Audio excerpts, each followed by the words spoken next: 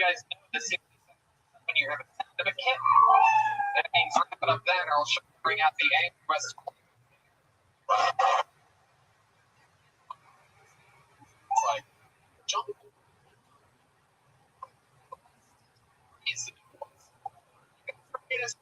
Show or what?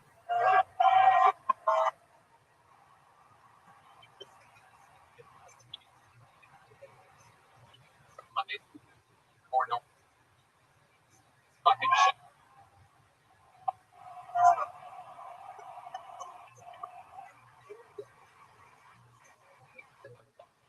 I do fucking shit. Made her just here in Austin. First radio appointed here in Austin. He's been absolutely destroying every single week. This future of the company and the president. Ladies and gentlemen, this is a brand new great Hans Ken.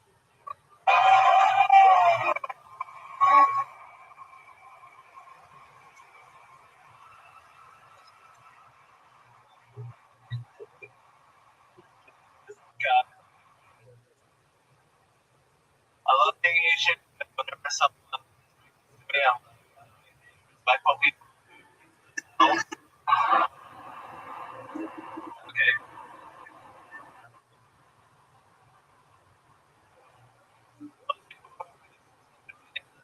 Like this guy, he was like, dude, Chubio, like just because I look like this, ching chong.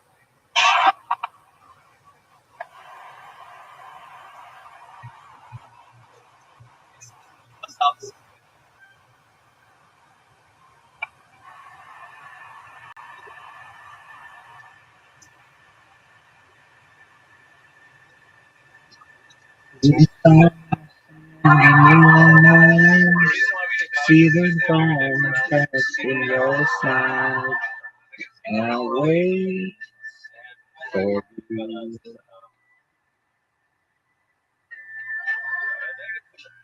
Sleight of hand and still fade, better make me wait. Okay,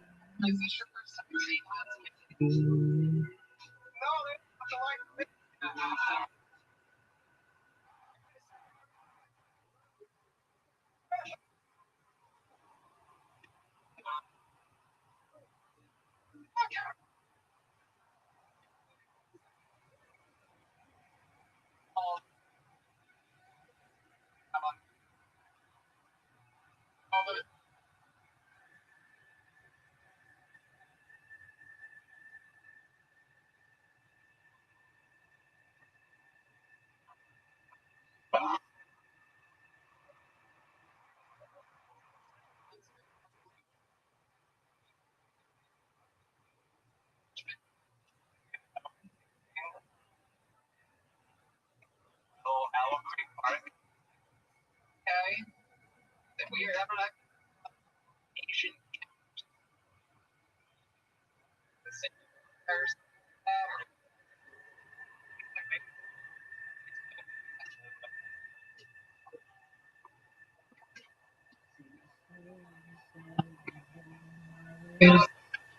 The dawn fast in your side.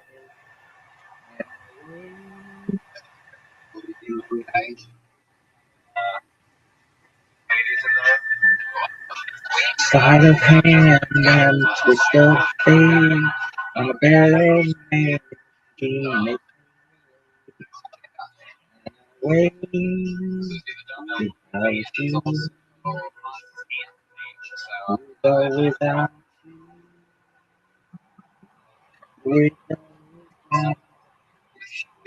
any wild animal.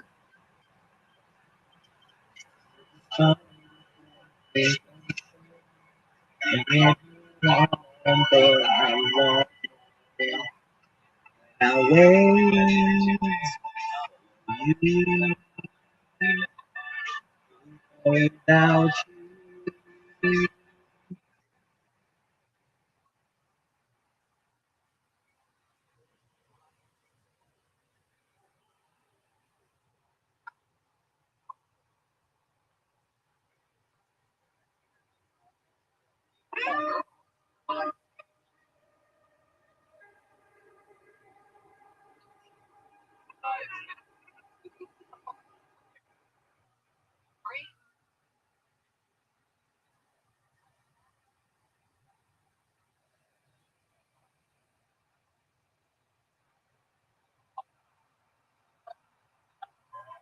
little bit for people. One here, come up here and make out always shove their tongue deep in his mouth. It's always way try it. The anticipation really builds. Maybe they're up, maybe they're down here. Without you, I can't live. Without you.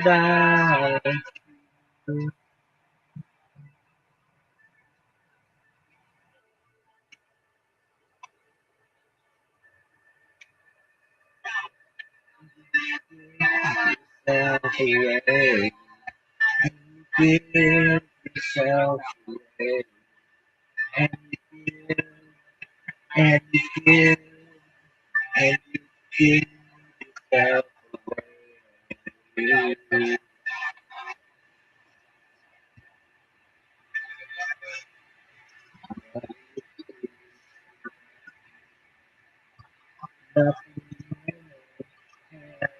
Nothing to lose, and you give yourself away. You give yourself away. Yeah.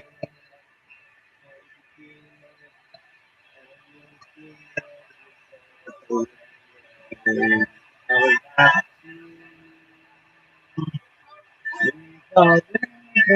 you,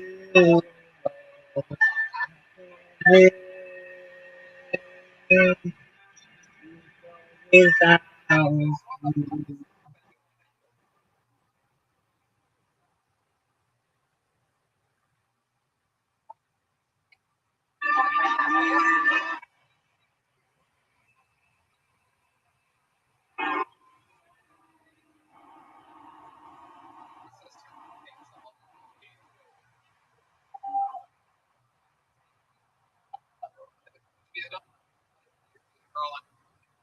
Here it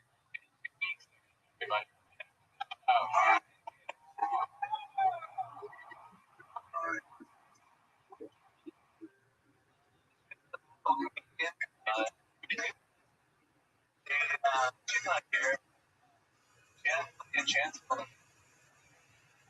girls coming.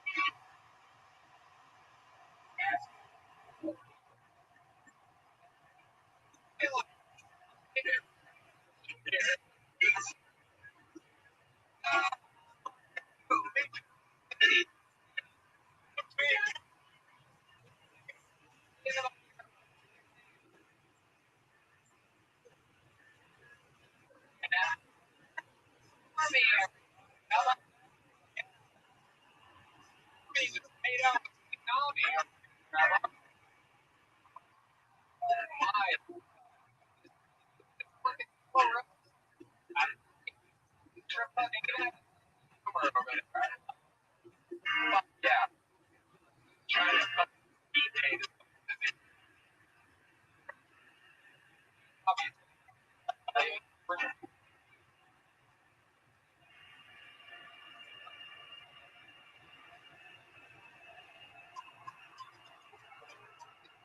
what would you like to do with it?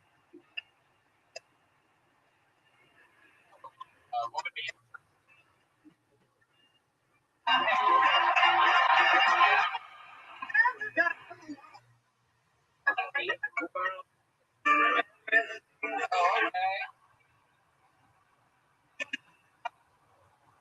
Oh,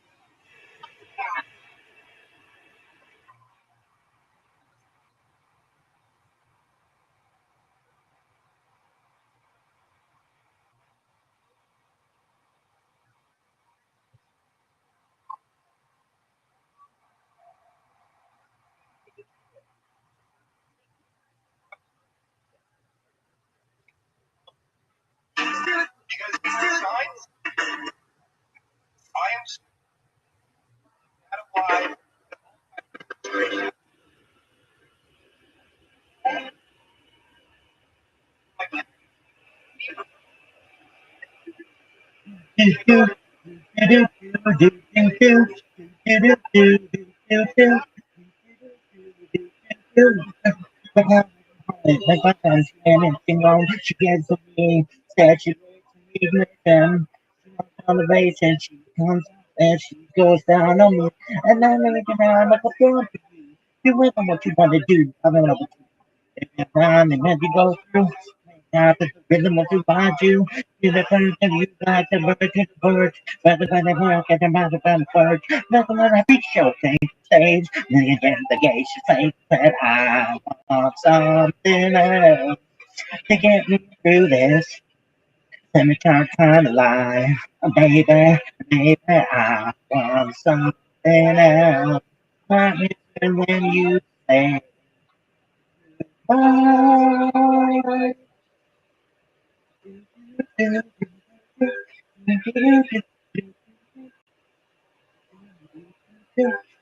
The family of all they was my mom, there was when I was to take it back there, someplace back there. You was mother, you break your whole stop. Stop, stop, again. You get it out from the time to pick it up.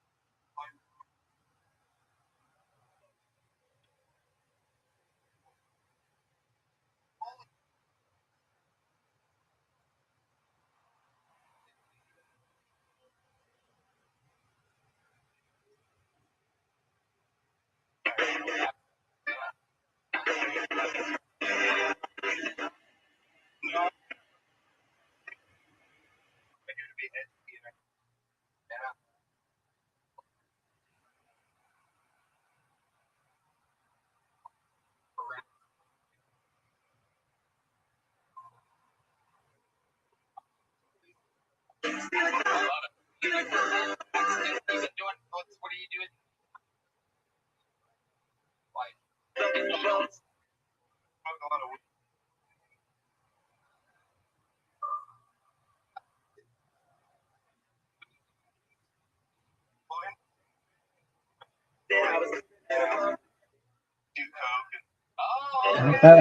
up again, and above again. I said, how do I get back there to the place where I fell asleep inside you? How do I get back up onto the place when you said, I want something else to get me through this. Let me try and lie.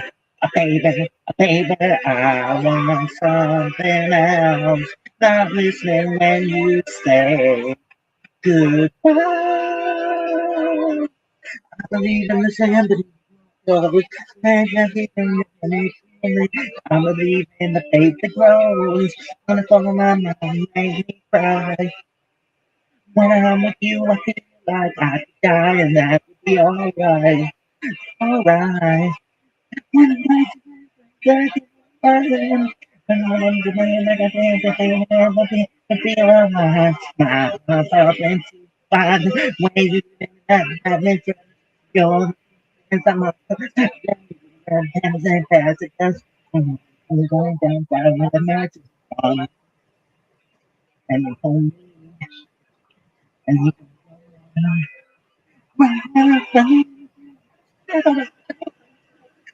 I'm coming down. No, no.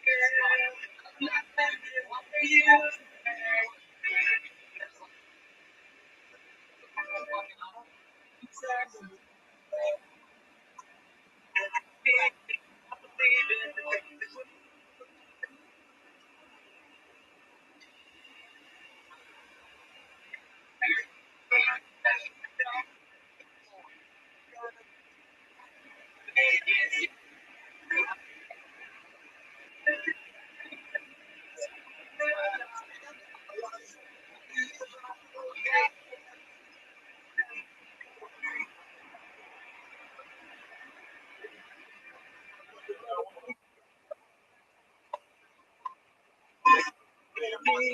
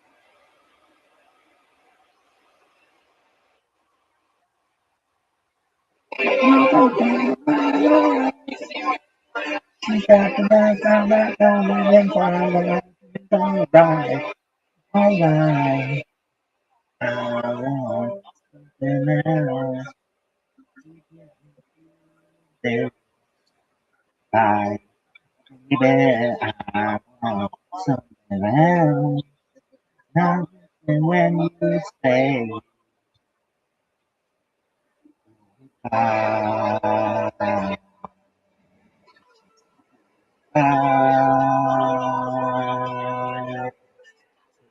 bye.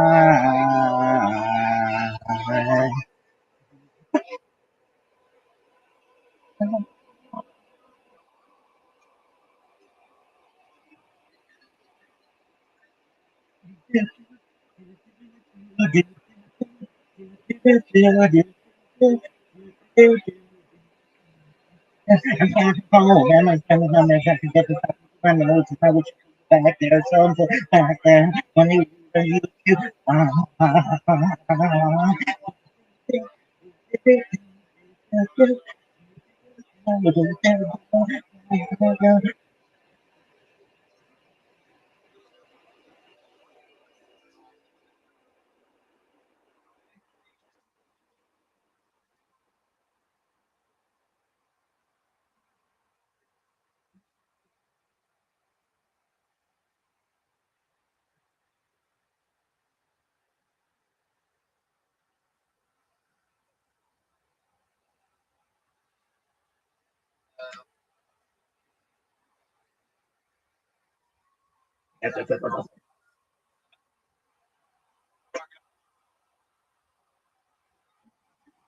Damn, son.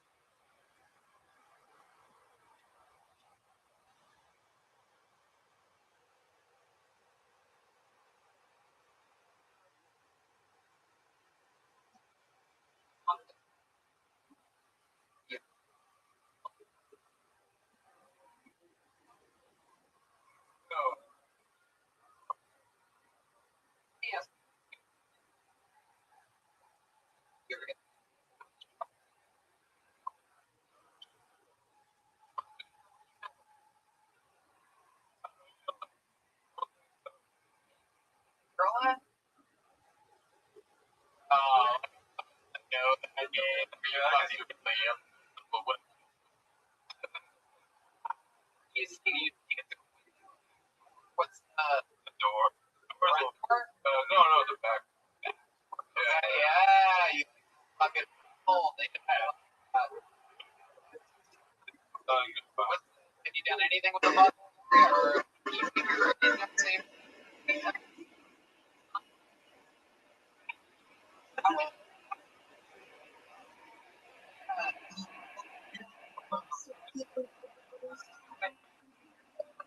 Bottle art?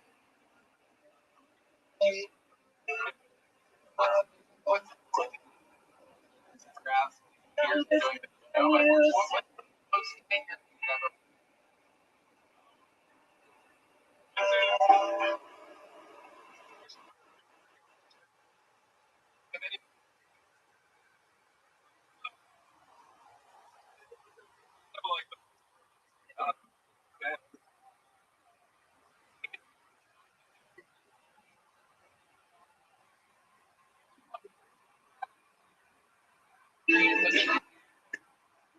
I love it. Exactly. Why don't you say it? Like you got it. What was the conversation? What was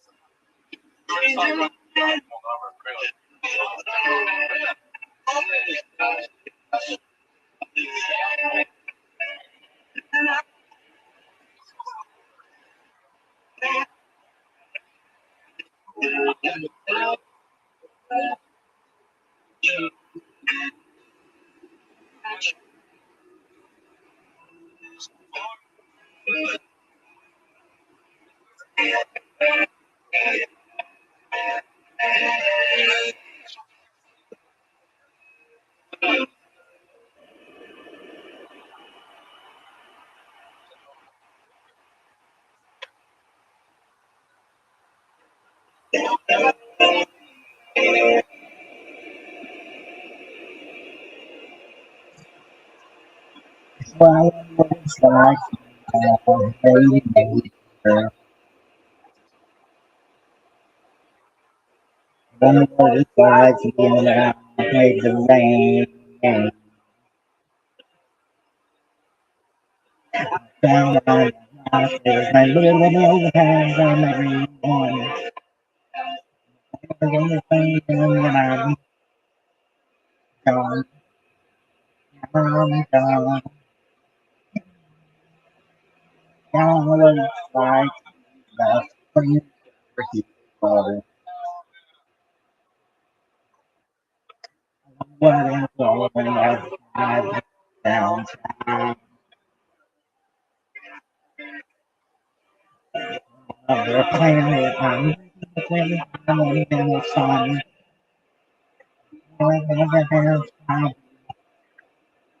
Sun, sun. Yeah, straight up and about you. If I was someone else, I'd pray where were you when you started? I listen to your words, have some meaning.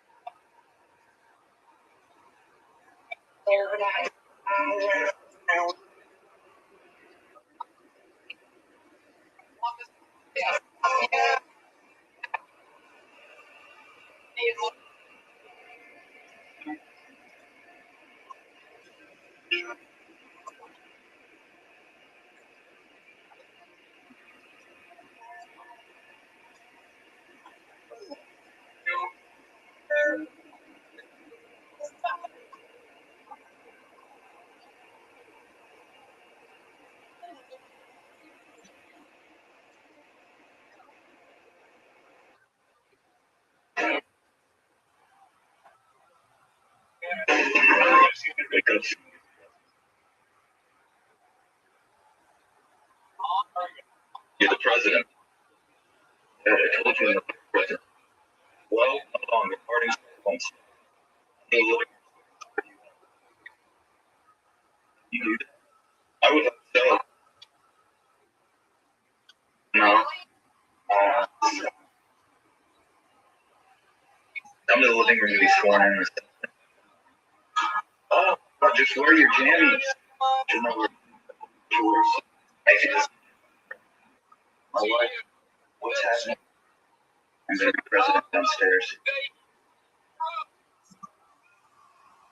After that, jammies are a suit.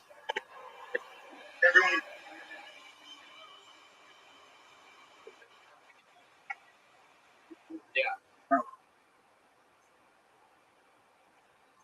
can you say my spirit help?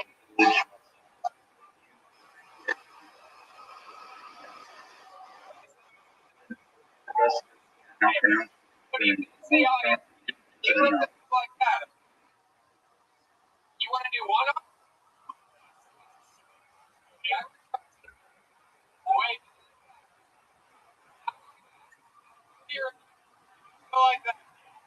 What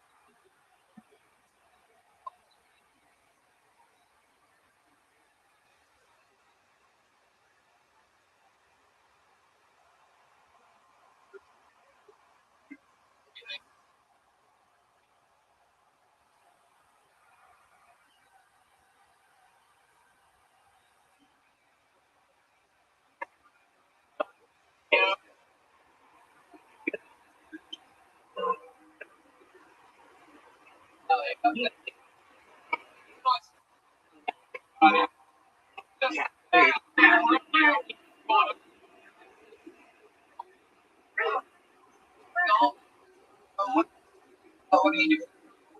Basketball was a strongman. He did champion. Wait, that when that block, he makes straight up professional and competitor only live. I mean, I got dropped like a bowling ball. Incredible. Zach, that's injured. Is strongman? Do you strongman? Like, do you do things with girls? Murder?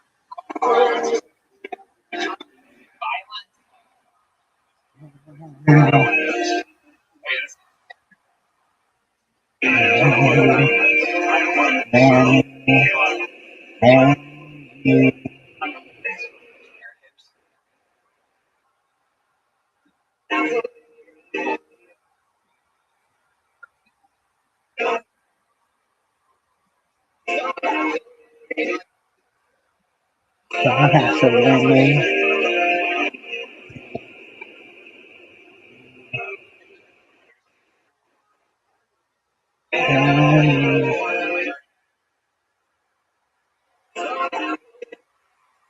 What happened lately?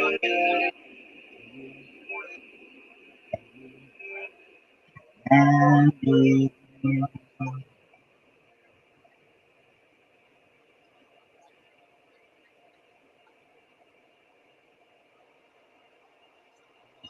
the head honcho. One word, where I what I said. Now I don't know where the millions on this one got me. Like the thing that is my home. Straight up, what did you hope to learn about here? If I was someone that did this song fall apart. Strange, where was you when we started this? We know what's not happening. Please don't change. Please don't break. Please don't little thing that's working on. And please don't change.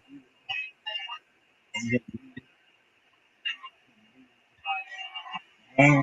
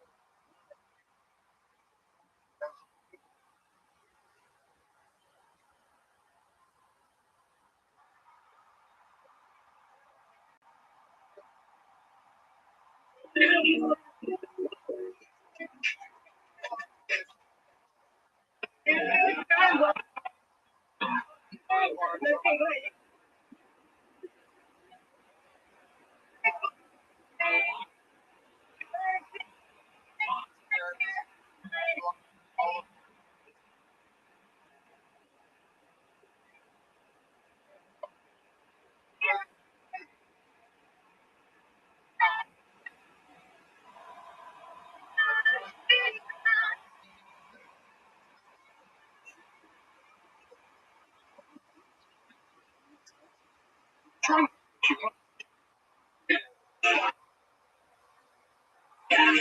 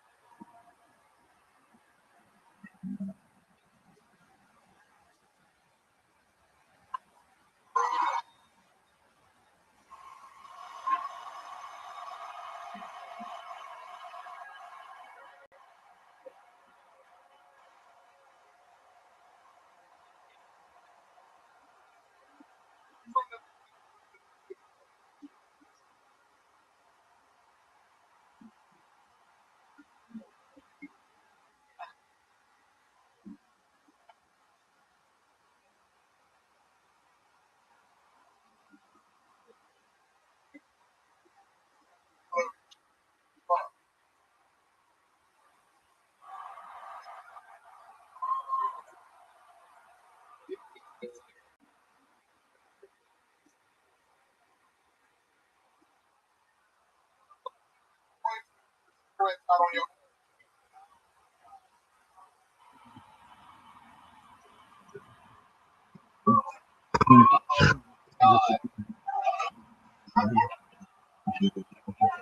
Ash. Okay.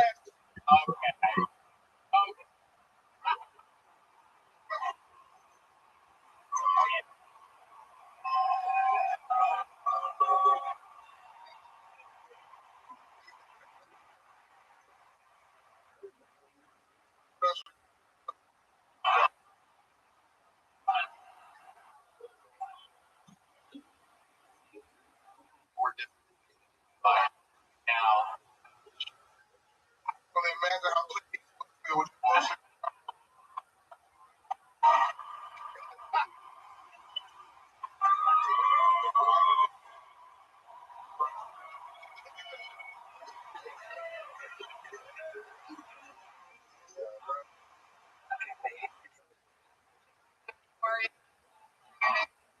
only reason you want to get shot is on your comment. Bye bye. Like, okay.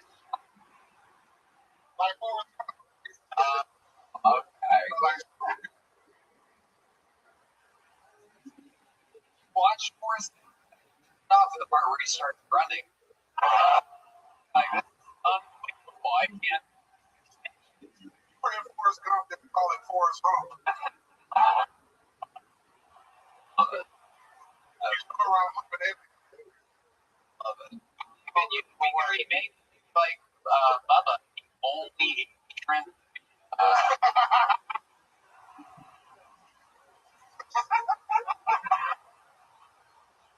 Or, I'm sure. Yeah. Eugene. I don't even know. What is that? Another Forrest Gump reference. Oh. Okay. I don't look too friendly. You know her. I'll take that road. Straight up road. I'm a pedophile.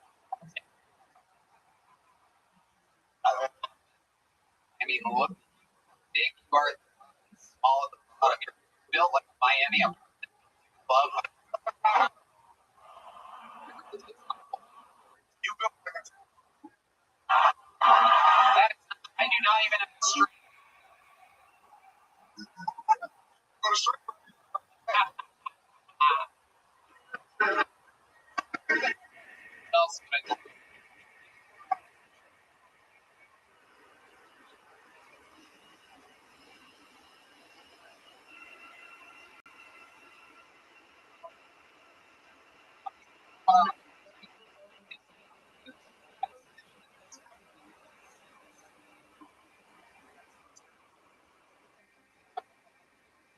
You know, I'm really summer.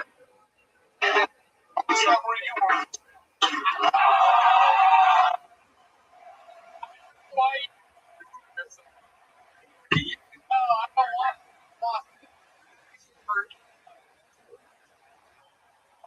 All these Weight Watch points. Oh, it's red. Why he goes?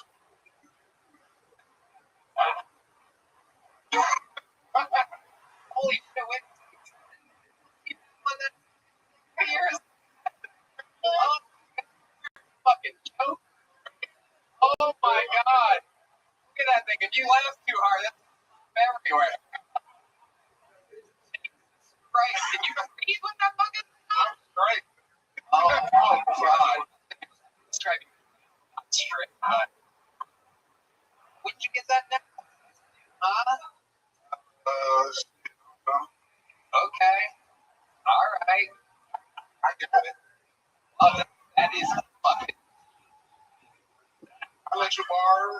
Did that pop off one of the bicycles you tried to ride? A bit uncomfortable. Look like.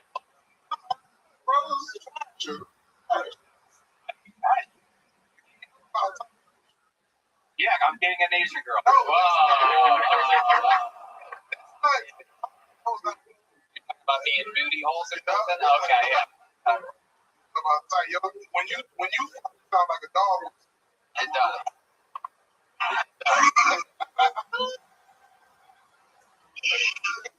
Actually, I've seen tiny bucket fart and make a noise. There, my farts are more silent than common on the border situation.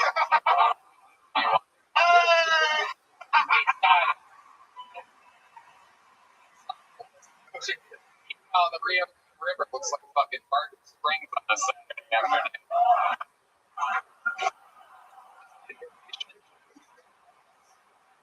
David, you are unbelievable. Every single week we go back and you're a fucking monster. We love you so much. He's headlining all around the world. All right, back to the bucket. We put up tonight, huh? Sweet. All right, CJ Landry is next. CJ Landry, live. Tell Tony Austin, we know CJ from Los Angeles. Here he is. Come on, make some noise for the great CJ Landry. Feeling right, huh? I'm happy to be here. I moved across country recently, and you learn a lot about yourself when you make a big move like that. You know, like I didn't realize how broke I was. I tried to fit everything I owned in the back of the Civic, and it all fits. I was like, God damn, I should be able to move my seat back. You know what I mean? This is bad. I'm tired of looking broke too, man. Every time I walk into a restaurant, I immediately assume I work for DoorDash. Which I mean, I do. Like, God damn, like, who they guessing this shit's I'm on the name. I was doing money last Ubering during the pandemic. I was Ubering during the protest. I was Ubering during the protest. Yeah, they're only back in car and shit.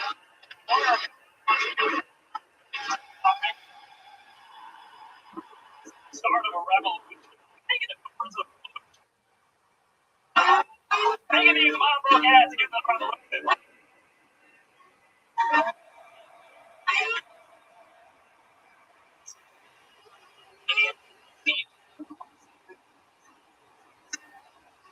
Come out there. What's the name of the crew again? You guys for real? Yeah, we're in the park. We were playing Florida and Texas, but that's pretty much the only ones that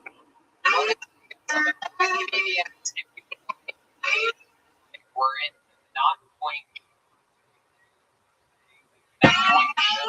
on play.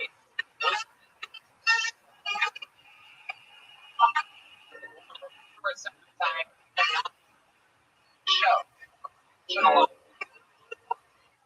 A fucking global panda.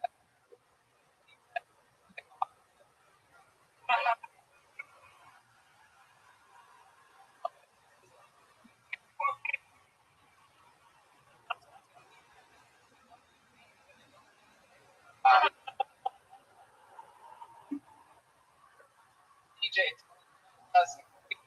show was year plus up on it. a spark donor. I was.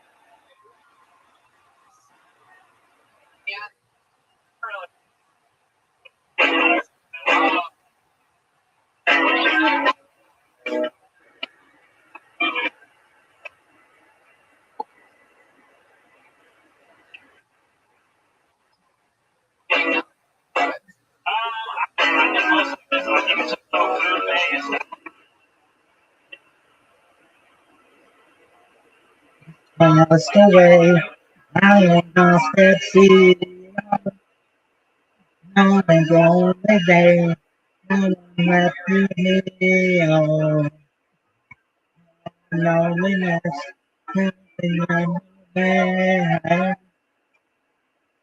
Before I'm into my fire.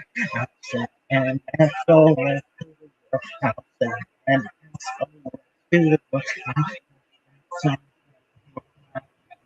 hope that's the one that's the one that's in a bottle.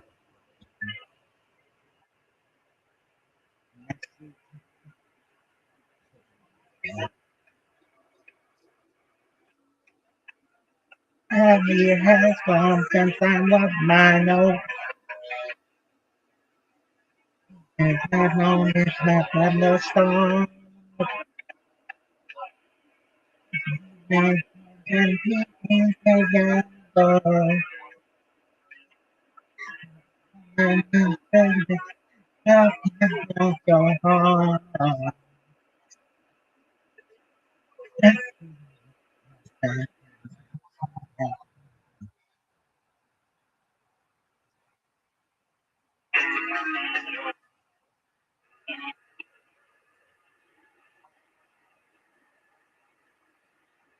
We killed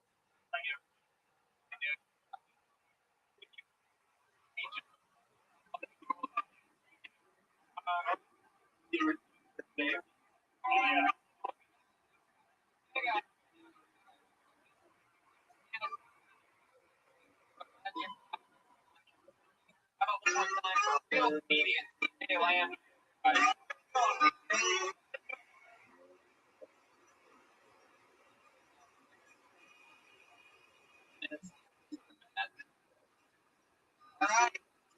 Comedian. Go.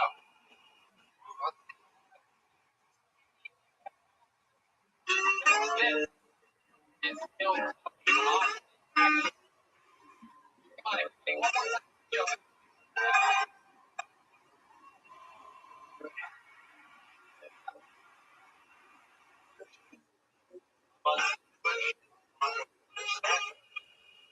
Be known on record as the famous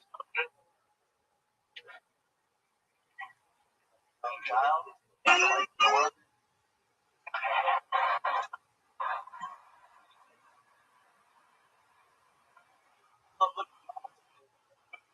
Comedy calls.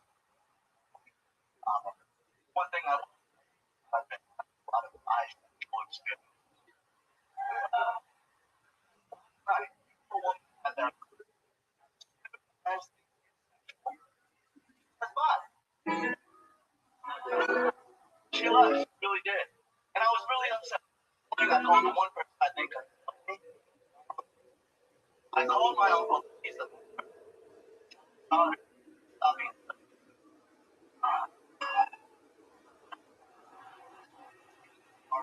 president.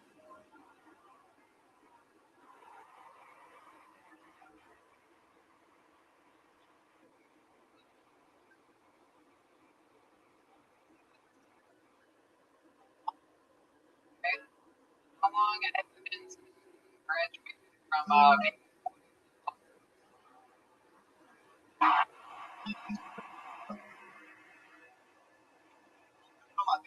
There's I don't I remember you did also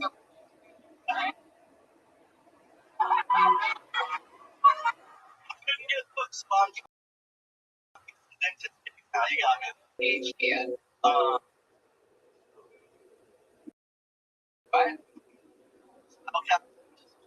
oh, no, it's gonna rip. Yes. Oh, what do you do? I sell cybersecurity remotely. Wow. Well, there's no telling that That seems secure. Oh, not a last week the whole time. About cybersecurity or yeah. I kid. on that other bed, probably. You have some things.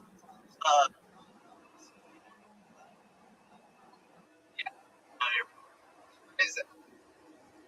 Ever shared? I figured this chilling. Yeah. Sorry, I just think it. Like,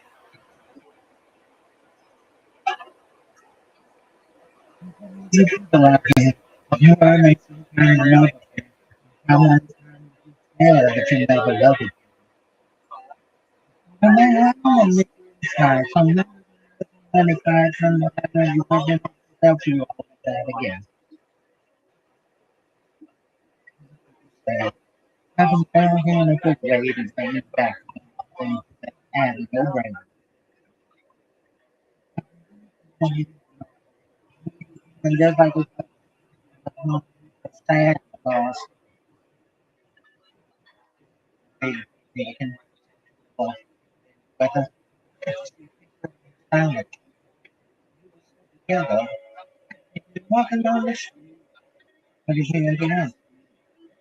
That's time all day. And the vibe is zero high. Darkness and all of the things out. Turn the way back up on the back.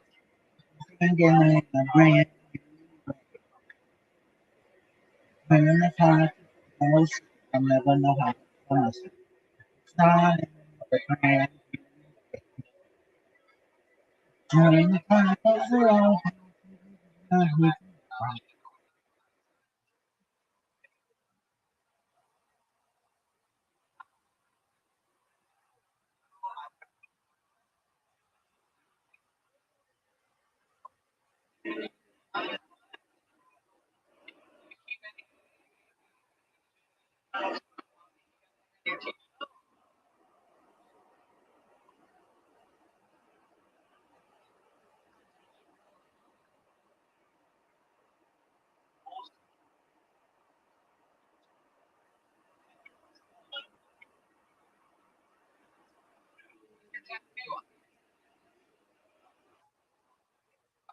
me. Oh my god. I think you can't get any whiter.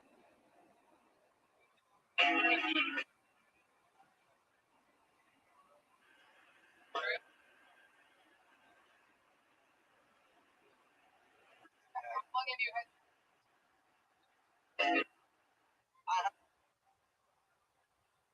Oh, right.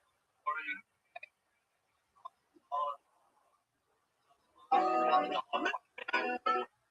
Get a tattoo. I don't know. Oh, he didn't. Years. Jesus Christ. And once again, you can come and smile. Still together. He's walking down the street during penance. They might smile. Thinking of all day.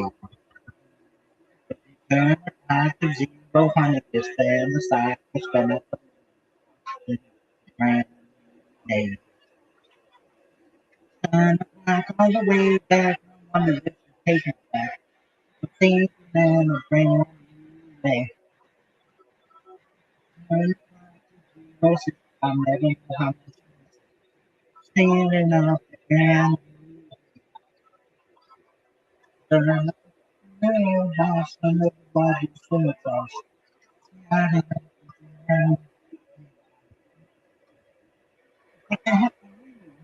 It's like it happened to me. Sometimes no guarantee. Love is such a cross. And then everything. Wait a minute. A minute. Wait. Return back to go and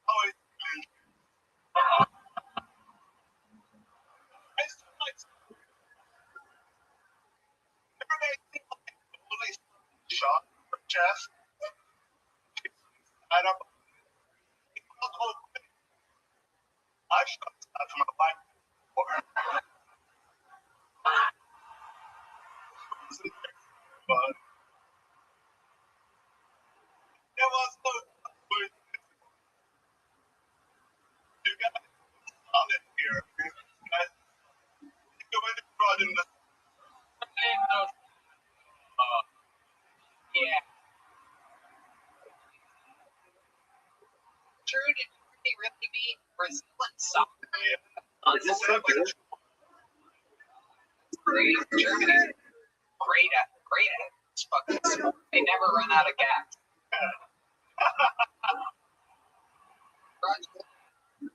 Even on the ship once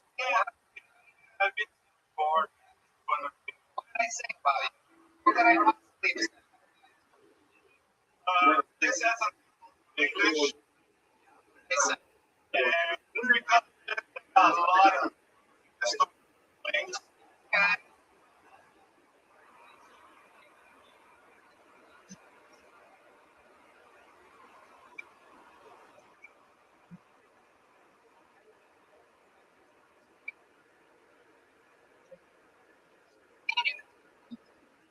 okay.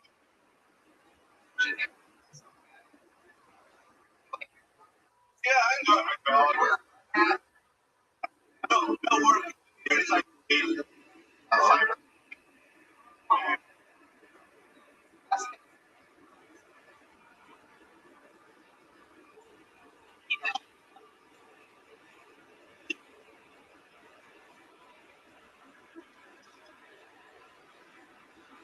Choke out.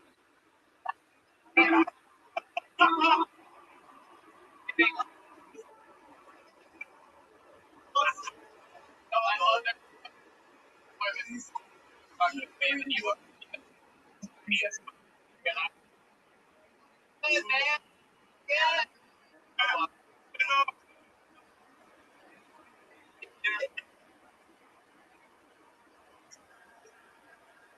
He's what they use it there.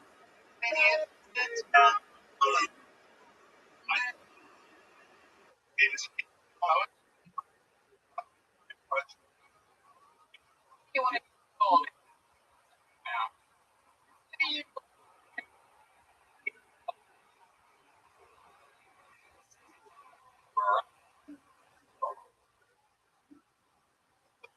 You had some poetry music? You guys have any art? Oh, yeah. Oh, yeah. It's a, you know,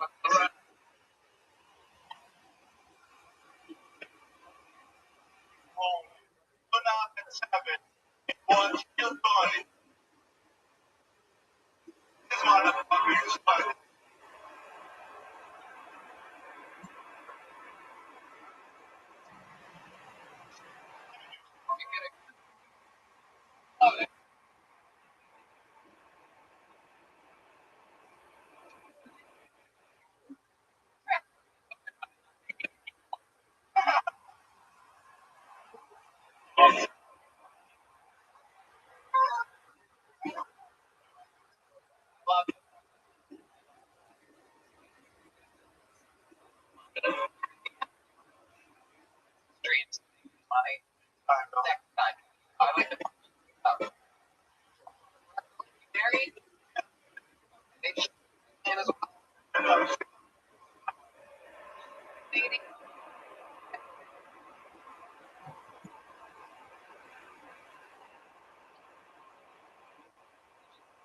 Like,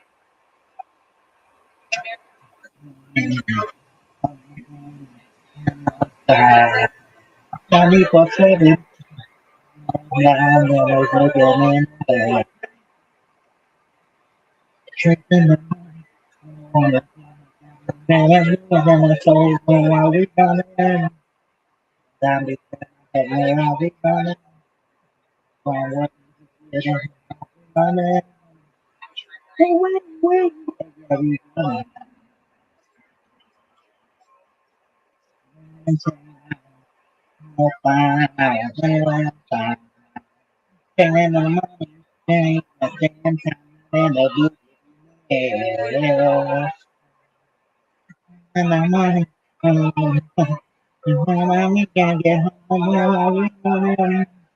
Really?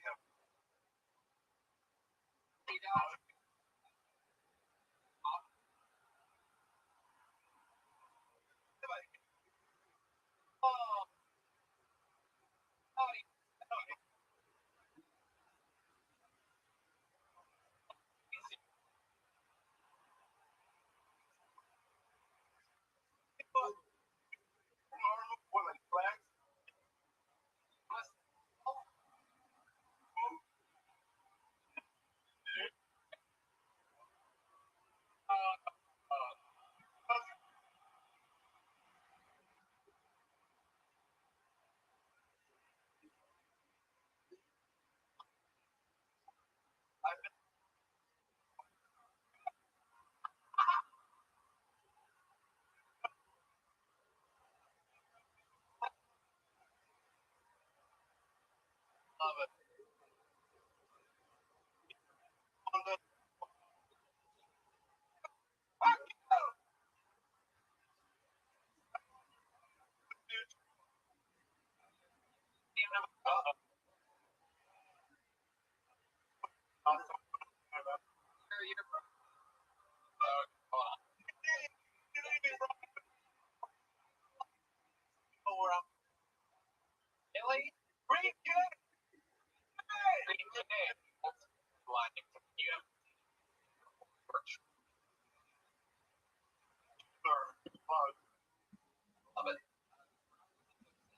Yet another great performance on the show. Did you guys joke book yet? Yeah. Well, thank you, Andrew. Your book.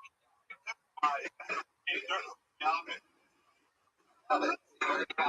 Yeah, Neil Goldsmith's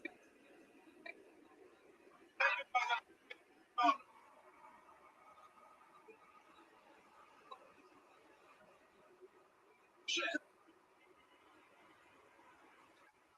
There you go. Should we go to this bucket one more time?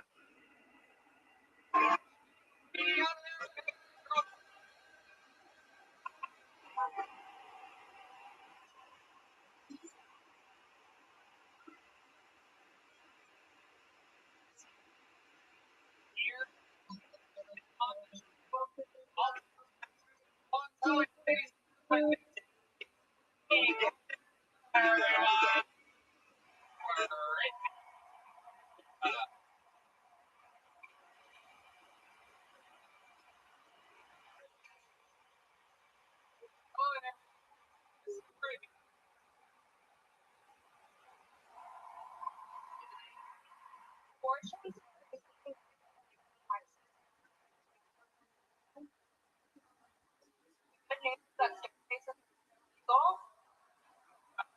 Oh, hey, there's our back, baby. It's like a little bit off. Actually, woman, no matter where you live, will think I'll let you do the math on that, though. It's really sad, though, when I get access to the healthcare they need, which is why I'm trying to create a foundation. I'm pregnant with four kids. They call me and I go beat the shit out of them.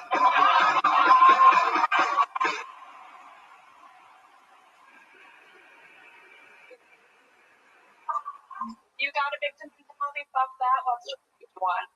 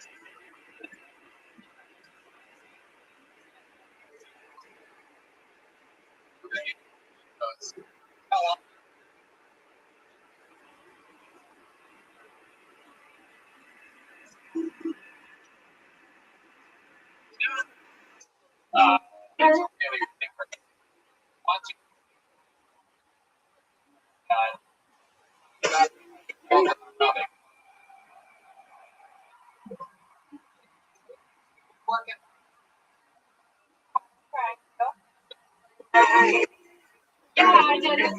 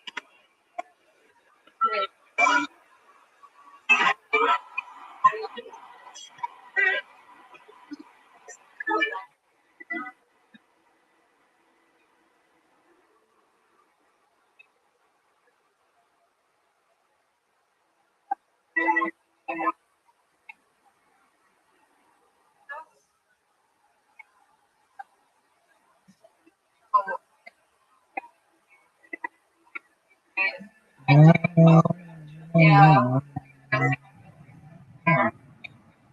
Yeah, I got I've never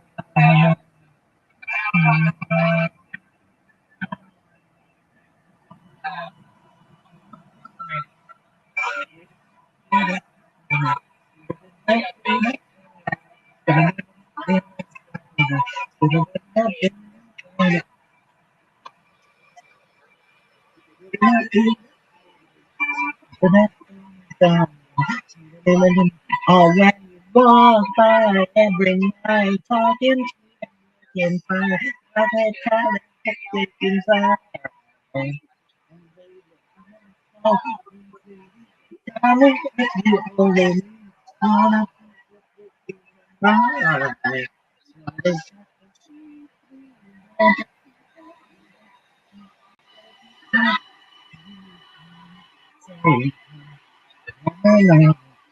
so much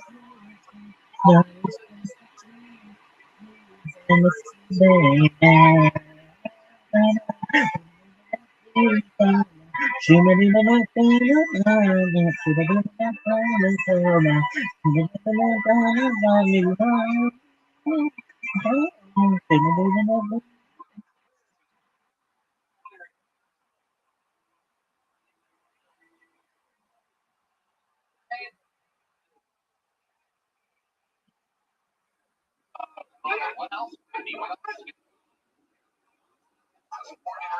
yeah. You think about the education. Another problem. Like Right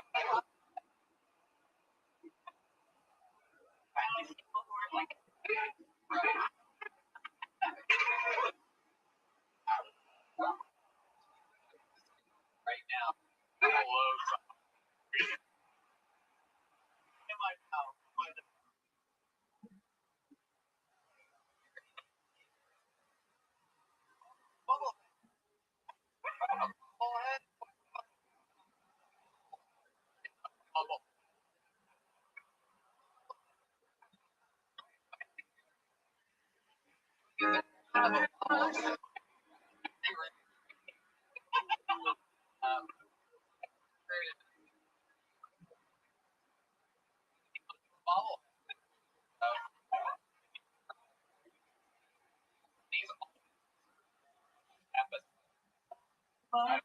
Brittany, anything else crazy happened last time you were on the show?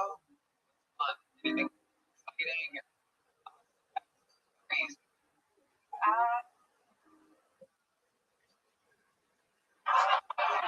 Do you ever have it? Yeah. Kind of threesome. I had one threesome before, so What was it? You guys, you or it was two. I wasn't into it. 20 minutes and I out. right? Yeah. I thought the threesome was the threesome. Guys, Girls and a guy. okay. Right? Couple like rooms. You find yourself like fighting for position there, or only threesome? Oh my god, I felt so bad. I was just out watching it at some It's a fourth person. No time. And in my space, I need you. I have my stand and that's my place. And I believe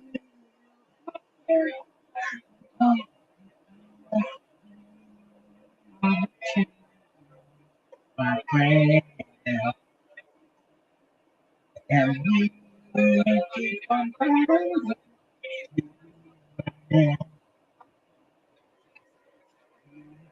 I would change you.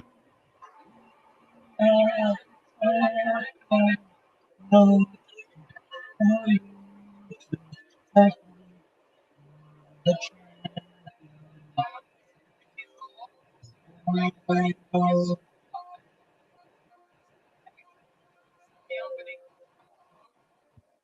Vermont all over the world doing his own crazy stuff. He's a cigarette with me.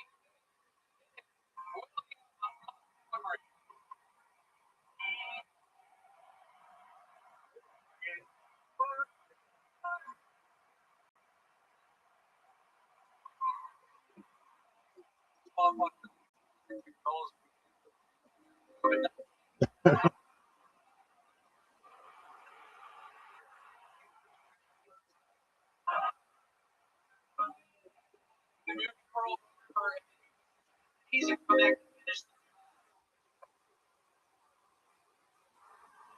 Men, we need to call the Olympics to be gay people.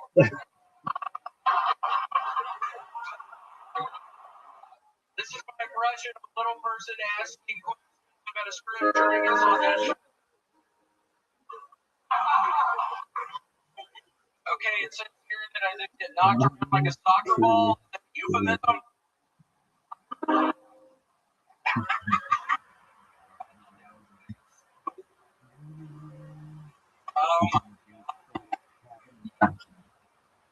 All right, thank y'all so much.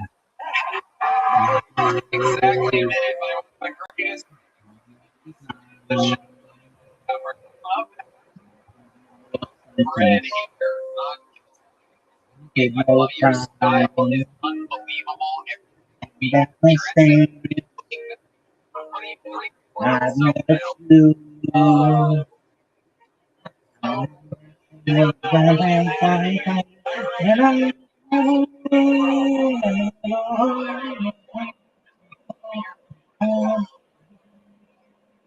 the champion, my friend. And you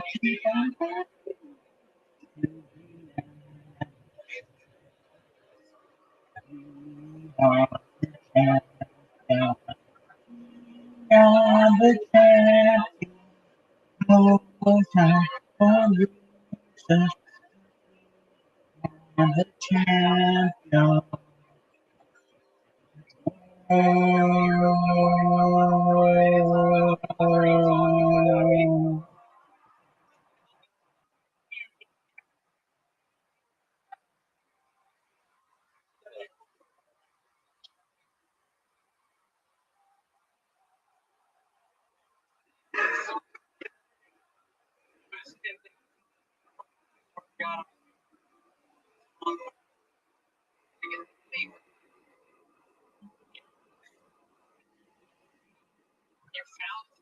You find that thing? Yeah. Oh, extreme. Hip hop.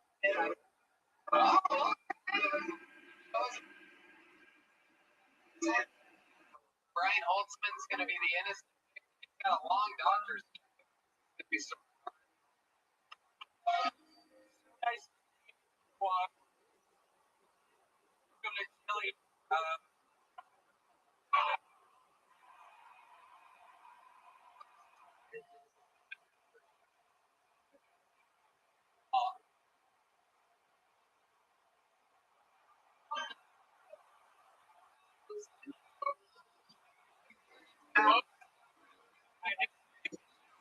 Melting it in wow.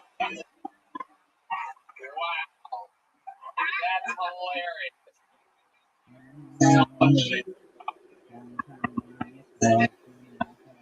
Oh my. You were on my side, where she was. I know where she was. I do so simplify. I smell sex and there. Who's down my chair? Who's that cast stairs in my direction? I will show you the thing. I'm gonna show you it.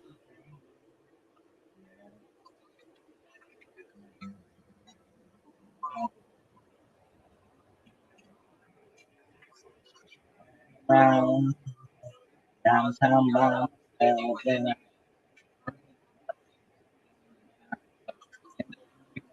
so I oh, down on the play my go. So lemonade, I smell it and girl around you.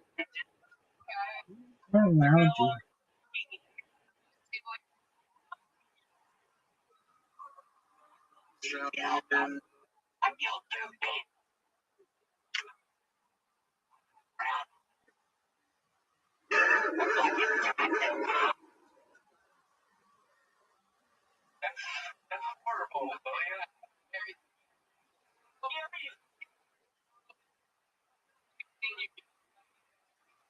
Got bread. Think anything more fucking. Where was this at? Constant. You dumb in the mall. Okay. Shut the fuck up. I can't.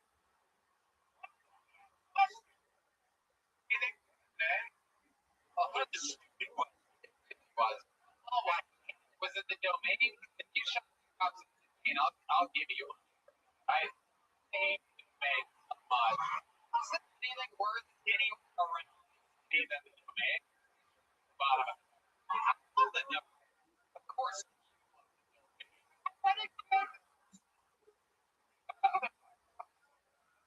It's a thing I put in purchase $1,000. $1,000. Can you get them punched up? Do they come with a warranty or anything? You were doing those eyebrows? I don't think I'm fucking. Maybe you could get them highlighted or something? Well, maybe. I think the light is making them dark. Taking away all. Would you ever done? Well, I mean, yeah, I think it's really.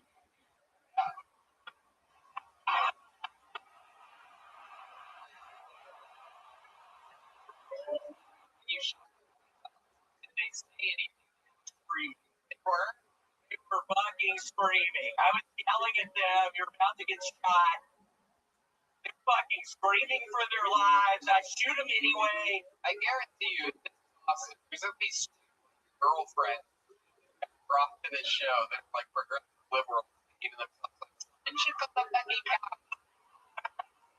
What is happening? I don't fucking understand. Is this what it is?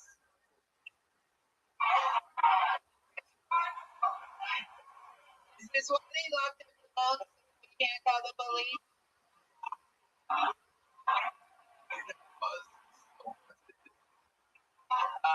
William, anything else we should talk about before you go? You look fantastic. You're unbelievable. You're sober.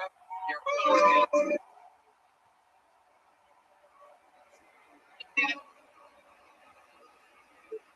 Sure, you should.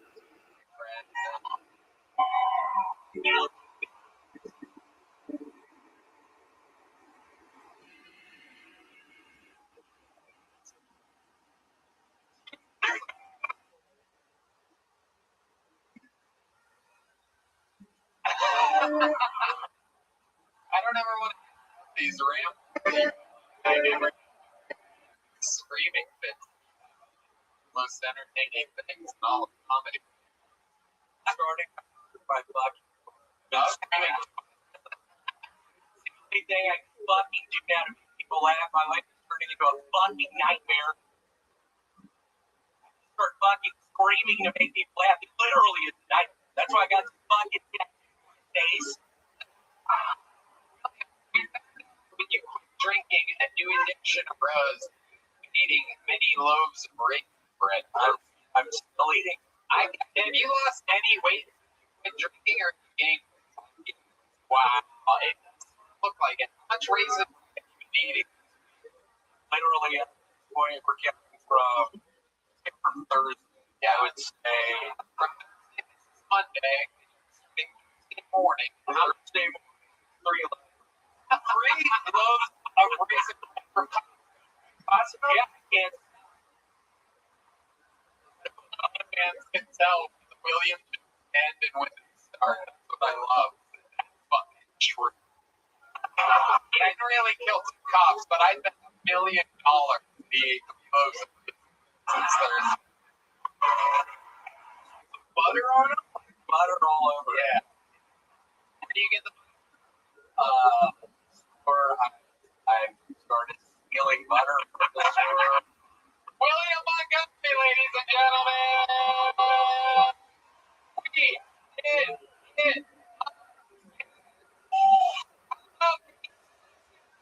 Brian Holt. Wow. Whoa. Throwing super for Brian Jimmy. Believe it. It's like a James Bond homage featuring Brian Holtzman of Red Band. And awesome. What a fun fucking time. Thank you to the Yellow Rose, the Red Rose, Cody. Oh, you know what I forgot to do? I forgot that friends over in the other hour and that's playing after the show made this shirt for whoever Kiss hunts him tonight. I forgot about this. Stormy, we weren't expecting 2 people to kiss him. Shirt goes out to share. How about a hand for the best damn band in the land, the Kill Tony Band, the Screwball Peanut Butter Whiskey, Kill Tony, brought to you by Peanut Butter. Fueling guitar and great return of the madness tonight, everybody.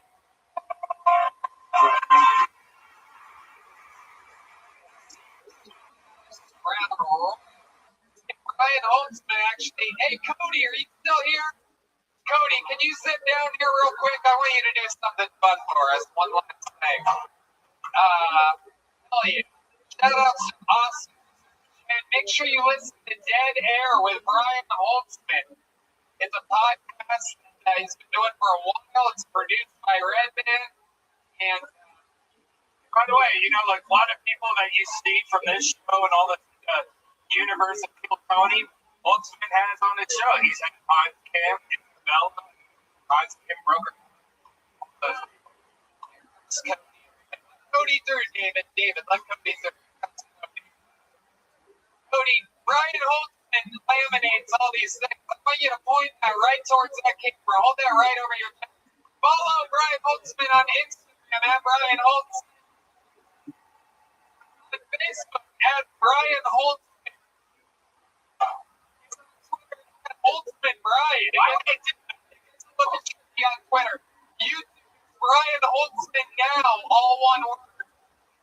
Holtzman now it's for all your Brian Holtzman merch. Podcast Dead Air Austin. This podcast Dead Air LA. Past episode. And Instagram at Brian Holtzman. How about a hand for Cody, everybody? Brian Holtzman.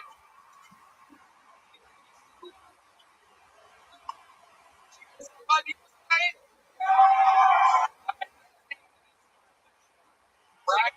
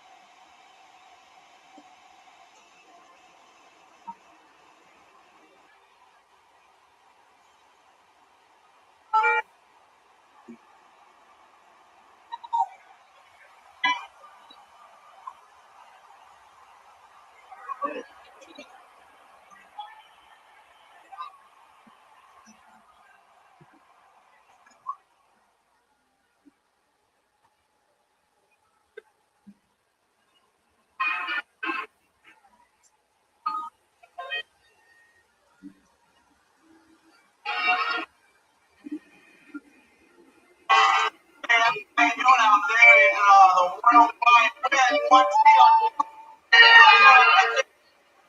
to get vaccinated? Stay alive.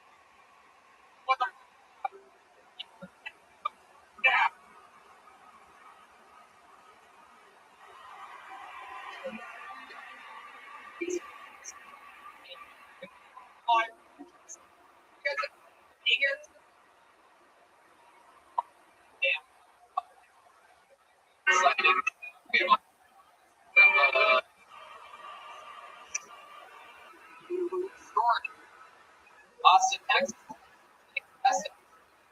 History of the show. History. I agree with you 100%. A brand new generation famously has stand up the stage for all of our shows in Los Angeles. Ended up down here to only switch go from Los Angeles to Austin, and we switched to a brand new gun every day. 45 caliber. What is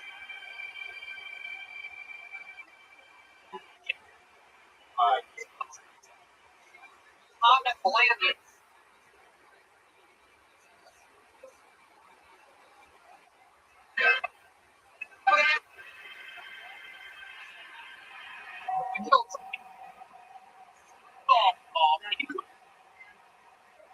Playing up the guitar, everybody.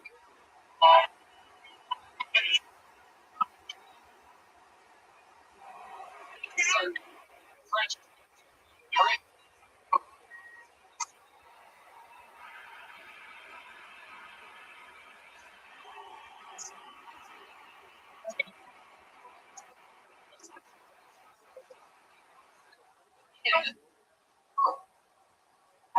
We also would like to give a brand new so-called mod galaxy. That's a real arcade.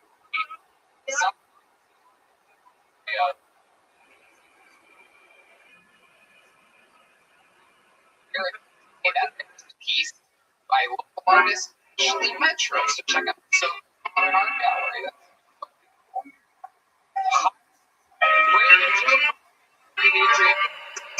It's streamable. Joke. That worked.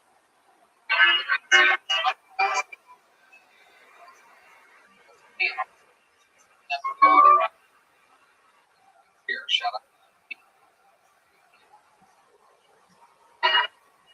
It's all happening. You can't see it. Many of the big stuff. And unbelievable. It's your dream. Very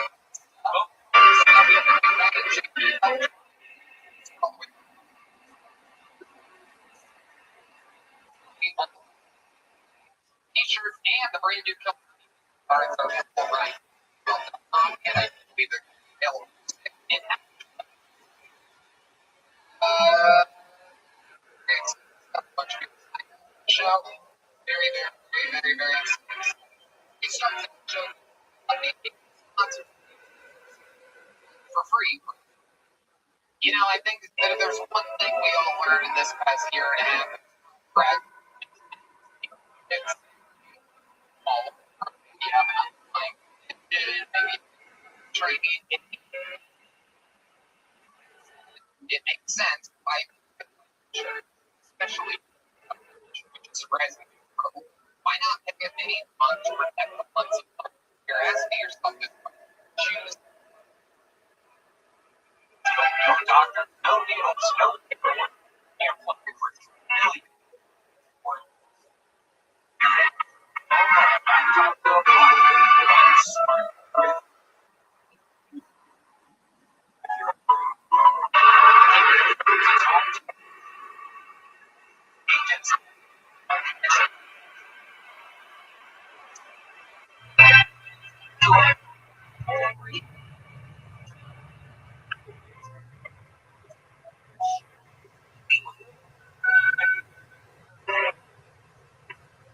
Take a look at this.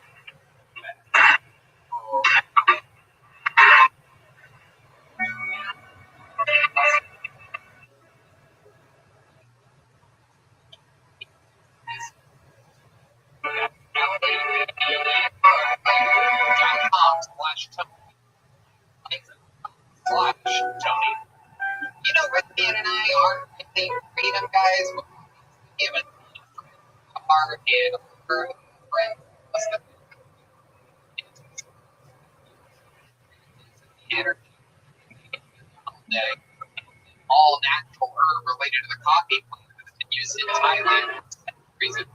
Energy, and vitamins and pains. Super speciosa, one ingredient, you're afraid of. You know about this, right, Dan? Oh yeah. Oh, if you want to have some help, encourage to ask somebody else. You want to ask a phosphorus raise, it's great at that, or you need to run that extra mile.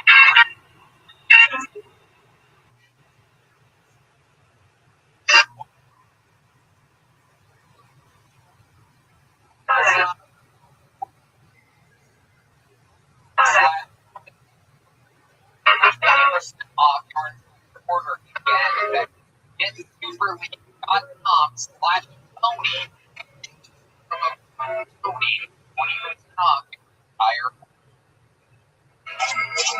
One of our favorite sponsors in the world, favorite wallet, the light snake and industrial awkwardly or in your back pocket, and it is seriously changed. Everybody's happy, everybody feels cool, big confidence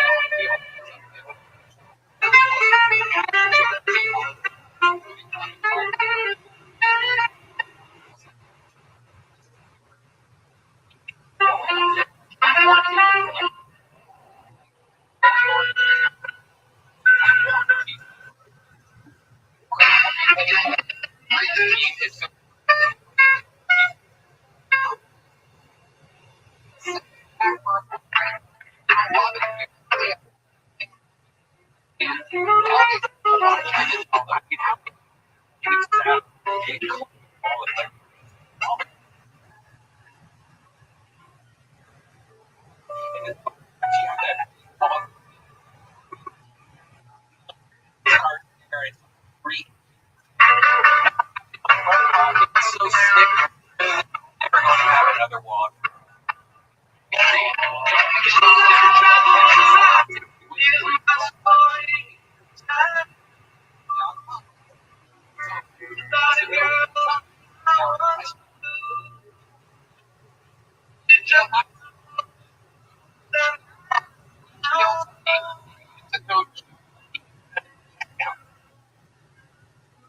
You guys ready to start the one? Every single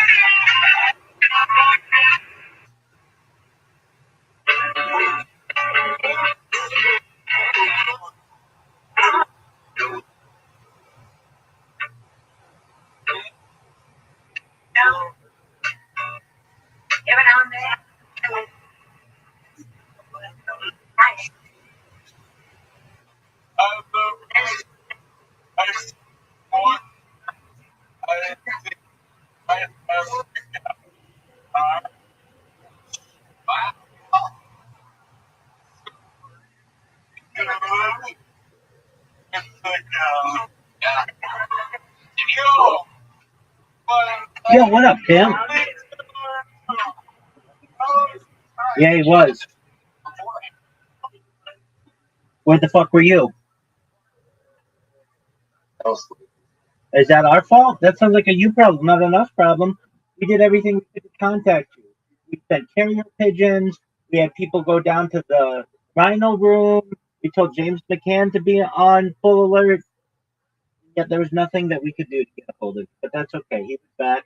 And you should know that I beat him at mini golf and at carom more times than I care to count. And it was pretty amazing. And we missed you. How you living, Pimp?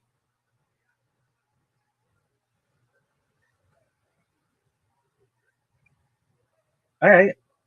You seem to be in better moods recently. That's good. I mean, Who cares? Better to sleep a little bit than to have to sleep forever. yeah. There's nothing wrong. I have a question for you. Yeah. Are you ready to leave? I mean, slavery can launch.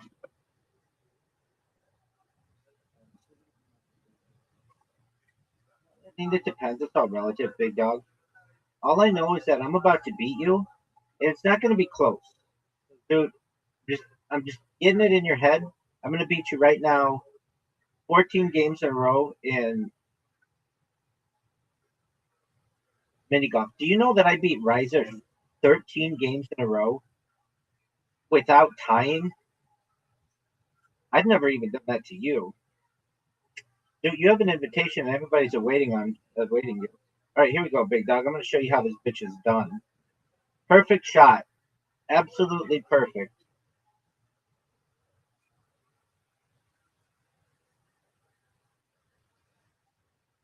Dude, that's a devastatingly bad shot. I can tell you that right now.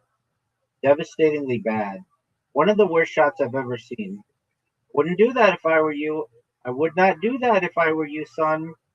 That was garbage, dude. That was absolute garbage. Look what I'm going to do to you now. Look what I'm going to do to you. Are you serious? Dude. This game is rigged. Don't go in the black shit, Zoot. Whatever you do, don't go in the black shit. Dude, don't hit the corner and go in the black shit. Dude, are you still there? You're good. Hit the ball, dog. You're up. You've got about 10 seconds, 9 seconds, 8 seconds, 7 seconds, 6 seconds, 5 seconds. Hit the ball, dude. Oh, dude.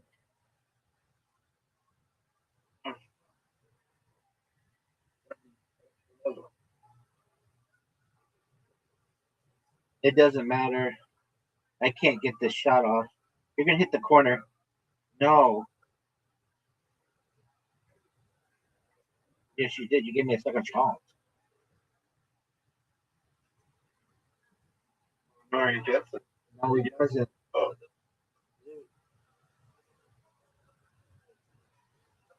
that was risky.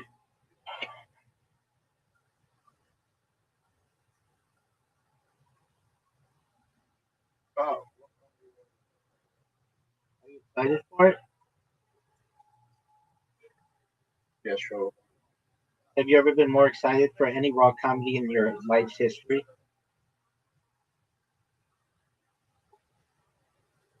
Dude, what's the name of this hole? I'll wait.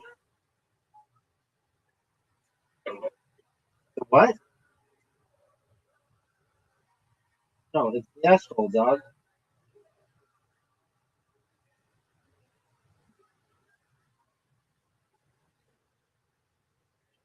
Another-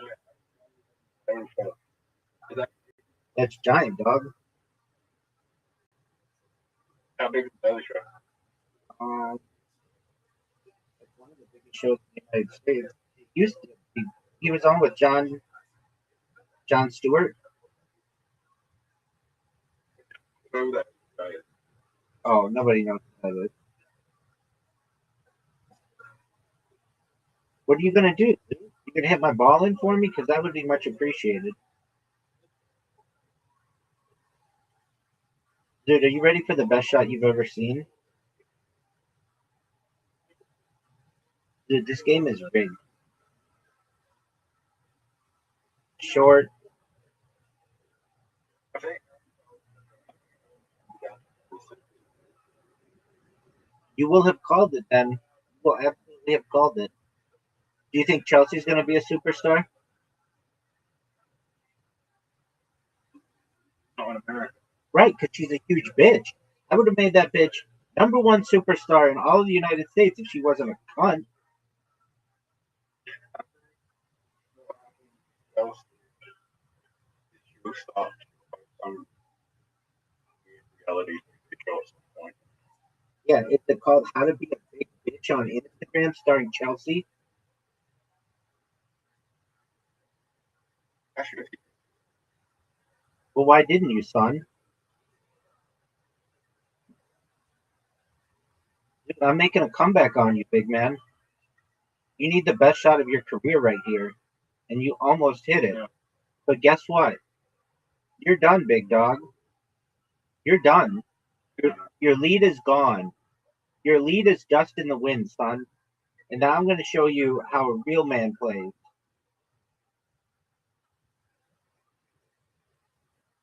This is one of the best shots we've ever seen. Dude, did you see that shot?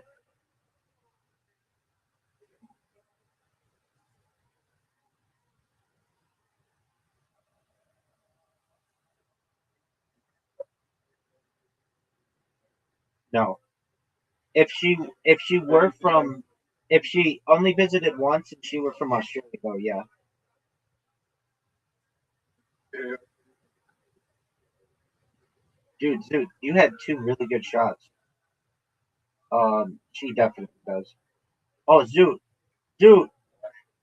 Oh, because she's funnier than you are. Oh, dude, you just locked in a win. Oh, dude, you won. Dude, you won.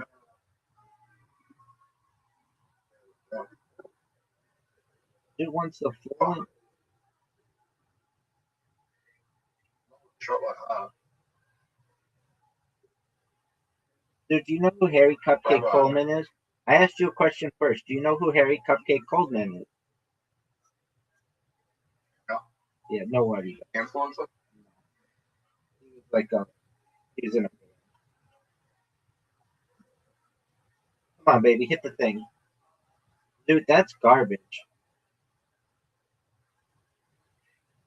Dude wants the full win.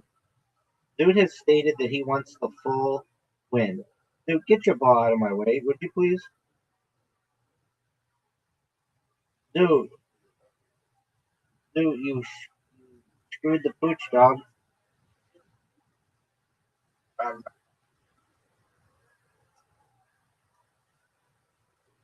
Maybe if I hit your ball here.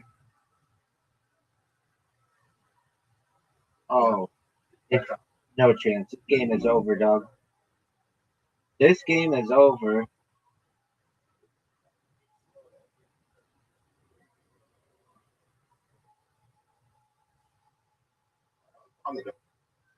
Oh, dude, I almost had the greatest shot ever.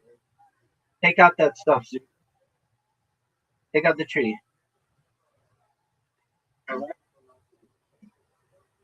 Yes, we will. I'm about to show you where it was. It was behind the doghouse. Dude, excellent win, my man. Excellent win. Are you ready for Karam? I know. So let's see if you can. It's an amazing game. It's when it gets intense, it's really hard. You have an invitation.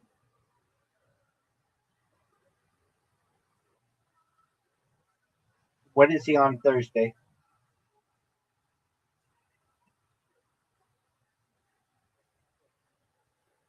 Yeah, what's on Thursday? What is he on? What is it?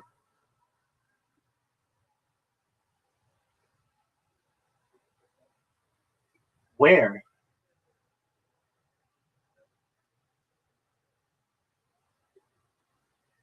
Are you excited?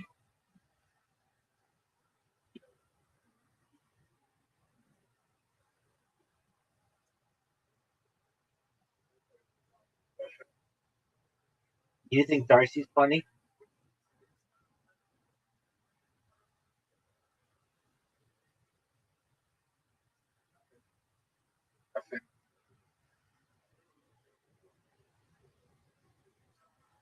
Oh, that's I think a very accurate statement.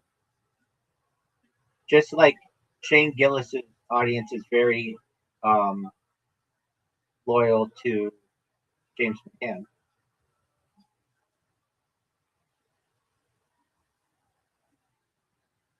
And Joe Rogan's audience is very loyal to Tony Hinchcliffe and Joey Diaz and all those guys. Look at that shot. Look at that shot.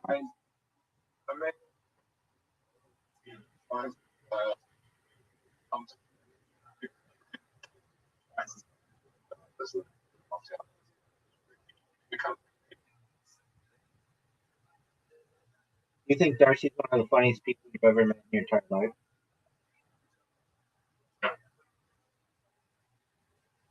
Do you think if you wanted to, you could get Darcy's autograph? Do you think Darcy could get? Do you think Darcy? I know. I told Reiser about it. Probably. Do you think Darcy? Do you think uh, Darcy could get your autograph if he wanted? Have you ever had anybody ask? Have you ever had anybody ask for your autograph?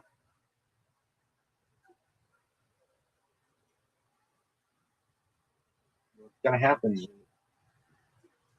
Yeah, but like kind of a joking. Yeah,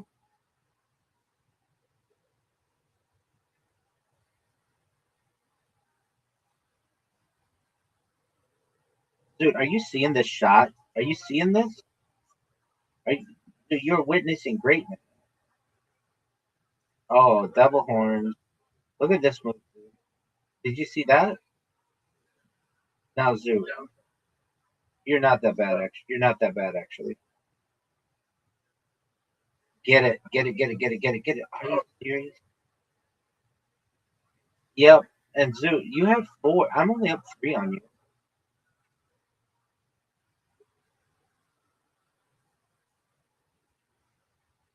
Oh, that was close. That was close. Let's do it. I'm going to show you how this bitch is done. Like a champ.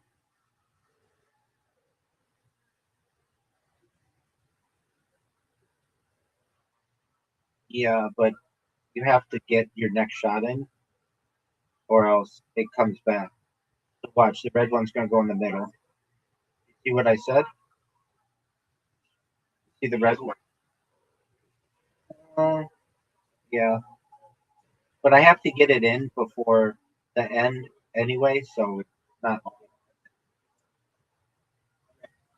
Kind of, kind of, well, kind of. You have all your arrows available on one side of the board. That, that's okay. You've got me locked in. Do you see that? Yeah.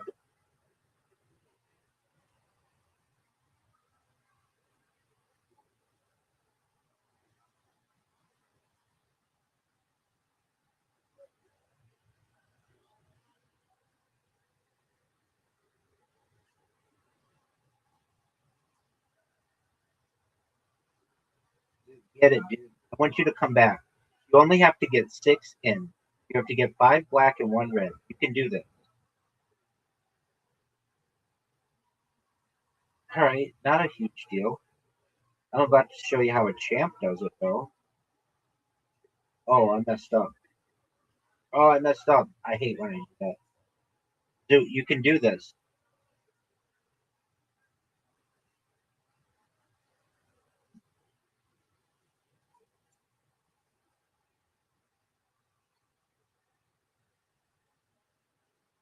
Oh, get it, get it, get it. All right, dude. Now I'm going to show you how a G does it. Oh, and I put yours in for you. Dude, you have you have 3 really easy shots, 4 really easy shots. The only difficult shot is you only have 1 difficult shot.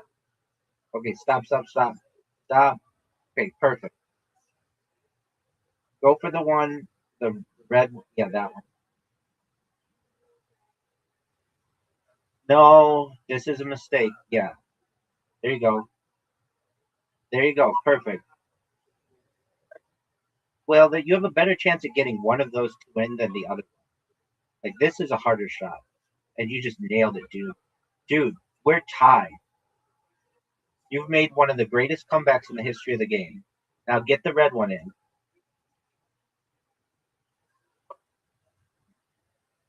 Dude, you're doing amazing. I'm gonna show. That's an easy.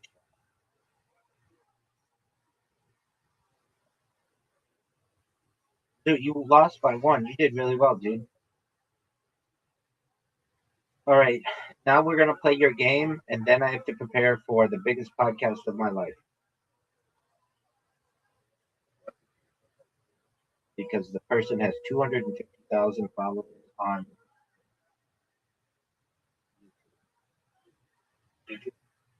That you want me to start naming all of them? Name is Jeff Mara. Jeff. Yeah. I don't know.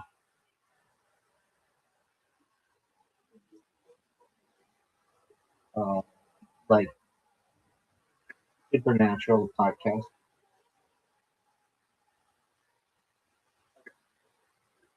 Dude, watch this move. What are we gonna do? Give me a 3. Dude, that was the worst roll I think I've ever had. That was terrible. Dude, you're up. Dude, what are your thoughts on getting 3-3? Dude, what are your thoughts on getting 4-3? What did you just do? Are you proud of yourself?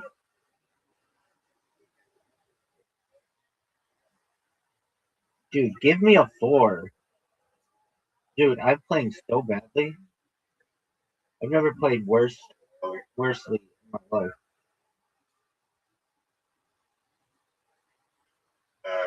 What is I was thinking, but I think it could be good. It's like an adverb that isn't normally used. But yeah, I know the word is.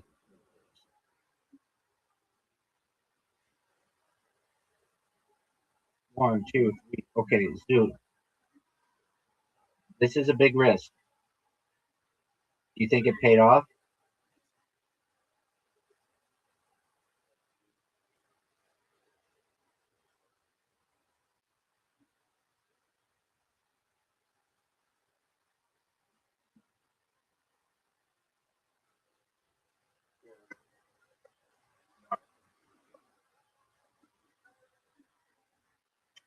one is so low.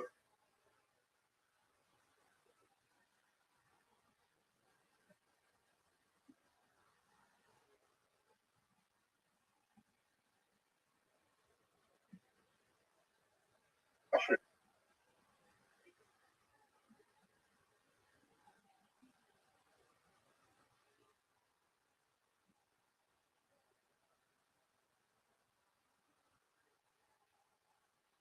bring her over. How about you?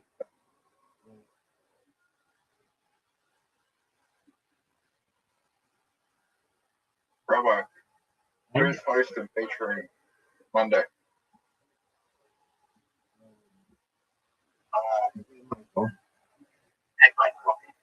Nope. The other guy. The guy is really funny.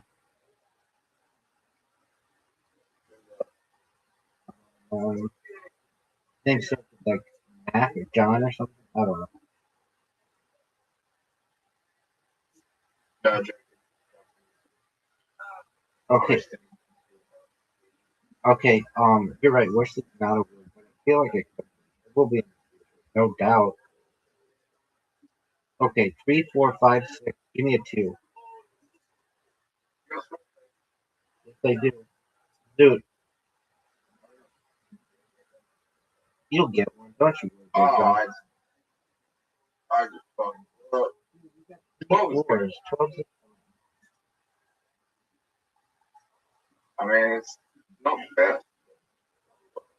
Give me another 6 here. Dude, I'm playing like absolute dog shit. 25 is a good chance, bro. I just took the lead. Did you know that? Yep. But you're doing way better than him on the left. Like, tremendous. Wow. This is dangerous, dog. That was dangerous. Chance. I need two. I need twos here really badly.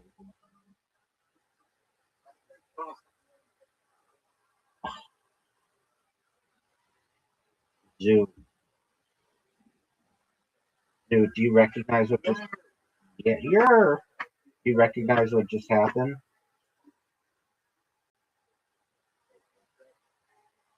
You do have a small streak, but do you know what just happened? Yes, sir. And we're gonna try to get another one. Come on.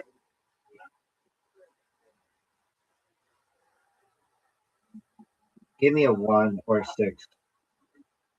Garbage. Dude, I don't know what. Dude, what happens when that happens? You can just play it on the other side of the board. I just don't do anything. Okay.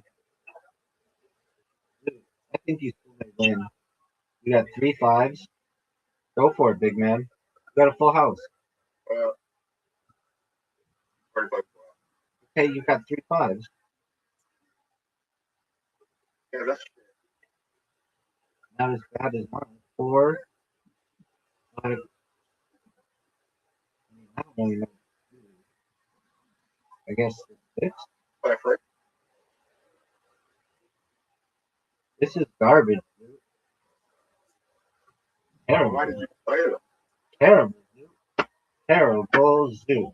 Terrible zoo. I said it's terrible. Terrible zoo. Zoo. Zoo.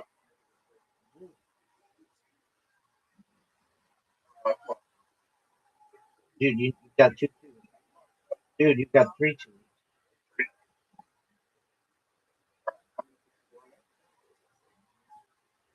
You need a lot of stuff. Give me some fours though.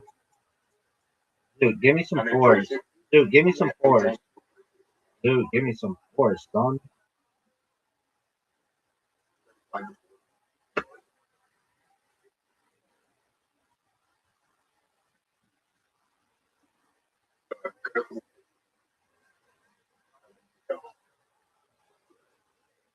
Four, 5 straight.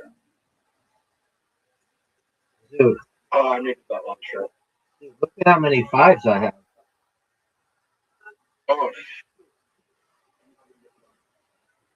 Dude, I am not gonna get the bonus. But you might not either. You need 3 6s.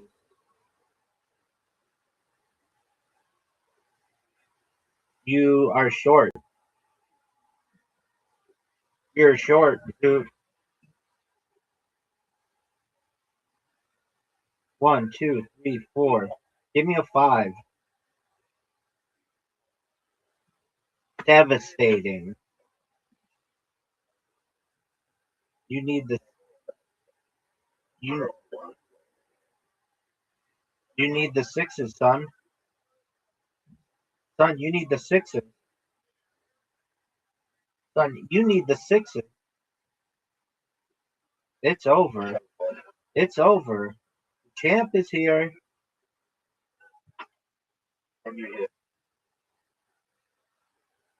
I need fives. So I don't know. Unless I go for a 5 time. So, give me the 5. Give me another 5. Okay. I only got 39 on the right side. Dude, dude, dude, dude. If you got 3 6s, or if you got 5 6s, you still couldn't. It's over, folks. It's over. Alrighty, dude. I'm going to the bathroom. I'm glad that Riser came back. I'm glad that you're here. Next time you come in, next time he calls you or whatever and you're awake, please come in, okay? No, I know. And thank you so much for contacting him when I would ask you to. You're amazing for that. You take care, Zoot, and we'll talk soon, God willing, okay?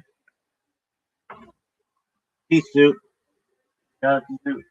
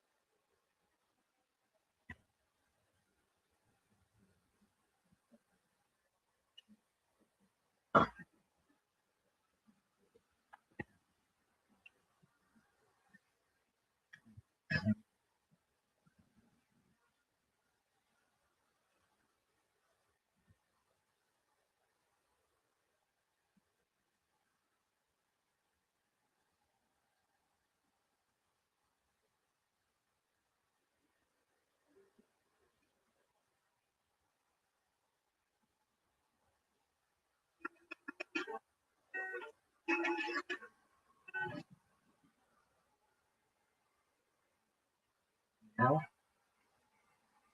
Every now and then, I have to give it.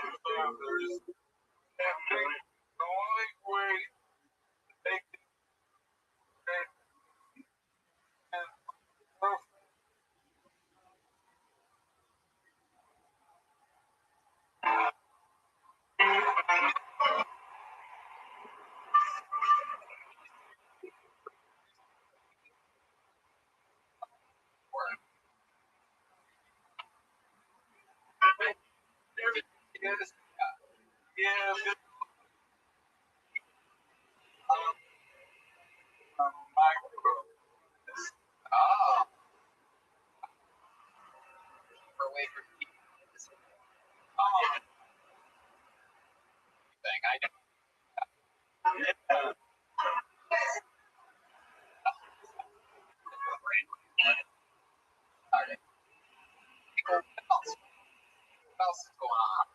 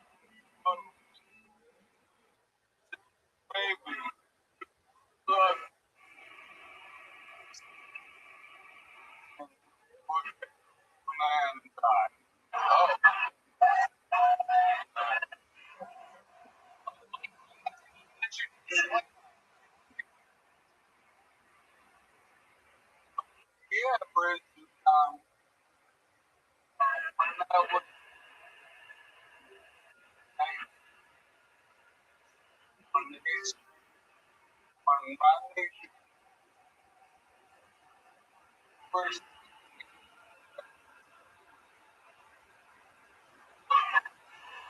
keep going more. And what?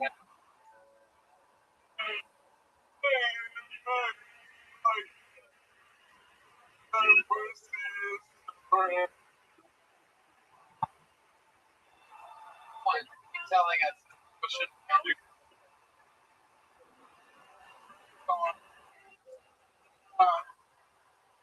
that piano.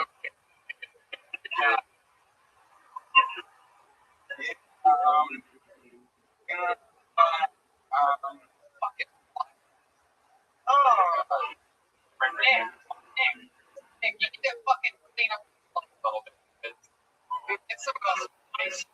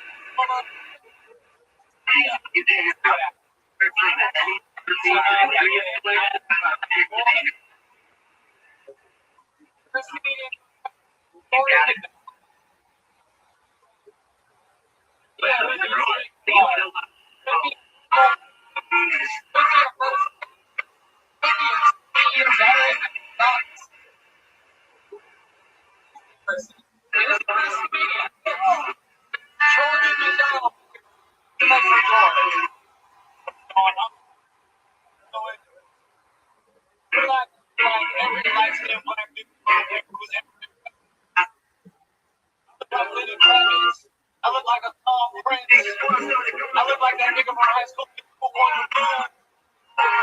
I look like Zero from home.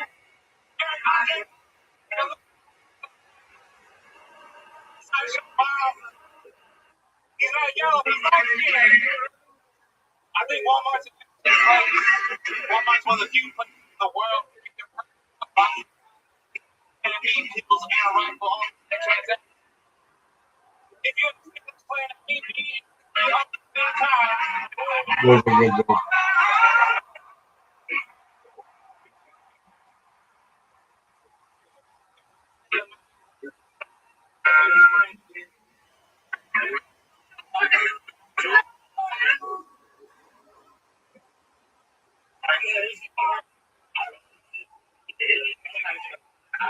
I'm a funny man. I'm a gamer.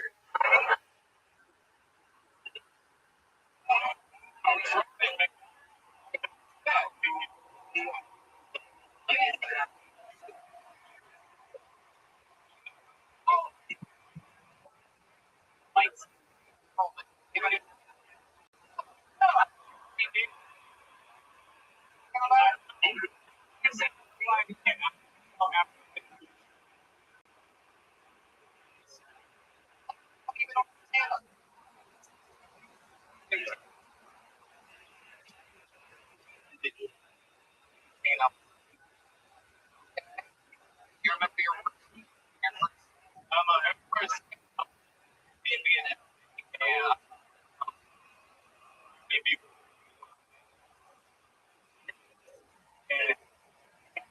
the thing is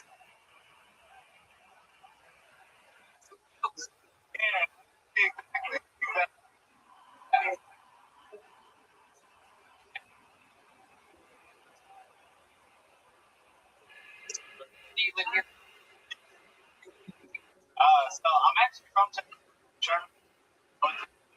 Yeah.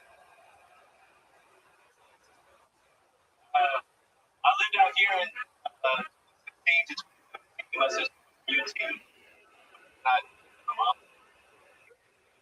I've been on the road from LA to like Atlanta from June to like last June, and then I just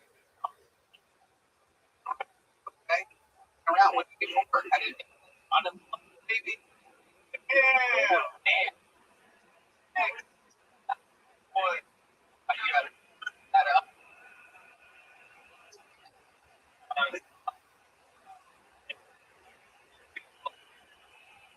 Years. I'm gonna go across the country. Do you dance? Yeah, let me see some of your dance. You guys, they dance.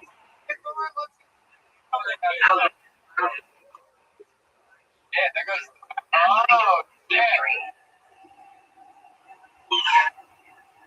Wow.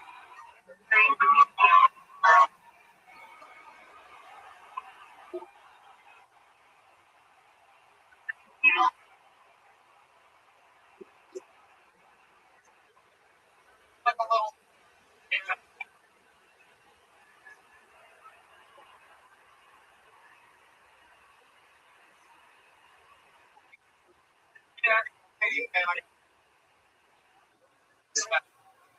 Table.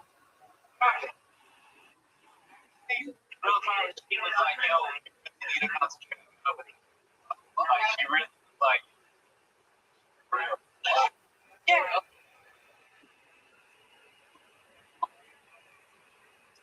You can come. Something like, Or something.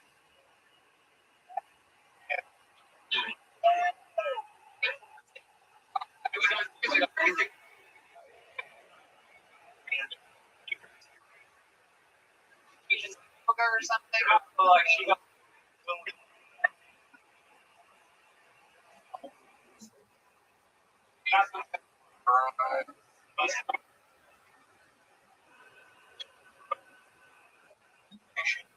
Yeah, exactly. Get it, but like, wait, meditate, you know what I'm saying? Okay. Yeah, these things. Man, I got some cool programs. There's a lot of them I don't even like what this fucking guy, right? You just gotta breathe. You just gotta breathe. Yeah, try breathing. Stop holding your fucking breath. What else? What else other than breathing? Like, That's forever. dude, what song is Everlast? Talking about breath thing. Alright. Years.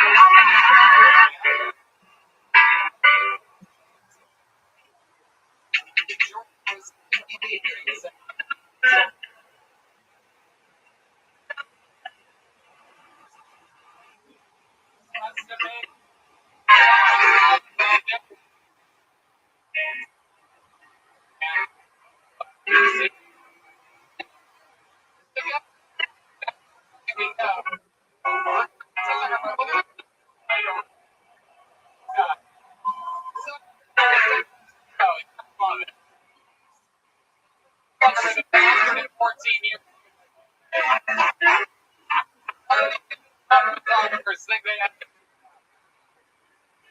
here's the guy that hasn't got a car in 40 years.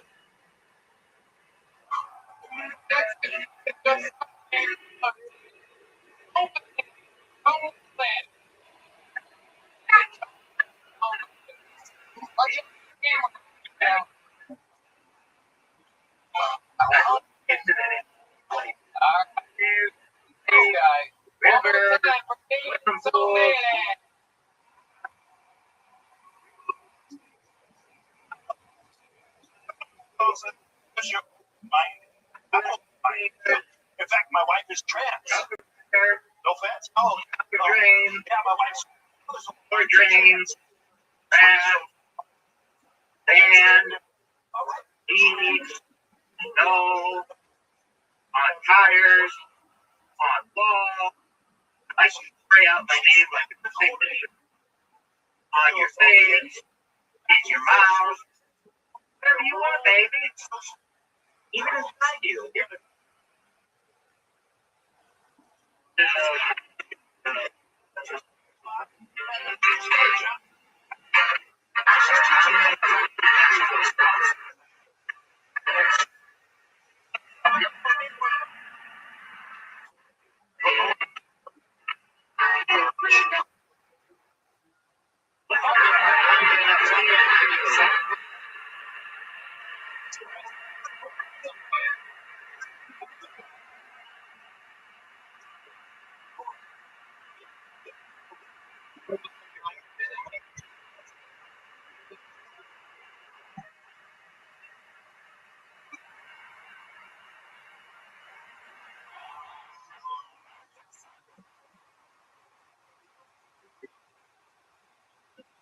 What's up, you big bitch?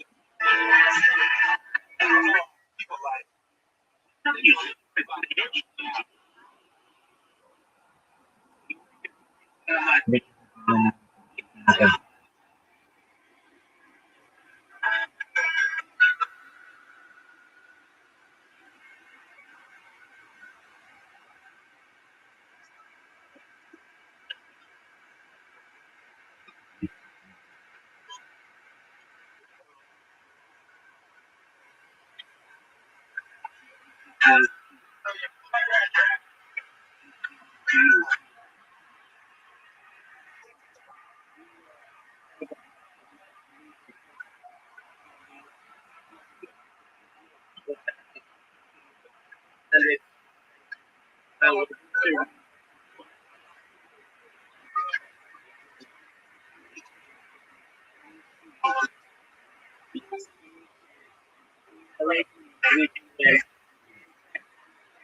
Let's see, shit that you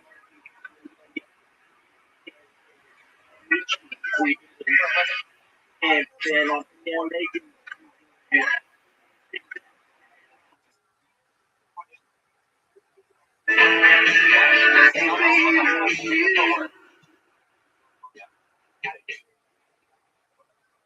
for as much as I'll pay for long-term.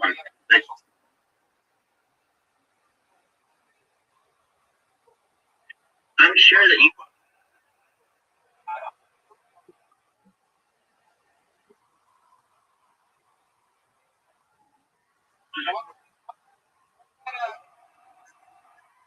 If we give you a beat, will you do some hip hop for us? Well, I technically for a second floor crew.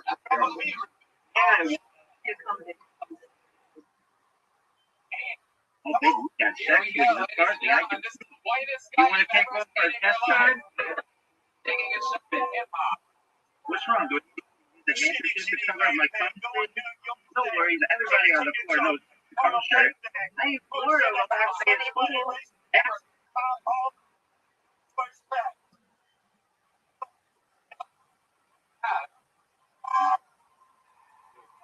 Technically, the second floor crew.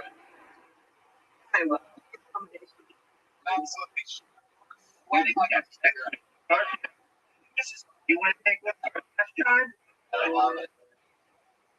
Sure. Do you need me to use a handkerchief to cover up the cum thing? No worries. Everybody on the floor knows the cum shirt. Even Florida, the last day they actually ranked it one top teams wanted to see it. It was originally a plain white t-shirt and had eventually evolved into virus material. Scientific study. It's like Kevlar reinforced by carbon. My cum shirt stand up vertically like body armor in a video game. It had the best smell. Sometimes it would fall from the sky and shed on the floor. Yeah. You can see smear stains like a painter's brush stroke. You could crack it like a frozen towel.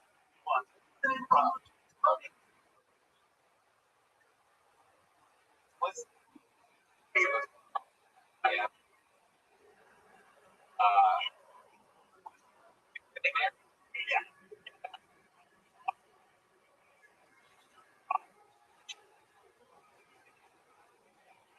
What? Takes a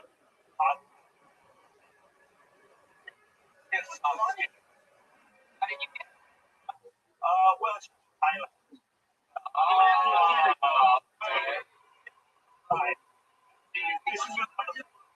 Just didn't see that at all.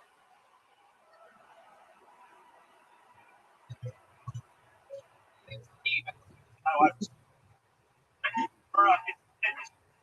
My wife don't go. Yeah, she heard me. Oh, yeah, bitch. Be that her mom is. That's David, what? me.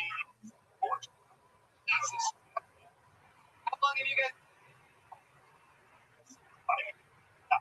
People. A lot.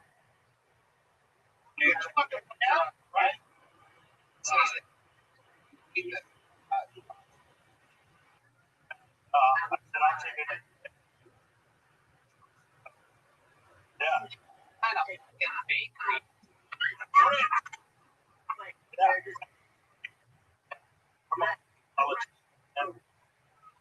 I'm loving a bake loaf of bread. 24. You said you've been together for. Oh. Was she colored outside?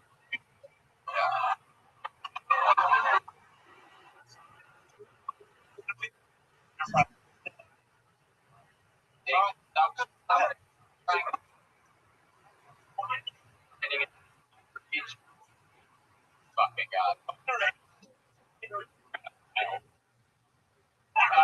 David, first time, dude, I'll tell you. It wasn't all that bad. You got me. But I want to get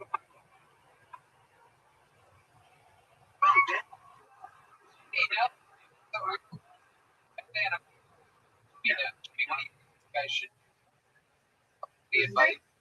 I would go on and fucking read the 24-year-old person.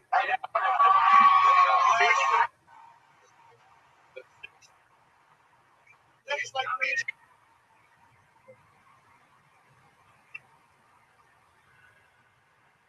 The last thing I remember is tell a fucking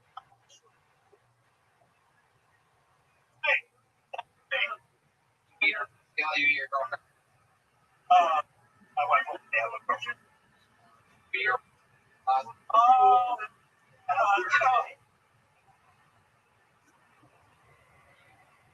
Stand it.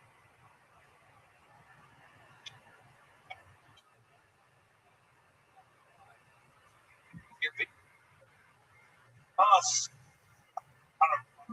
All right. Fuck.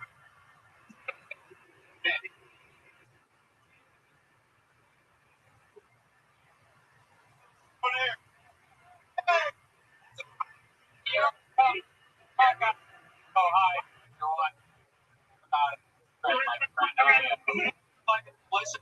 Oh, sure. With the can? Oh, wow. You want to drink? All right, you're next to me. You guys having fun yet? Comedian goes by the name of Dakota Hen.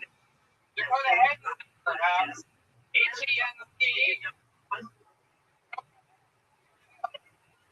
Here he is. One more time. Dakota.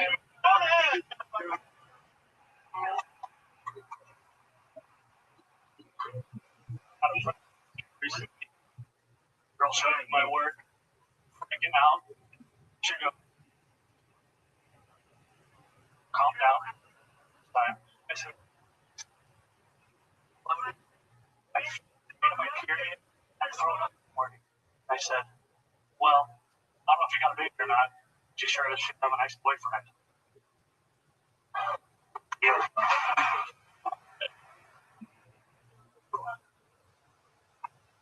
I've learned in life that only two similarities between just had a good parent.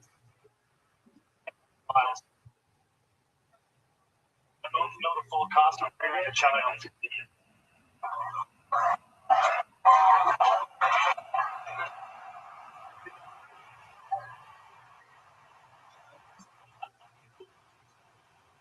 All right. There you go. Floating. All right. MC, yeah. All right. So welcome. How long have you known stand up? I did money in 2020. Okay. Yes, sir. I love it. Anyway, bartender, barback, show in Texas. 10 hours south of here. Wow. Hell yeah. Mark. Yes.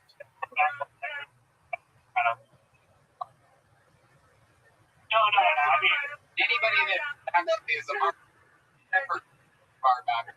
I do both. Small town.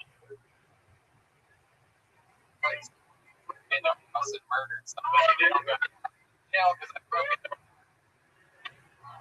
somebody. Right?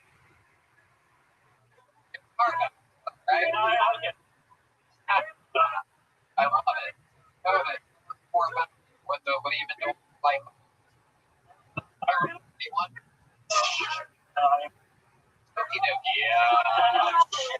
Point. Turns out the wall down. You know what I mean? Yeah. I want even drink the water out of the ring.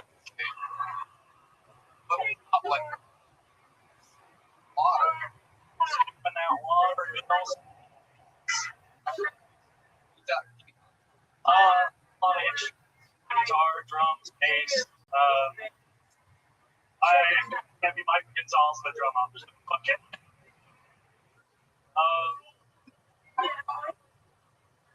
Jesus fucking Christ.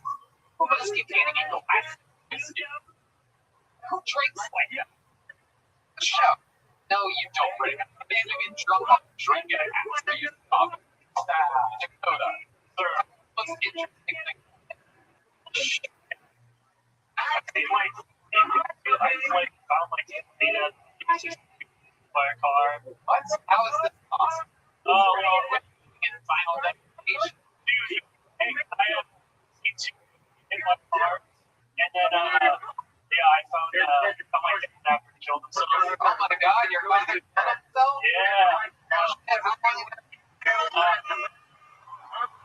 That'll let him. Great. Yeah, probably why I look old. No, I was like 16 a couple years ago. God damn it. Yeah. Did he manage to shoot himself? Yeah. Yeah.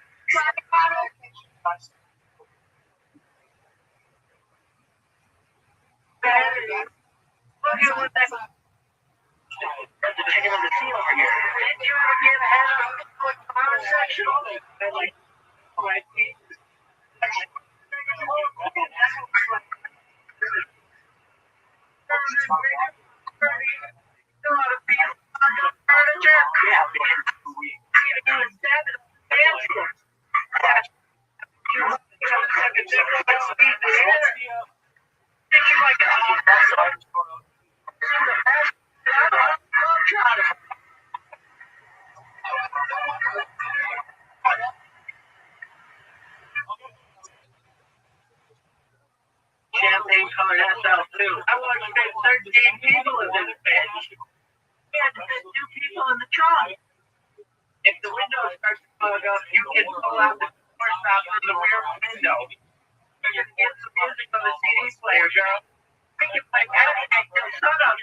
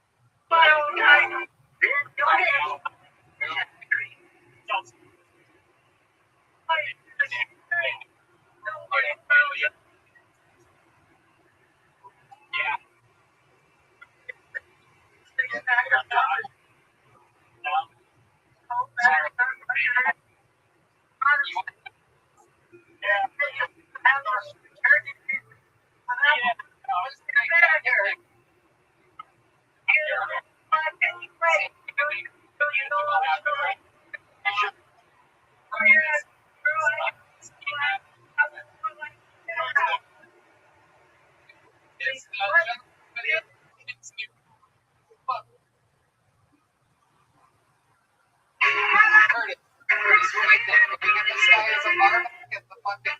Give him an interview. Right there's Nick right there. Right. Be perfect. I got you right here. It's much better. Probably get somebody that has this. Well, that makes sense.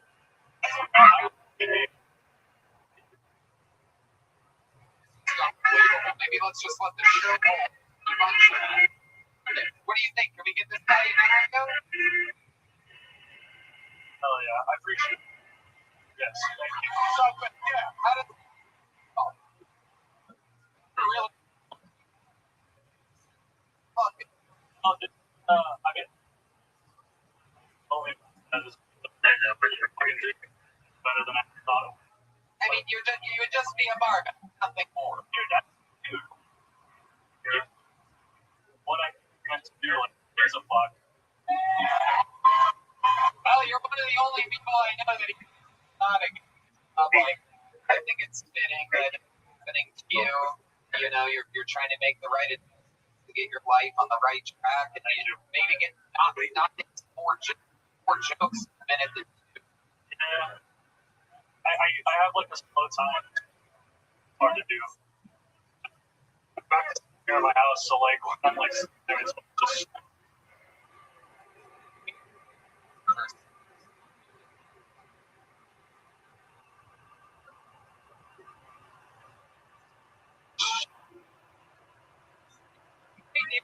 The only it's never happened before. yeah, no, it's awesome. I made it a bar back. I mean, get the fucking thing.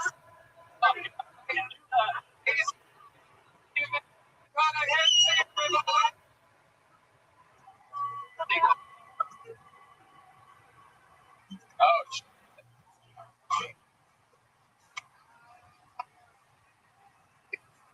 Yeah. I'm gonna bring up another regular. You guys, is that something fun? Again, what's made a regular here in Austin, Texas. Ladies and gentlemen, he just showed like a storm. It's Austin.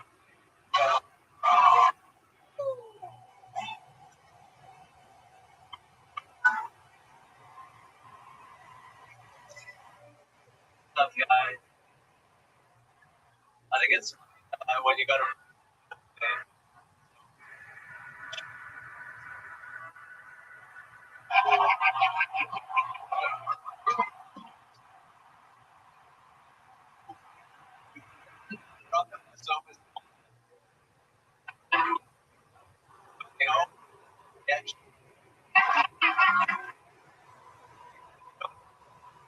Get ready.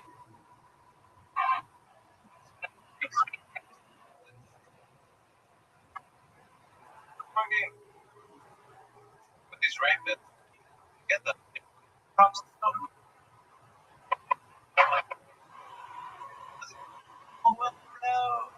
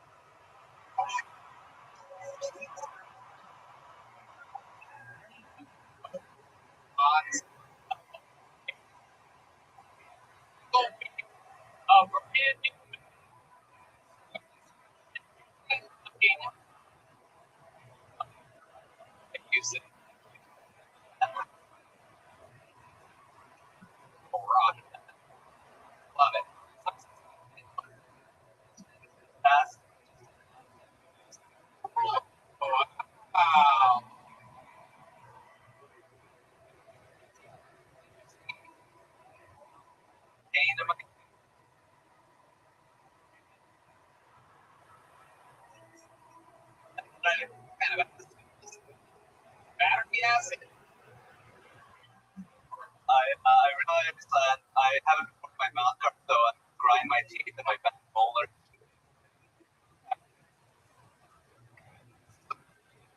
Those Asian chips.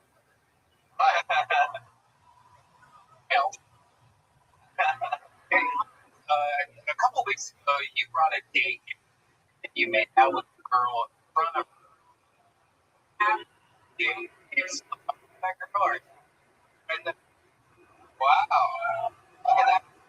You guys think so? Hi.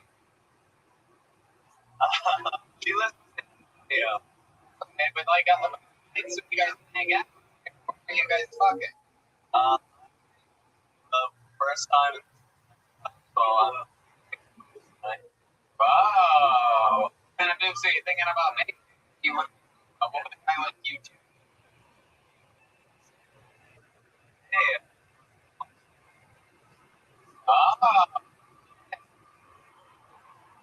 Yeah.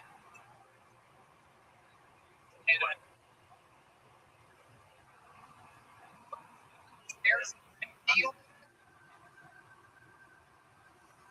just try to trick. And I'm like, okay, we're upstairs. And now we're upstairs. He's up Drew looking.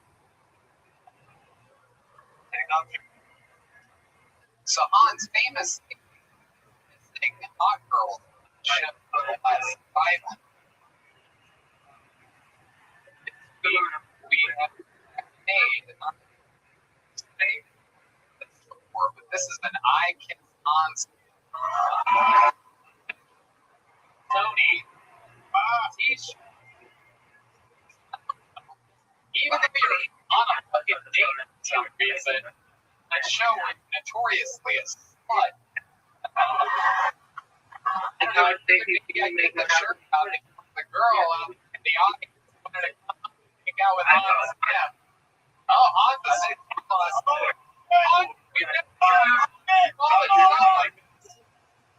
Hans is pulling a Babe Ruth right now. Wait a second. I don't care. Maybe she doesn't want to. Is that what it is? Are you going to come on stage and show your love? Come on. Oh. On the oven.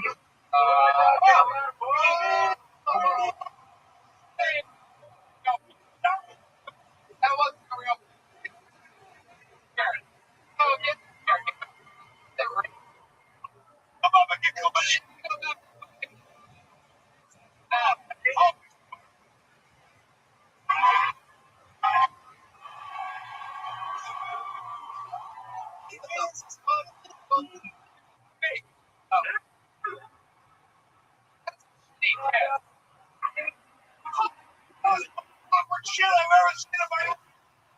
Hold on a second. Let me take over it.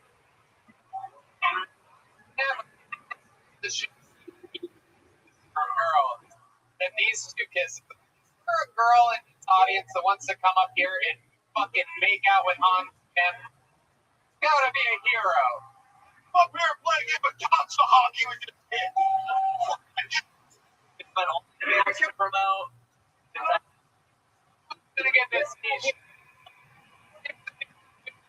There's coming. Okay. You're gonna see Hans.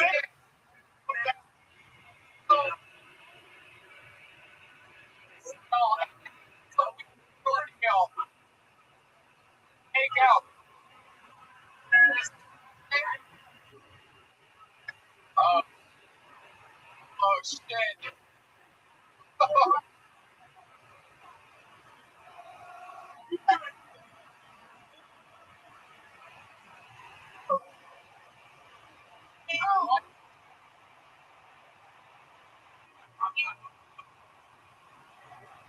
Oh my God. Here you go. Yeah.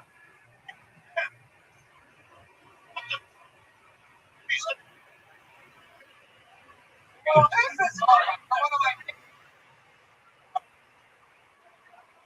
Okay.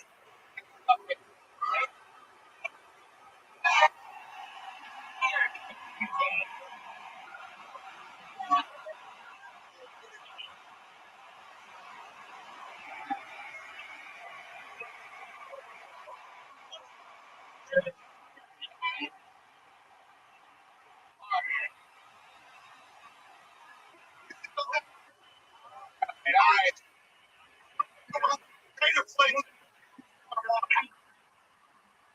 Nothing funnier to me right now than the disappointed face of the virgin there in the front. Like, you gotta be fucking kidding. Wow. Yeah, you ladies are Phil, how does it feel making out with Hans? Grab this microphone. It feels great.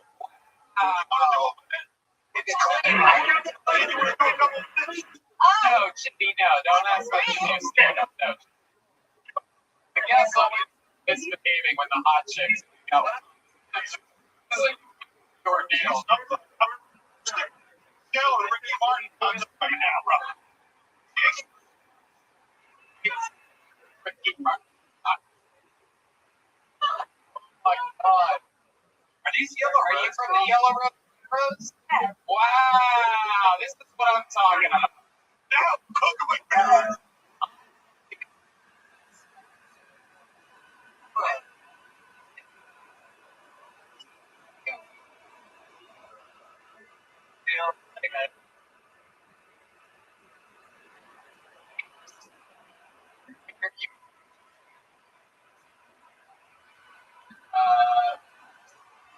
Ass date on.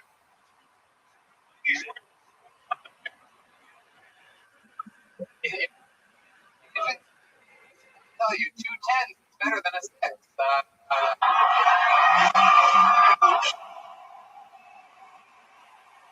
My favorite is looking at the face. Always looking at the big finger.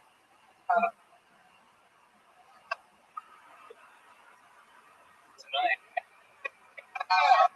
What do you think? Can we get you look boys? Come on down, yeah. All the girls.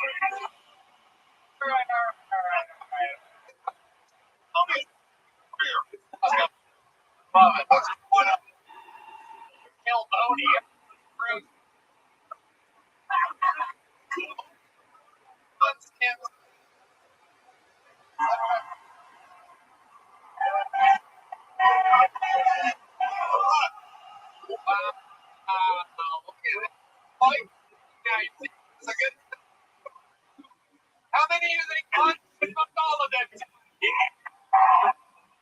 All right. In order to give it, make the fans proud. They're going to be the most Asian men forgotten. Guys, this was brand new minute and an interview. Awesome. Awesome. Wow. Yeah.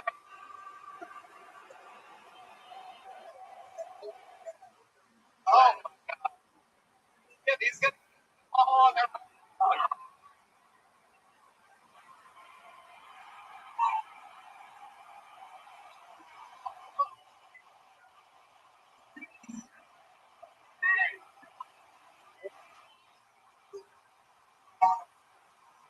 Look at this guy.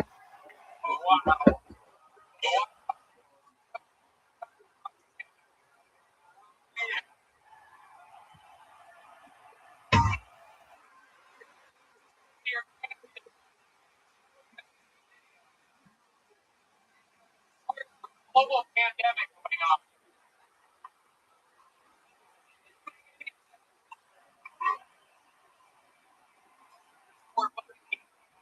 This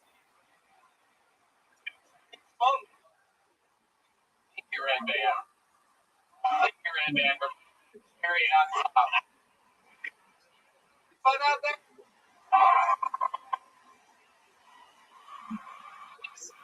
Stop fun. I mean, wow. What a start. All right. I don't know how anyone's going to follow that, but we're going to try it. Ladies and gentlemen, your next comedian out of the bucket goes by the name of Craig Bergola. Bergola, ladies and gentlemen. Bergola, ladies and gentlemen. Oh! Let's go!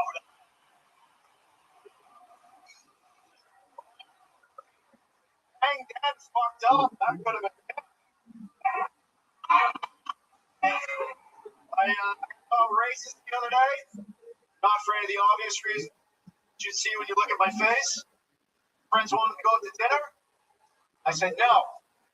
You're racist. You don't support minority-owned businesses. It's 9:30 in the morning. I don't want to eat fried catfish right now. All the same. Like, what? What do you do to support minority-owned business? I said, I buy off-shelf drugs. I had a $200 a day habit for like 4 years. What are you doing? If you buy your drugs off white people, you're racist, bad at buying drugs. I don't know which one's worse, honestly.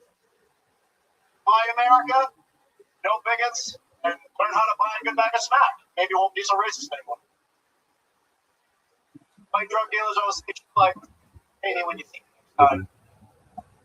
That's slang for this shit sucks. You're gonna get like, we're gonna need that money up front. Probably gonna owe you dials and shit. Yeah, for Joe, ladies and gentlemen. Hey, for Joe. Welcome to the show. First time on here? Yeah, someone here. Awesome. Love it. What kind of drug are you buying at $200? Pretty bad going out for a while. Okay. Hell yeah. All right. How long were you on air? Yeah. You do anything cool? Do you like write music or anything? I got arrested a bunch of times, and how cool that is. Did he shoot it up or snort it? Snort it, smoked it. Oh, He just, he actually just featured. Yeah. oh, cool. Together all week. Right, I love it. I love it. I love it. So just heroin was that the but that was my. What's the most extreme high you've ever gotten? Just smoking heroin, snorting it, or what? Yeah, snorting it. Yeah. Like what happened? Like what's the craziest you've ever done? High on heroin. Wow. Were you drunk as well? No, I just fell asleep and hit a guardrail in front of a cop, and they pulled you over almost immediately. Hell yeah. My goodness. Easy to pull you over. Yeah. Pulled myself over, actually. Right. Right there. Well, How long have you been doing stand-up comedy? I'm 58 now. I started when I was back in 4 years old. Yeah. Here for like, now he's back. I'm back. Like 4 years. 38 years old. 38 years old. What's 4 years addict? You look the same as the 24-year-old. I know. Oh.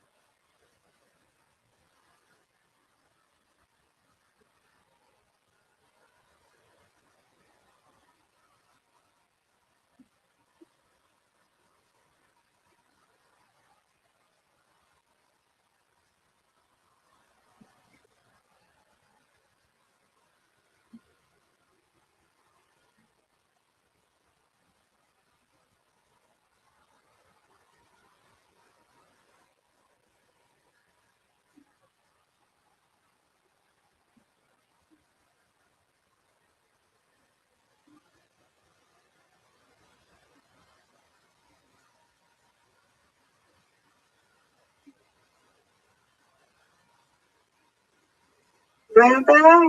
Yes, ma'am. Good morning. Good morning. How are you?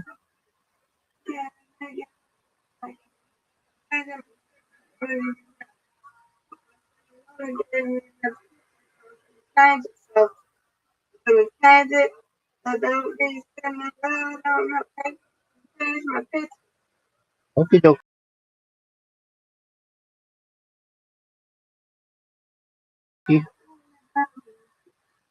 Right. Right. It's in about 5 hours.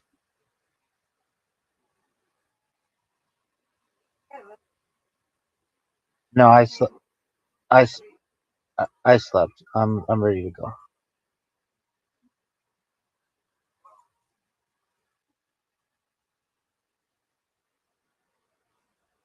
Thank you, madam.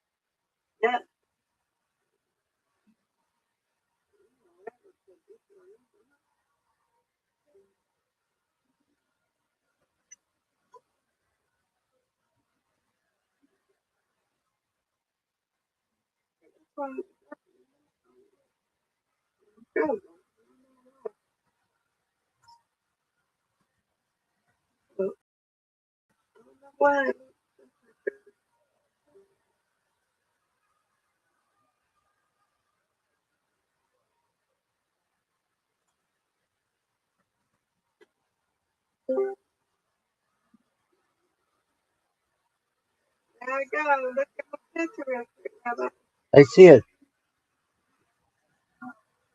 It's. I like it. It's your lavender color. You're welcome, madam.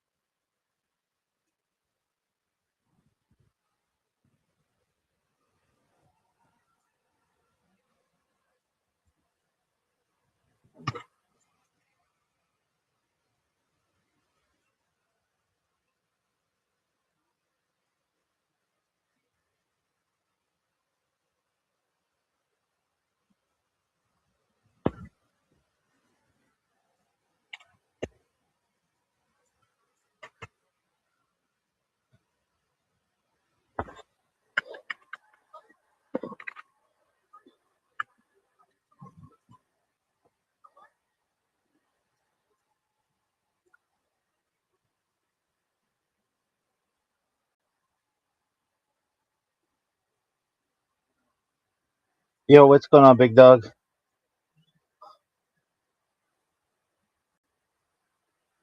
Okay. Did you find the one-step apply?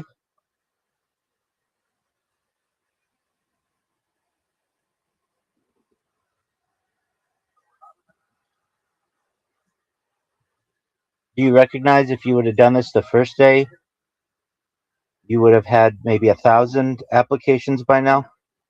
Okay, just making sure you're aware.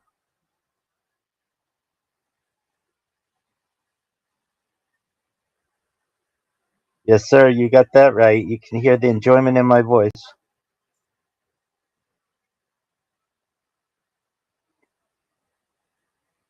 Hey, you want to do me a favor? I'm always doing favors for you. You ready to do a favor for me?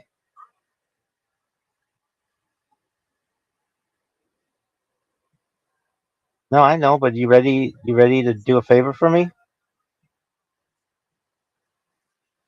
Um, let's see if this works.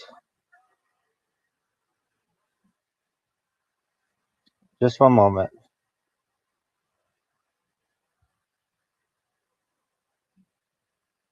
Um,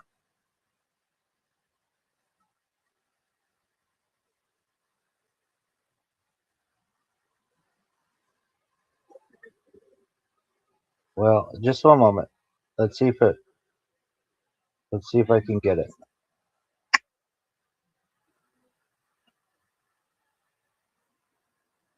Quit that. Don't even talk like that. That's not cool.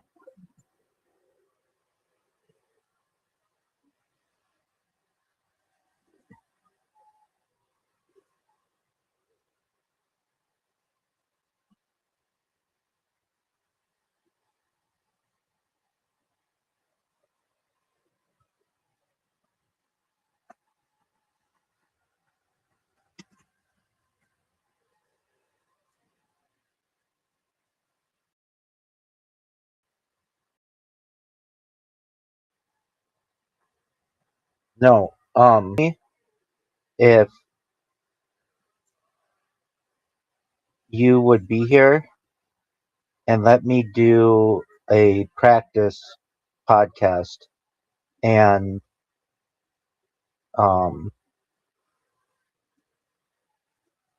if you're like, okay, well, what does that mean? Um,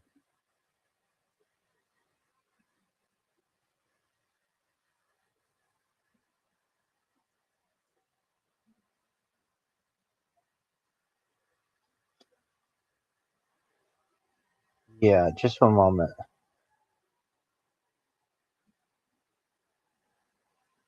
What'd you say? What'd you say, big? What'd you say, big man? Oh, you're the best. Okay, then just bear with me and let me get my fudge. No.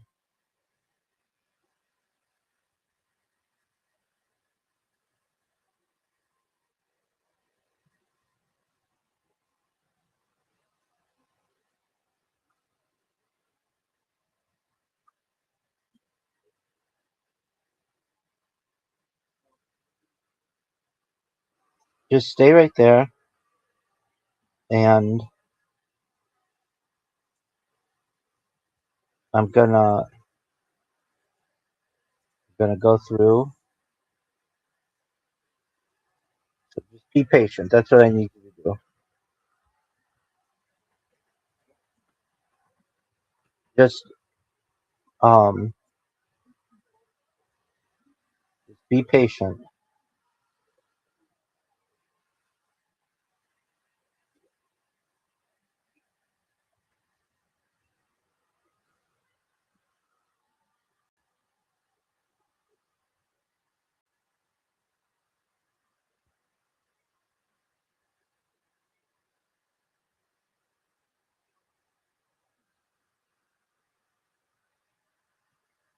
Okay,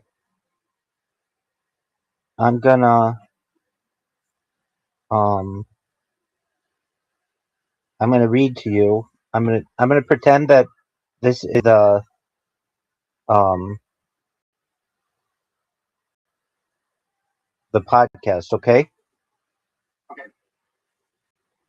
So just one moment. Let me open up my documents.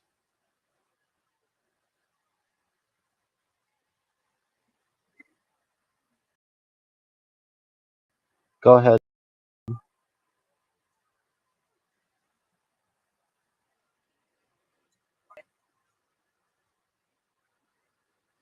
Any big,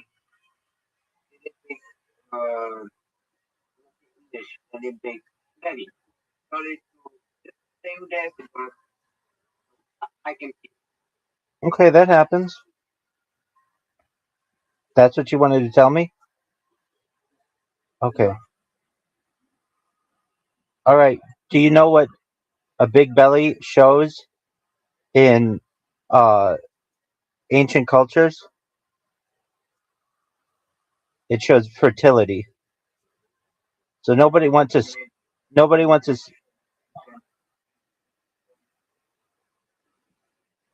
listen. Don't be an asshole. Okay? I don't need to talk with you if you're going to be an asshole. Do you want me to sit here and nitpick against everything that I find about you physically unappealing? No. People don't do that. That's not kind. All right. So with that being said, you're okay. Um, apologize, but just recognize, like, you may notice something, but just know in the future, this is what's known as a dad bod, and women, for some reason, find it very attractive. They don't find skinny little guys attractive. They find dad bod attractive. For whatever reason, I didn't invent it, but that's just what it is. Okay. Um, so I I am I'm gonna try to open. I want to make it so that I can read something pretty easily, and right now I'm not able to read it really well. So just what are your plans for today?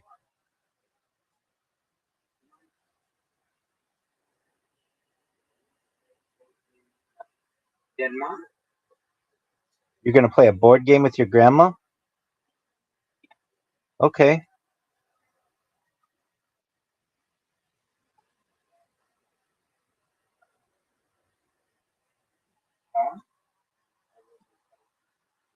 Social media. Okay. What are you gonna do on social media?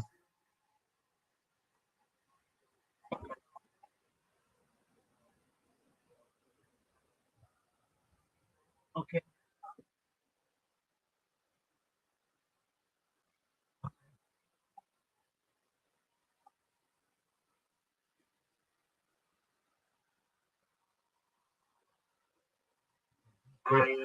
Just bear with me. I need about 5 more minutes.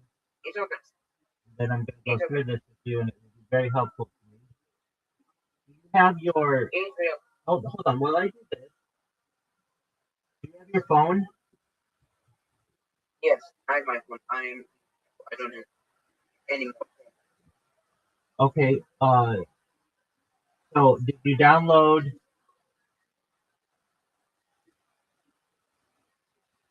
Have you downloaded ZipRecruiter? I don't have. Dude, you haven't made any progress since yesterday. I make 50 applications. That's 50. nothing. That's nothing. By the time we're done, you're gonna have applied to 300. Okay, just please make me easy and just type in on the DM, please. Okay, please. All right. Then you have to be there for 2 hours while you're gonna sit here and you're gonna find it. That's the deal.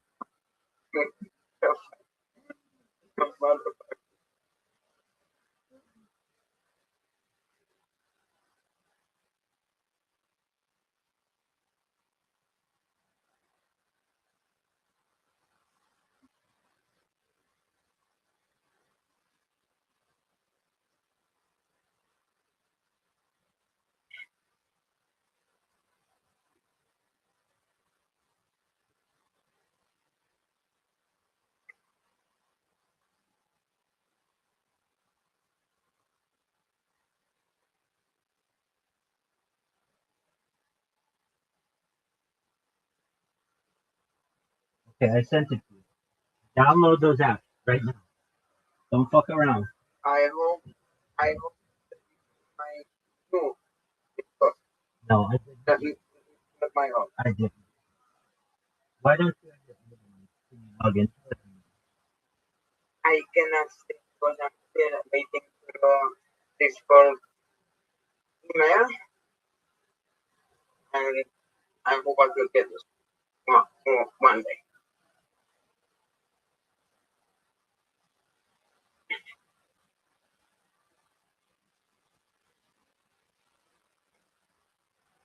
All right, check your messages.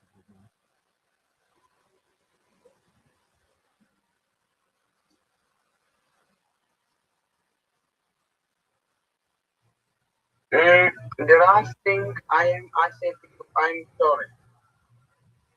Dude, just check your messages.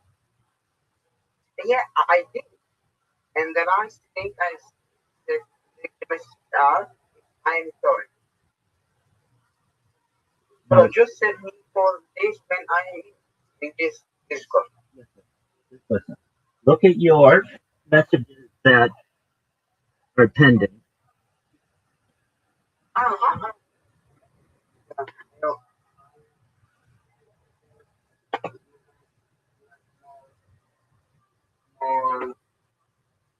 on Discord. Okay, no need to apologize.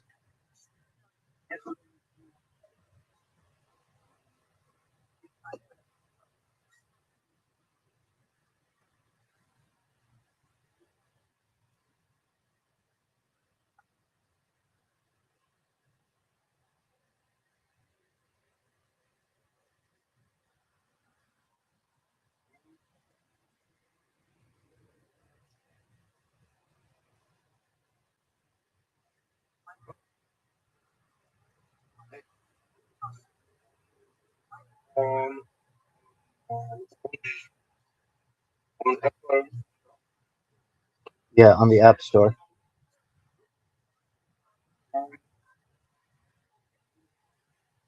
Okay, ask if it's available in your country.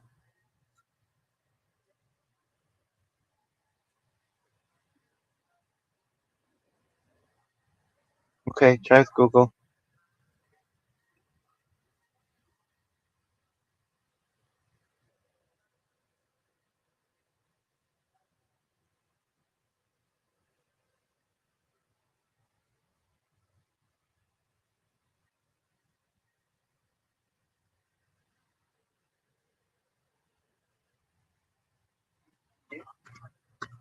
Okay.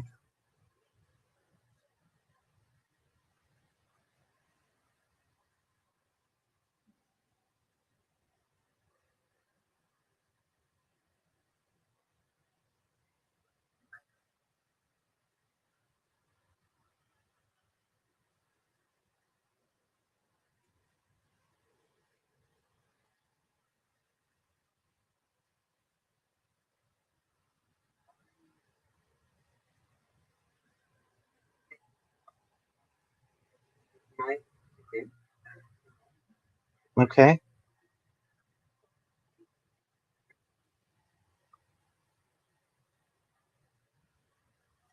There are no jobs in your whole city? Okay. Did you try with Indeed?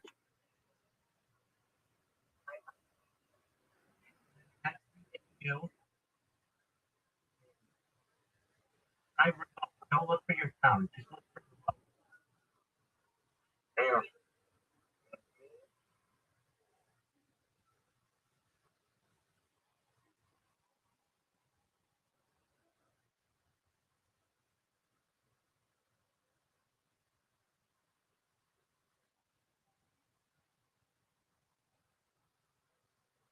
And this is on you gonna okay.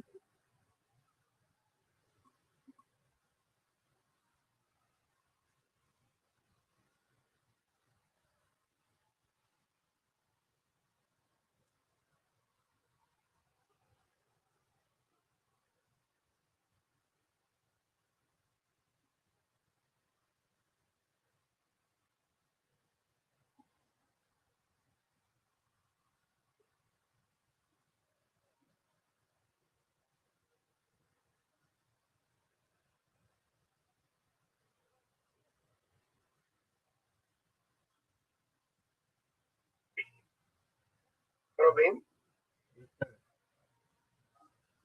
did you get information about that episode you did with that guy? No, not yet. Um, are you have That's why we're going to practice.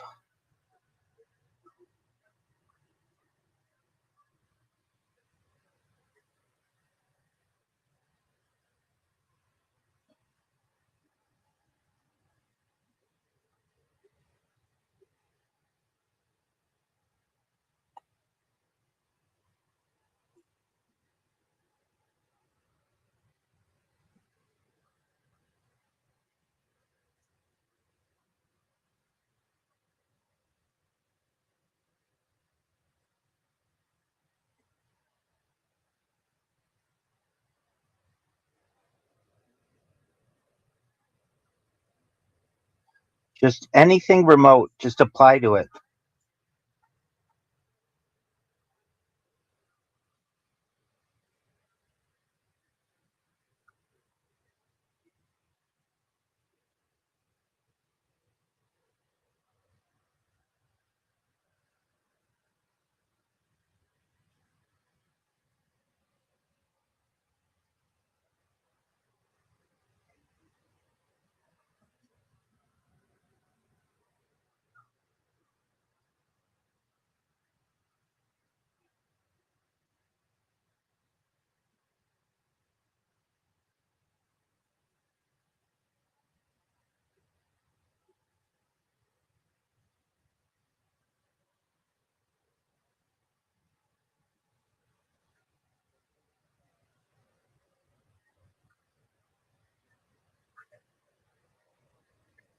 um,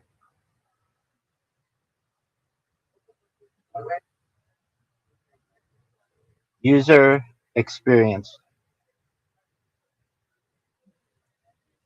Just apply. Just apply, apply, apply, apply, apply. Now, do you see? Ask ChatGPT for one click apply option.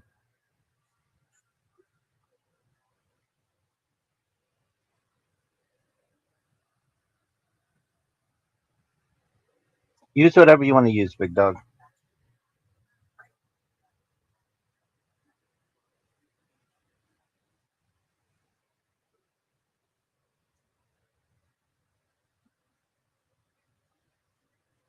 No, just give me a second.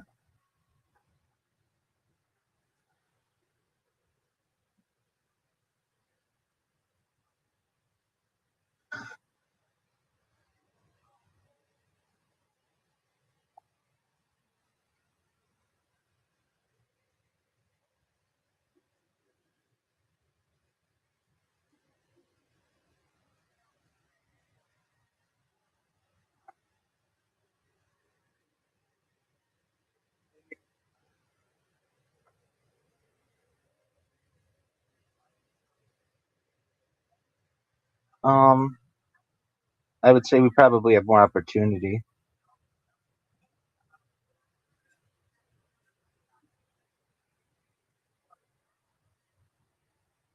Okay. Have you found how to one-click apply? Okay. Then wherever you see that button, you click it. I don't care what it is. Just if you see that button, you click it, okay?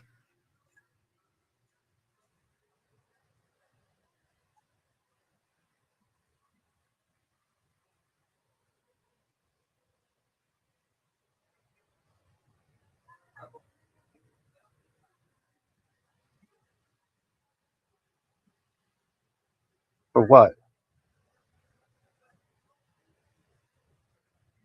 Why would I talk to people about you?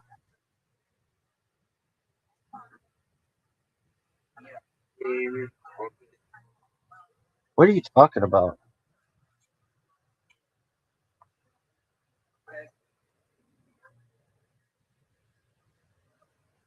Dog, don't worry about it. What are you talking about? What would I talk to people about you about?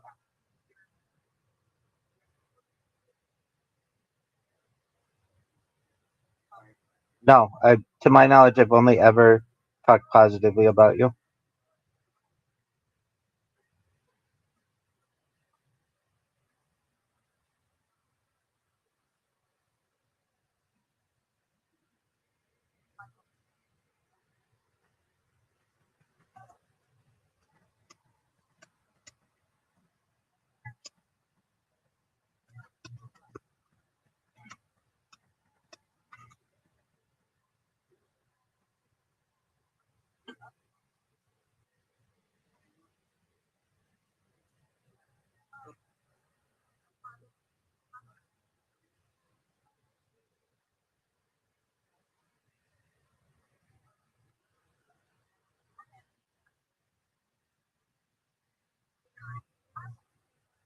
I will be finally know how to do it. Okay.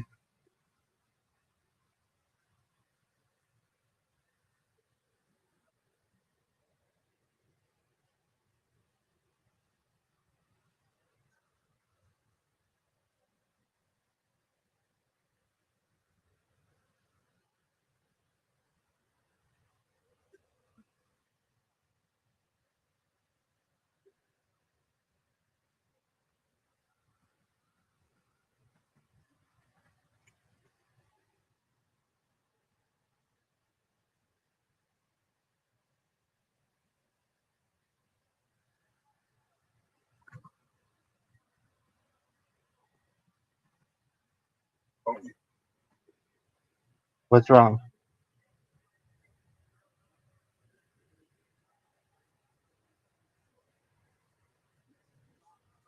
Yeah. Okay. What's interesting about it?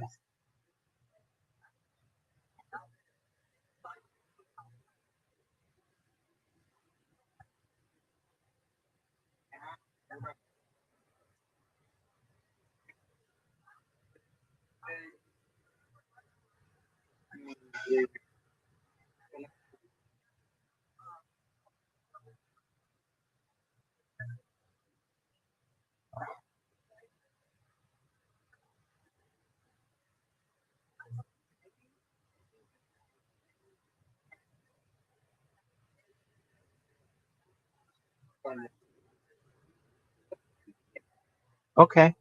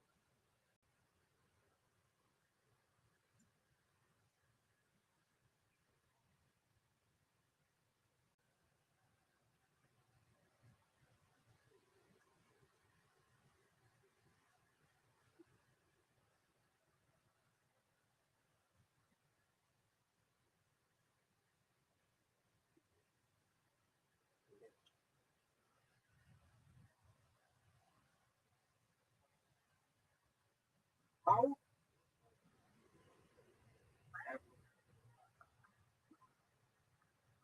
November 2022.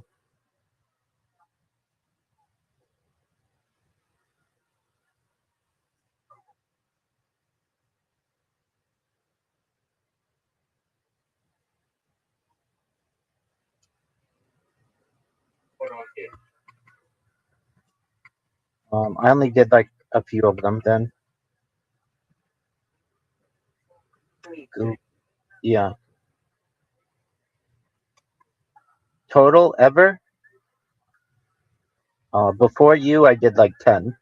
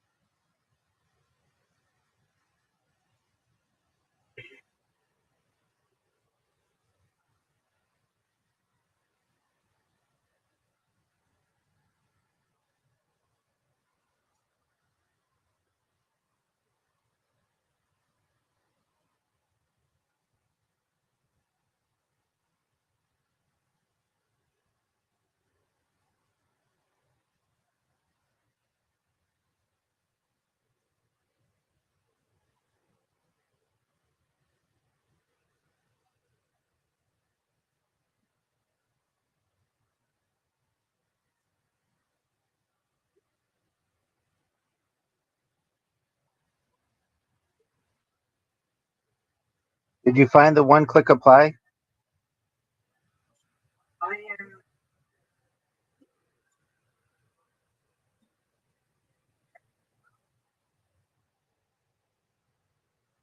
How does it work differently in check?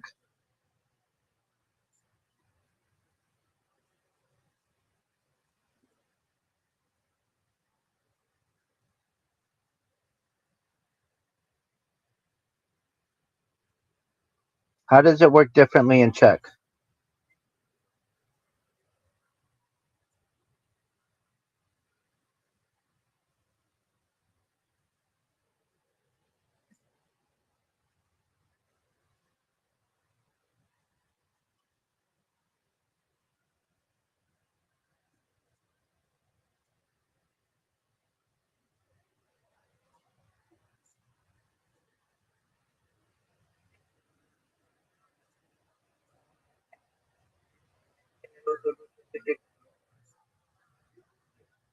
Yeah, if it's asking you for that, it's too much. Just move on to the next one.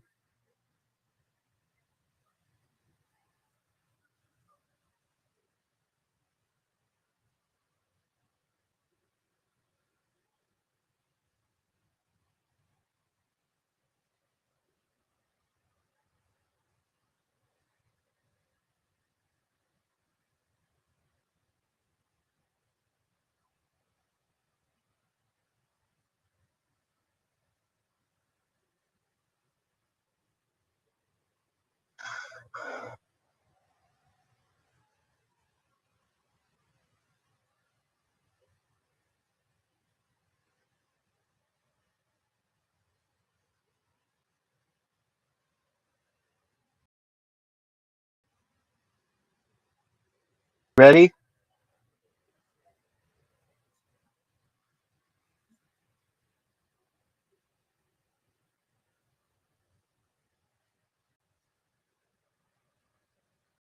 All right, just one moment.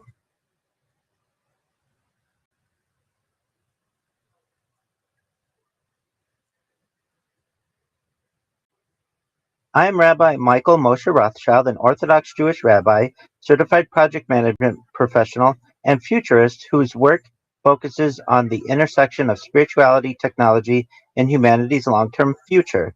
I have been an active participant in both modern Orthodox and Hasidic Jewish communities, including Chabad, for many years, while also exploring how the principles of postmodern Orthodox Judaism may help bridge traditional Jewish thought with contemporary technological, social, and global challenges.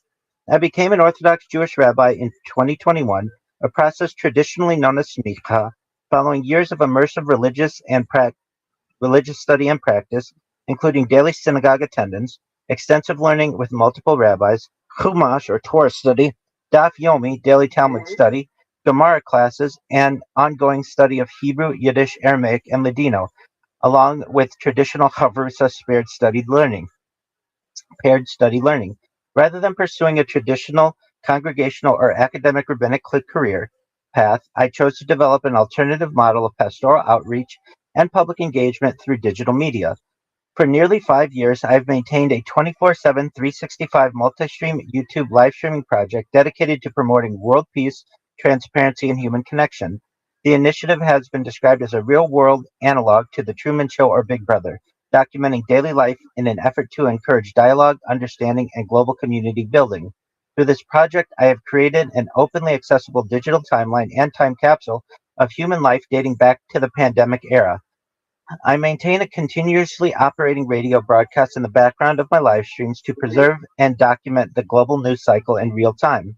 In a previous era, this form of documentation may have taken the form of diary keeping or journalism. In the modern age, I use continuous video archiving to preserve both personal experiences and historical events so that future generations may study them for historical, biological, sociological, and technological perspectives. My work explores how concepts associated with postmodern Orthodox Judaism can contribute to contemporary conversations surrounding technology, digital identity, ethics, artificial intelligence, and humanity's collective future. I frequently discuss futurism, world peace initiatives, emerging technologies, and sustainable solutions to global challenges. I also examine the long term trajectory of human civilization, including the ethical, social, and philosophical implications of humanity's potential transition toward a transhuman future.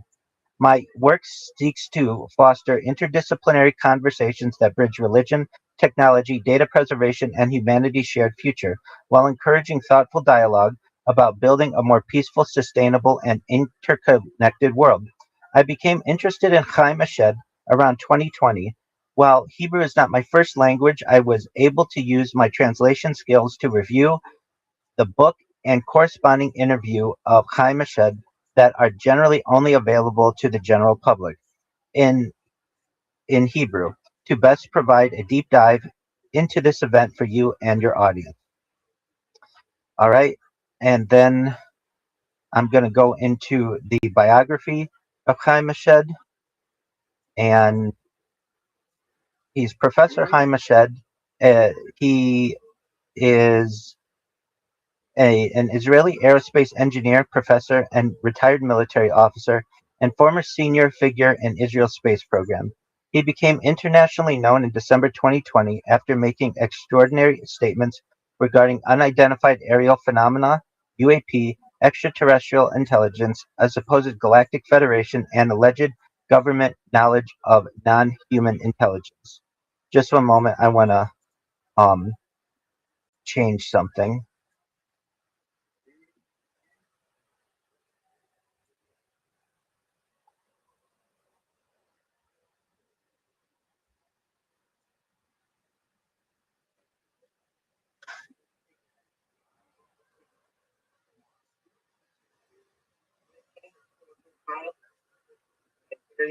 Like maybe challenge a question. No, I don't have to be. I already reviewed the questions that he's going to ask me.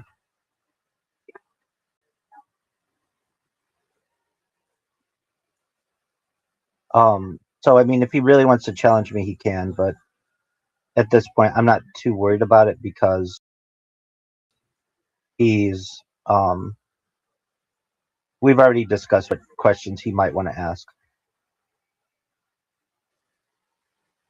All right.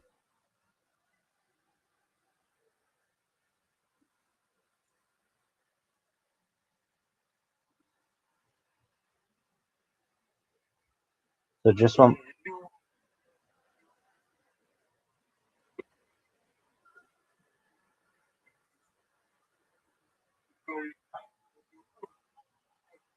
Thank you, my man.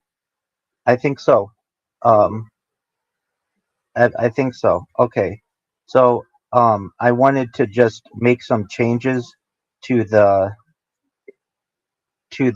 outline that I have because I want it to sound natural. And so just give me one more moment as I'm adjusting.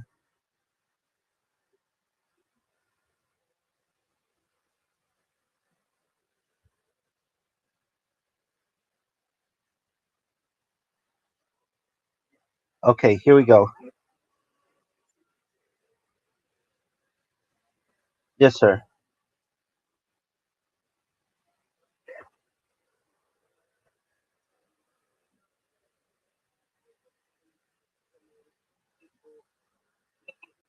Listen. I've been living my life 24/7, 365 for 4 years. I can take anything they want to put at me. So the first question is, who is Chaim Chesed?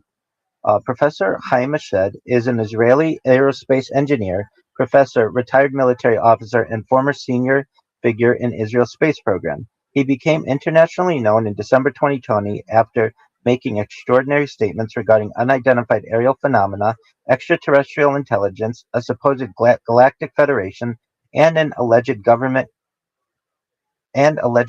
knowledge of non-human intelligence. Before those statements attracted global attention, Ashed had already spent decades working within Israel's aerospace and defense communities. He was recognized as one of the central architects of Israel's satellite capabilities and has been described in Israeli media as a major figure in the development of the country's space program. Just one moment, I'm just making some changes.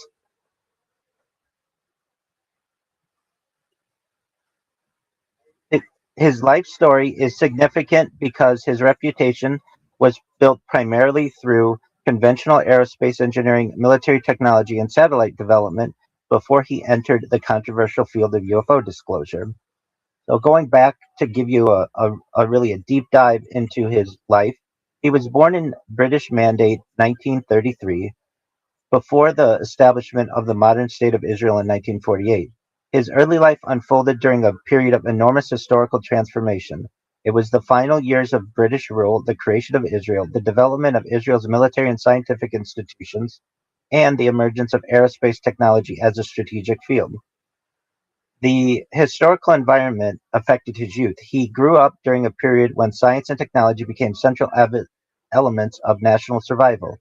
The important historical developments during this time included World War II and the emergence of advanced military technology, the beginning of the Missile Age, the Cold War space race, the launch of Sputnik in 1957, the Apollo Moon program, the development of satellite intelligence systems, These events shaped a generation of scientists and engineers who viewed space not only as a scientific frontier, but also as a strategic domain.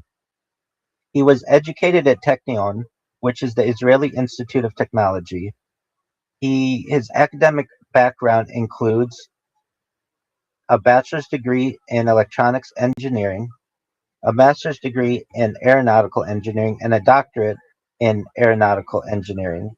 The importance of his educational background is it placed him at the intersection of several emerging technologies, including electronics, aerospace engineering, satellite systems, military communications, space exploration technology, and during the second half of the 20th century, these fields obviously became essential for national security.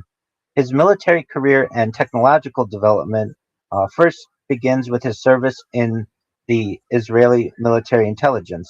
Eshed served in the Israeli Defense Forces, the IDF, including within military intelligence structures. He began associated with he became associated with highly advanced technological development programs, including work connected with intelligence technology. He served in Israel's highly classified Unit 81, an organization responsible for developing technological solutions for military intelligence. The unit is associated with advanced electronics, surveillance technology, specialized intelligence systems, innovative military engineering. Working in such environments placed Eshed among engineers dealing with some of the most advanced technology available. Eshed became one of the most important figures in the Israeli space program.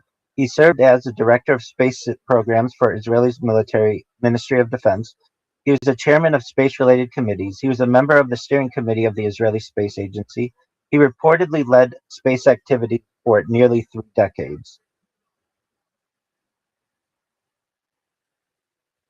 One of Eshed's major contributions was his involvement with Israel's reconnaissance satellite capabilities, the OFEC program. The OFEC program developed Israeli intelligence satellites capable of Earth observation, intelligence gathering, and strategic monitoring. In 2007, Eshed was involved in the launch of OFEC 7, an Israeli reconnaissance satellite.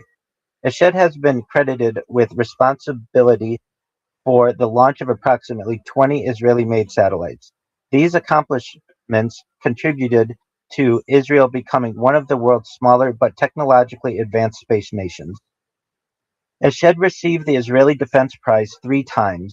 The Israeli Defense Prize is among Israel's highest honors for contributions to national defense technology.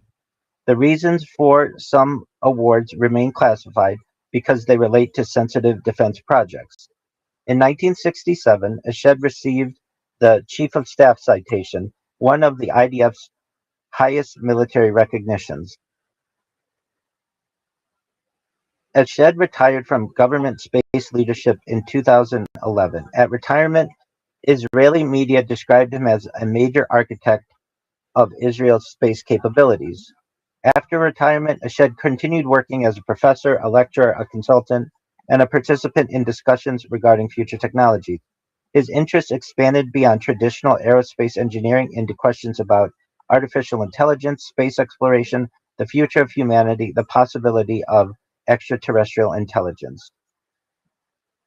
And when he made his famous statements, being born in 1933, and his major UFO statements became public in December 2020, he was approximately 87 years old when he made these statements.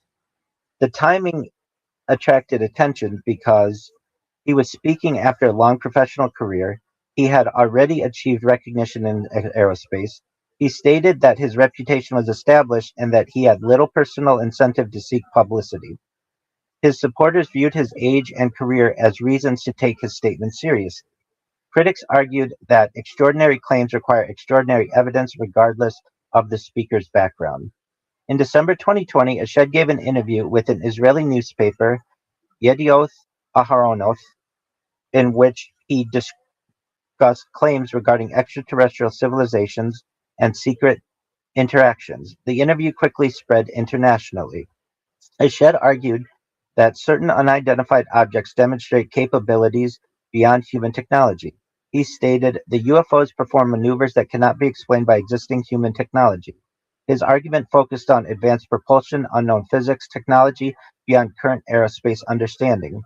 One of Ashed's most controversial statements was his claim that humanity had contact with an advanced group he called the Galactic Federation. He claimed certain governments were aware of this relationship, the relationship involved cooperation, and the beings were studying the fabric of the universe. Perhaps the most famous statement was, "The aliens have asked not to announce that they are here. Humanity is not ready yet." The statement introduced one of the central ideas of his disclosure argument.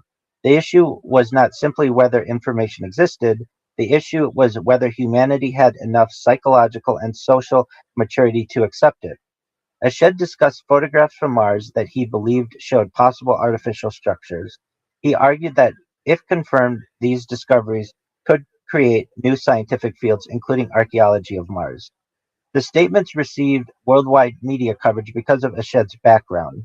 Many people focused on the contrast between his decades of conventional aerospace work, his extraordinary extraterrestrial claims, and they were met with scientific skepticism. Scientists and space officials responded cautiously. For example, NASA has stated that humanity has not yet found confirmed evidence of extraterrestrial life.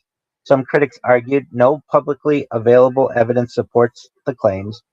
His reputation alone cannot substitute for verification, and extraordinary claims require publicly testable evidence.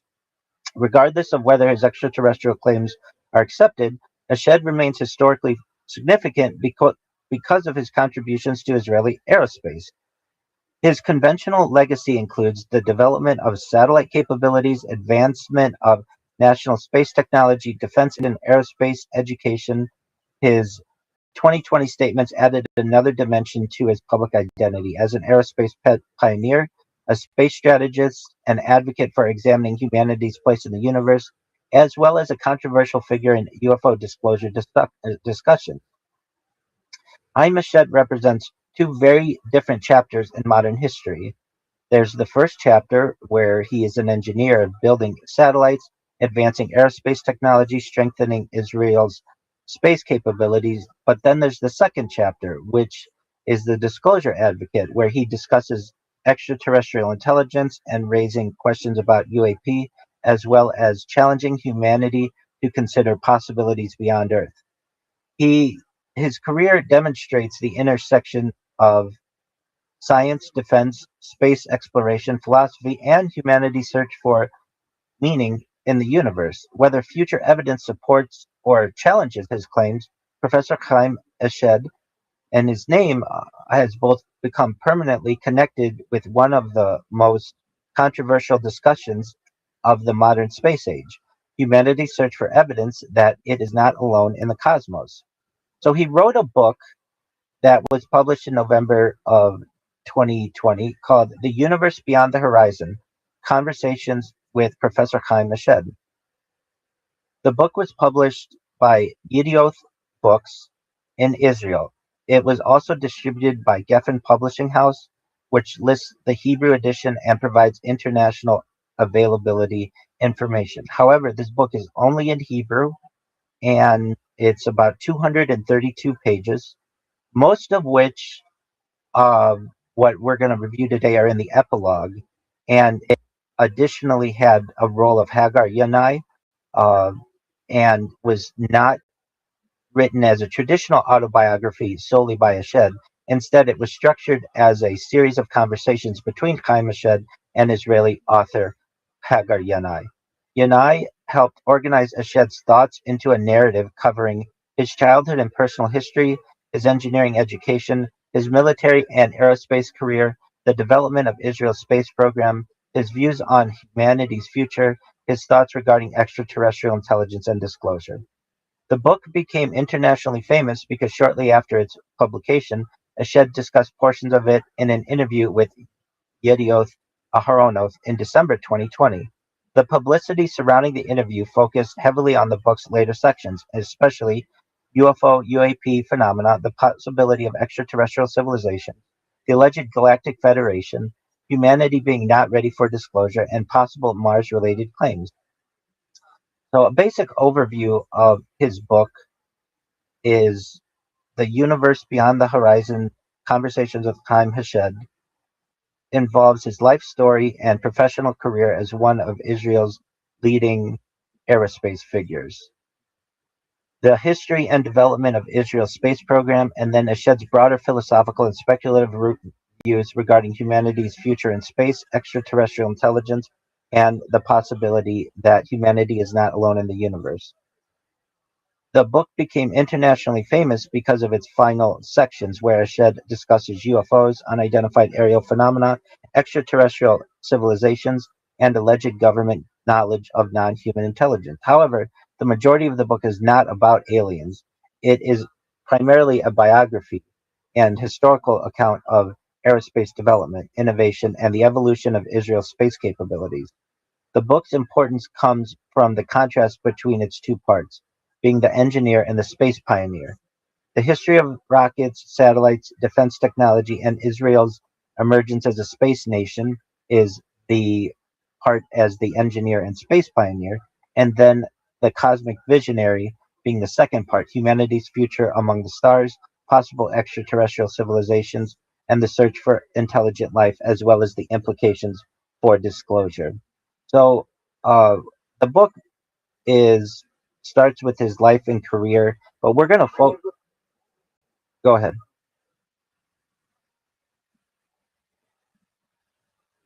Go ahead. Go ahead.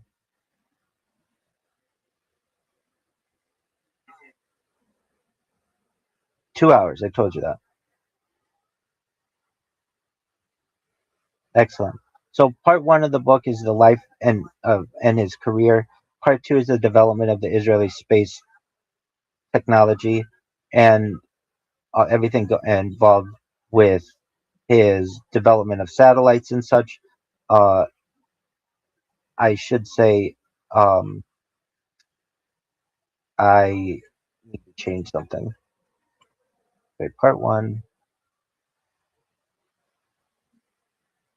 part two,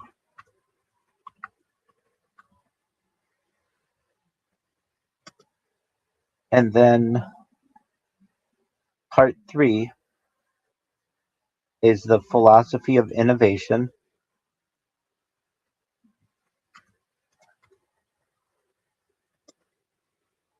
and then the epilogue, which is what we're going to focus on, is the transition to extraterrestrial questions. In the final chapters, he addresses the question, are we alone? The most controversial portion of the book comes near the end. According to reports and translations of the final sections, Ashed discusses UFO, UAP phenomena, possible extraterrestrial visitation, alleged government knowledge, possible advanced civilizations, the future implications of contact. This section changes the tone of the book from a historical biography to speculative cosmic discussion.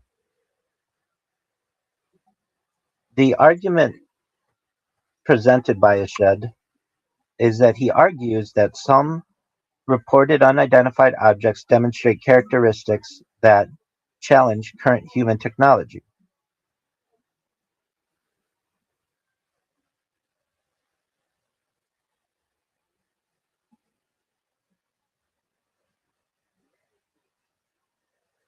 Yet-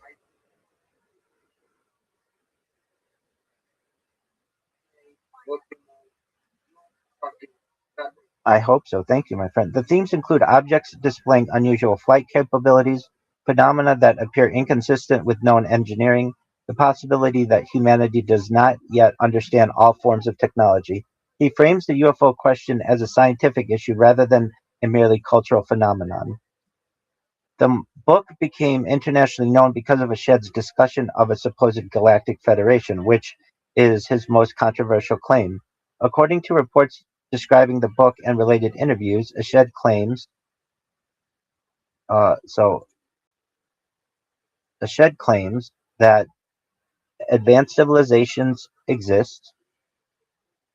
Humanity has allegedly interacted with these civilizations, and certain governments are aware of the interaction. The concept presented is that humanity is not an isolated civilization, but part of a much larger cosmic environment.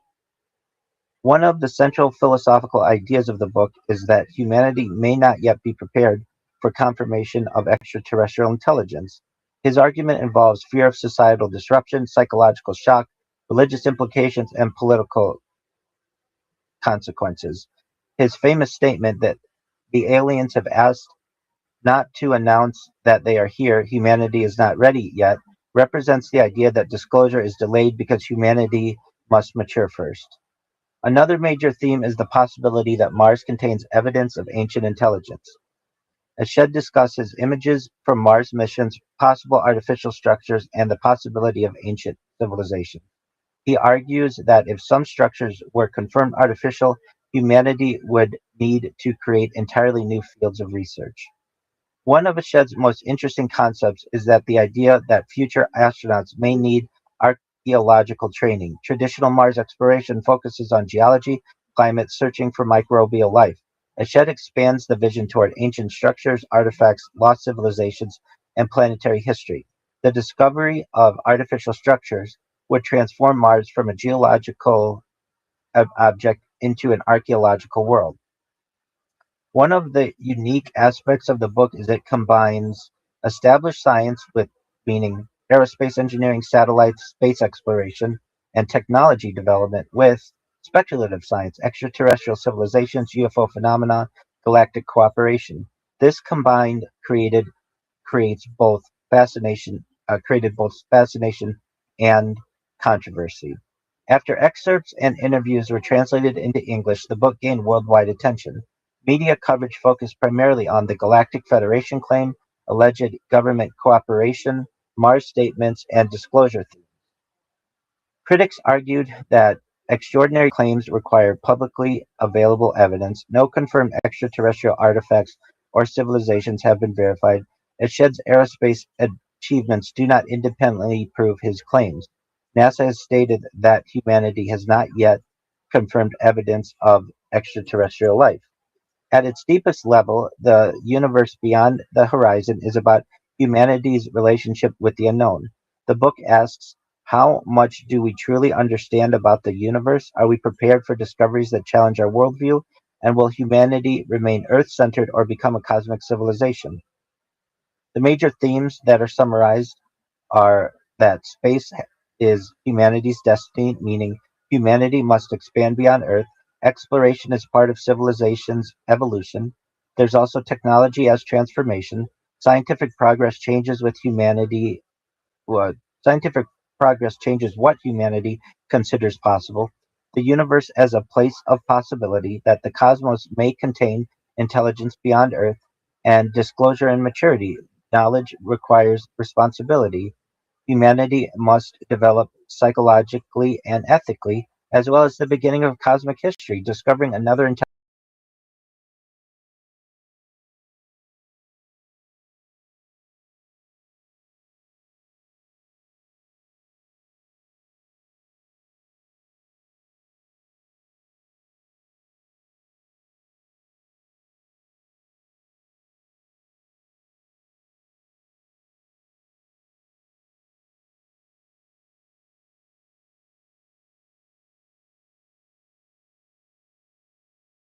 biography of a major aerospace engineer, as a discussion of humanity's future among the stars, as one of the most controversial modern works discussing extraterrestrial intelligence. Regardless of whether readers accept or reject Ashed's extraterrestrial claims, the book's central question remains profound. What happens to humanity when we discover that the universe is larger, older, and perhaps more populated than we ever imagined? The epilogue claims the central purpose of the epilogue is that the. Can you hear me? Tony, can you hear me? Yes.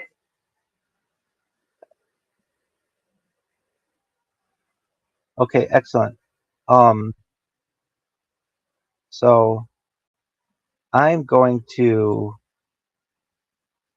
just remove some of my information because it's a lot.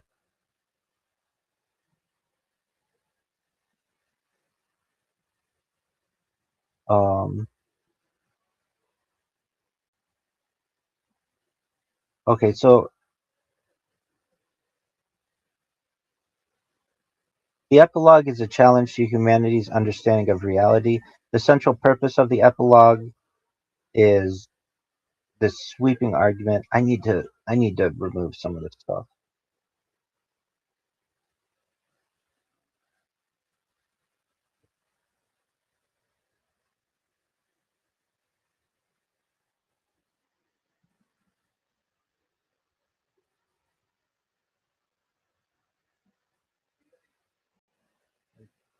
Thank you.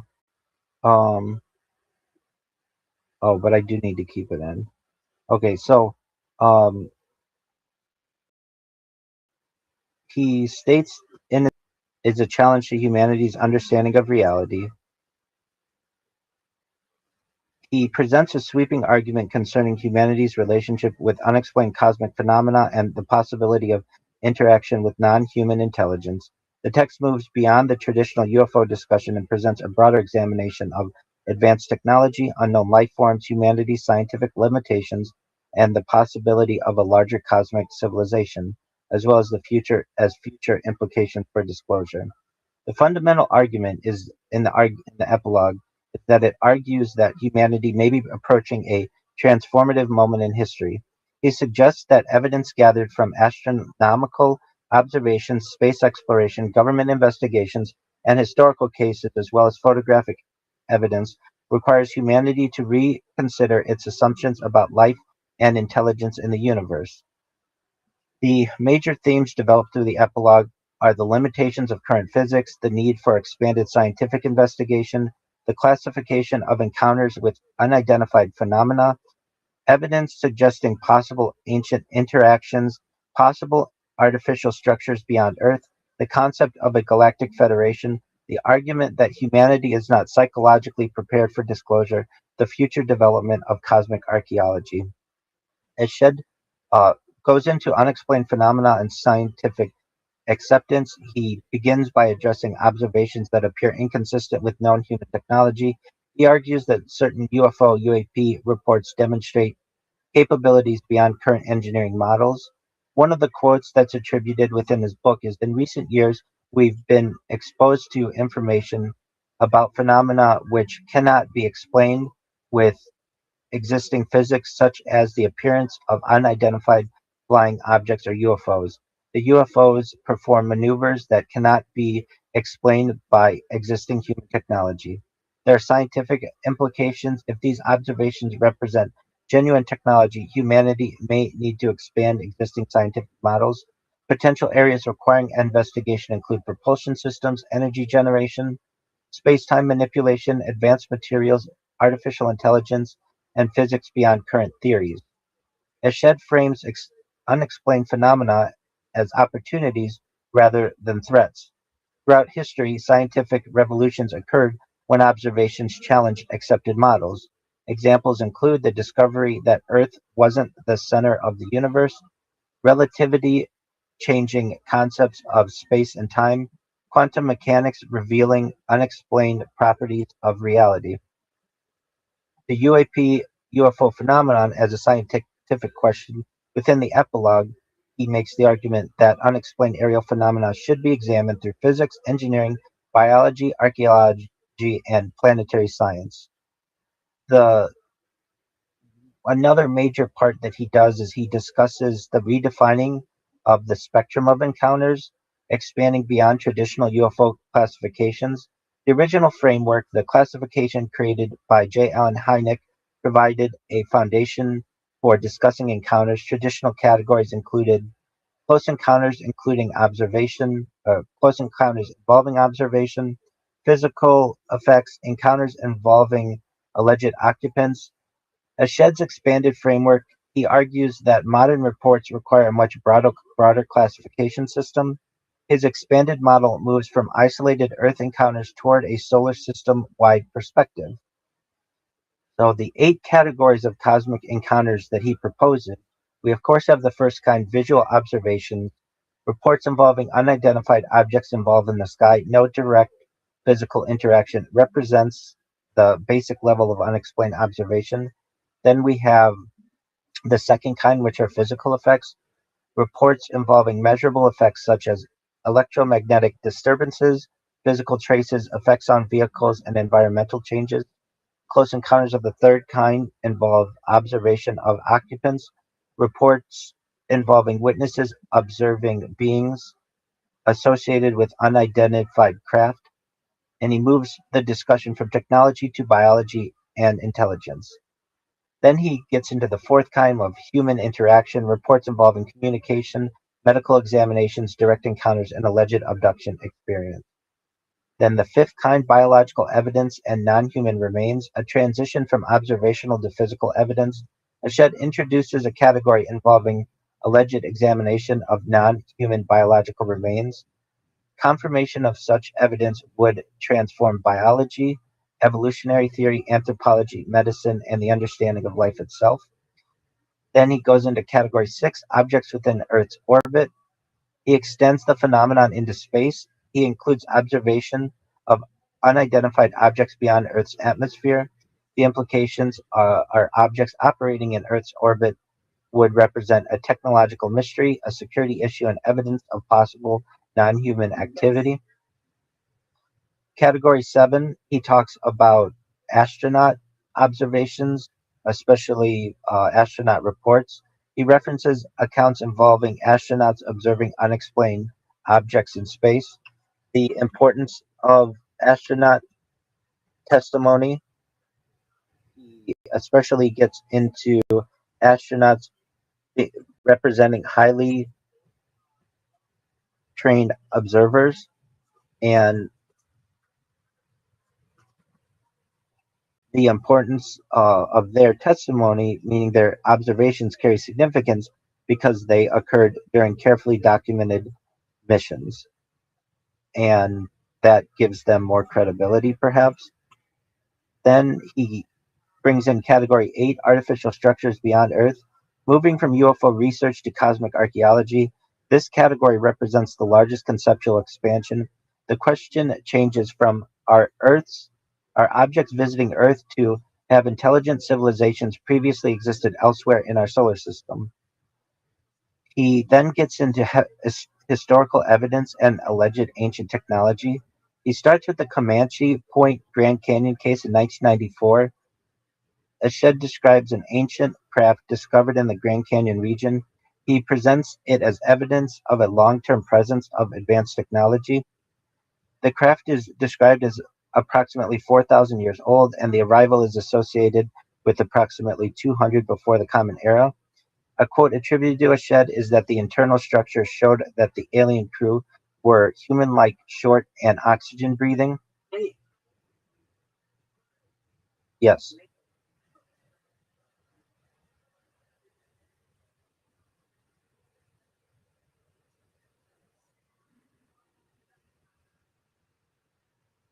Okay.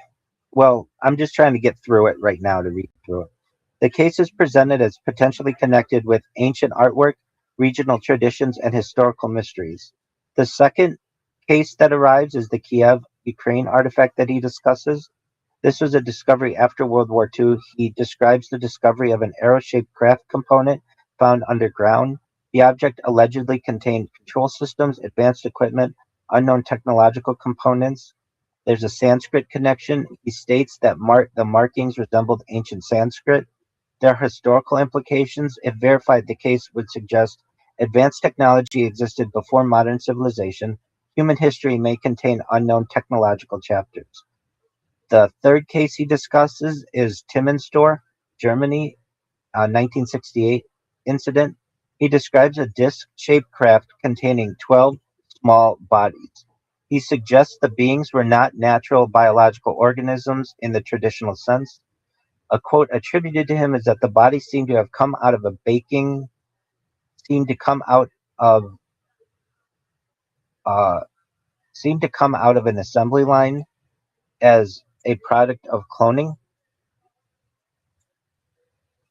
There were artificial life implications. Yes.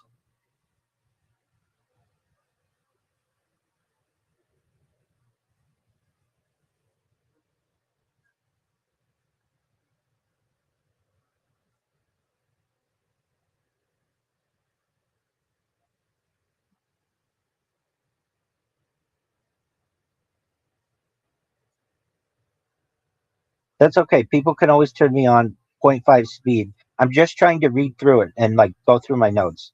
So the case raises questions about. Clo- I understand what you're saying. I understand you're giving me your opinion, and I absolutely understand that. But I have a lot to go through, so I have to be fast. The case raises questions about cloning, engineered organisms, manufactured biological entities, and advanced biotechnology. Ashed then argues that humanity should examine Mars not only as a destination for exploration, but as a possible location containing evidence of ancient intelligence. He examines images from Mars missions. He argues that some formations appear inconsistent with natural geological processes. A quote attributed to him is that, "In this, I present my a number of photographs from Mars, and no geological explanation can be given to them. It seems obvious that they were intentionally created by intelligent beings." He talks about a fortress structure. He talks about geometric appearance, apparent hollow structure, and the lack of dust accumulation. He suggests that future Mars astronauts may require archaeological training, and exploration would involve excavation, preservation, and analysis of possible ancient structures. He stated that then areas of research will open, for example, archaeology of Mars. Then new areas of research will open up, for example, archaeology of Mars, and perhaps future astronauts going out to Mars will have to be trained in archaeology. The epilogue introduces the idea of cooperation between humanity and advanced non human civilizations. He claims that certain governments have knowledge of these interactions, and according to Ashed, secrecy exists because humanity lacks readiness for the implication. There's a quote that humanity is not ready. The aliens have asked us not to announce that they are here. Humanity is not ready yet. The epilogue discusses possible effects of social disruption, religious questions, economic instability, political uncertainty, and psychological shock. He states that advanced civilizations may evaluate humanity based on cooperation, emotional maturity, scientific responsibility, and the ability to avoid self destruction. The epilogue challenges humanity to redefine itself as part of a larger cosmic environment. Potential future disciplines include xenobiology, cosmic archaeology, advanced physics, and interstellar diplomacy. The ultimate message of the epilogue is that humanity stands at a possible turning point. The universe may contain histories, civilizations, and intelligences beyond human experience. The question presented is not only are we alone, but are we prepared to understand that we may not be? The epilogue presents a vision of beyond a planet centered worldview and entering a new era of cosmic awareness, one where science, exploration, archaeology, and philosophy extend beyond Earth and toward the larger universe. Now, we're going to move next into um, the next section. Yeah,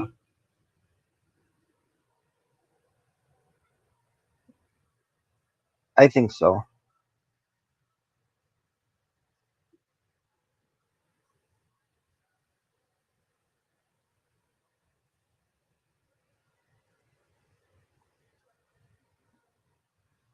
I three for like is not I understand. And there's a lot in here. I don't mess around. So then there's the newspaper interview that he gave in Yedioth Aharonith. It literally means latest news or recent news. Essentially, Yediot means news or reports or pieces of information, and then Aharonot means last or latest or most recent. So the full meaning is latest news, and the name of the article was "The UFOs asked not to publish that they are here. Humanity is not ready yet." The original Hebrew article appeared in this magazine section and was later widely translated and summarized internationally. Now, I am going to um, go through the overview now.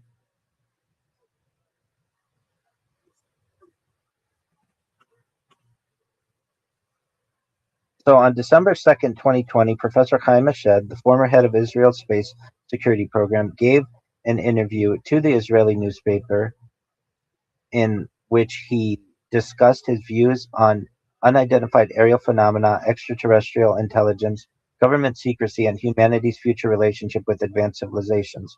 The interview became one of the most widely discussed UFO related stories of 2020 because the Shed was not presented as a traditional UFO researcher, but as a highly decorated aerospace professional who had spent decades involved in Israel's space and defense programs. The interview was published shortly before and in connection with his book, The Universe Beyond the Horizon: Conversations with Professor Chaim Ashed, which explored both his aerospace career and his broader ideas about humanity's future in space. The international community developed after portions of the Hebrew interview were translated and summarized in English, particularly by the Jerusalem Post. So the setting of the interview, it reviews several themes: the existence of extraterrestrial civilizations, the possibility of contact between humanity and non human intelligence, the role of governments in handling unexplained phenomena, the future of humanity's exploration in space, and the idea that humanity may not be prepared for full disclosure. The interview was conducted when Ashed was 87 years old, after he had already completed his professional career in aerospace and government service. One of Ashed's central claims was that humanity is not alone in the universe. He stated that advanced civilizations exist. These civilizations have been observing humanity, and humanity was not fully has not fully understood its relationship with them. The interview presented these statements as Ashed's personal claims and beliefs. They were not accompanied by publicly released evidence. The statements that received the most international attention was Ashed's discussion of what he called the Galactic Federation. According to reports, let's see. Uh, so, thank you. Thank you. So, he claimed that advanced extraterrestrial civilizations had organized into a cooperative structure. He described this as a type of federation involving multiple civilizations. He claimed that humanity had allegedly been interacting with this group. He claimed that the United States government had knowledge of these alleged contacts.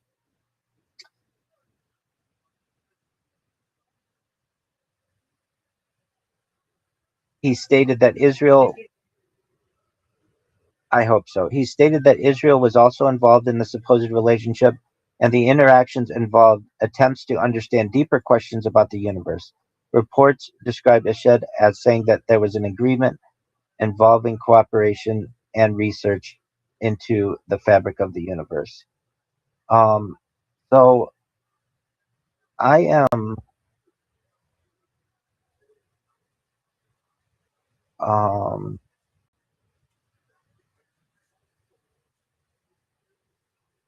so he had some Mars discussion connected with themes of the book: humanity's future expansion into space, the possibility of archaeology beyond Earth, the search for evidence of ancient structures. Another highly publicized part of the interview involved former U.S. President Donald Trump. Reports stated that Ashed claimed Trump was aware of the alleged extraterrestrial situation. Trump had considered revealing the information. The alleged extraterrestrial group supposedly discouraged discussion or disclosure because humanity was not ready. After the Hebrew interview appeared, the Jerusalem Post published an English language article summarizing Ashed's claims, but the English version became the primary source of much of the international media coverage. But there were differences.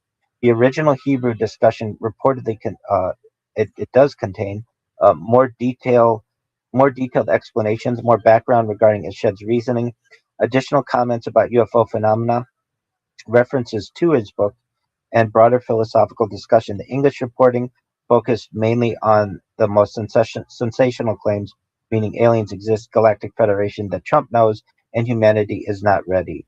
The English article emphasized the most controversial statements rather than introducing the entire interview. This created several consequences. It The headlines became more focused almost entirely on extraterrestrials. and there was less emphasis placed on space exploration, human evolution, scientific curiosity, and the future of civilization. Many readers encountered the story first through headlines rather than the complete interview context, which we're going to go into. The interview was originally conducted in Hebrew. Important ideas sometimes change slightly through translation. Examples include aliens versus extraterrestrials, federation versus confederation, contact versus cooperation, and disclosure versus announcement. Because these concepts carry different meanings, translation influenced how audiences interpreted Eshed's statements. After the English article appeared, the story spread worldwide. Major themes highlighted the media outlets included Major themes highlighted by media outlets included alleged alien contact, secret government agreements, Mars bases, and the Galactic Federation. Scientists and space officials responded cautiously. The main criticism was no publicly verified evidence has been presented supporting the claims. Extraordinary claims require extraordinary evidence. NASA has stated that humanity has not confirmed existence of extraterrestrial life. Some Israeli scientific figures acknowledge Eshed's impressive aerospace career, but expressed skepticism about his extraterrestrial claims. Isaac Ben Israel, chairman of the Israeli Space Agency, reportedly said Eshed's claims went too far and that such encounters were unlikely. Regardless of whether people accept or reject Eshed's claims, the interview became significant because it brought together several major themes.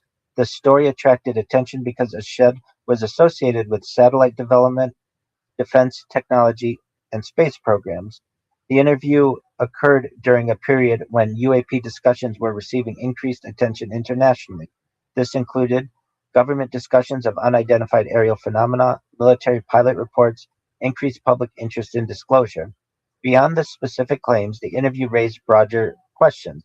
How would humanity react to confirmation of another civilization? Would disclosure change religion and philosophy? Are humans prepared to join a larger cosmic community? So, a basic summary of the timeline is there's the December 2nd, 2020 interview in Hebrew with Chaim Eshed appearing in the magazine. Then, also in 2020, there are English summaries that begin circulating internationally. Also, in December of 2020, the Jerusalem Post publishes an English language version focusing on the major claims. And then in the following days, international media reports on the Galactic Federation claims, government contact allegations, Trump disclosure claims, and the Mars statement. So, what we then will do is we're going to get into what he actually said as opposed to what people say he said. So, the first question that in the article, the UFOs asked not to advertise that they are here. Humanity is not ready.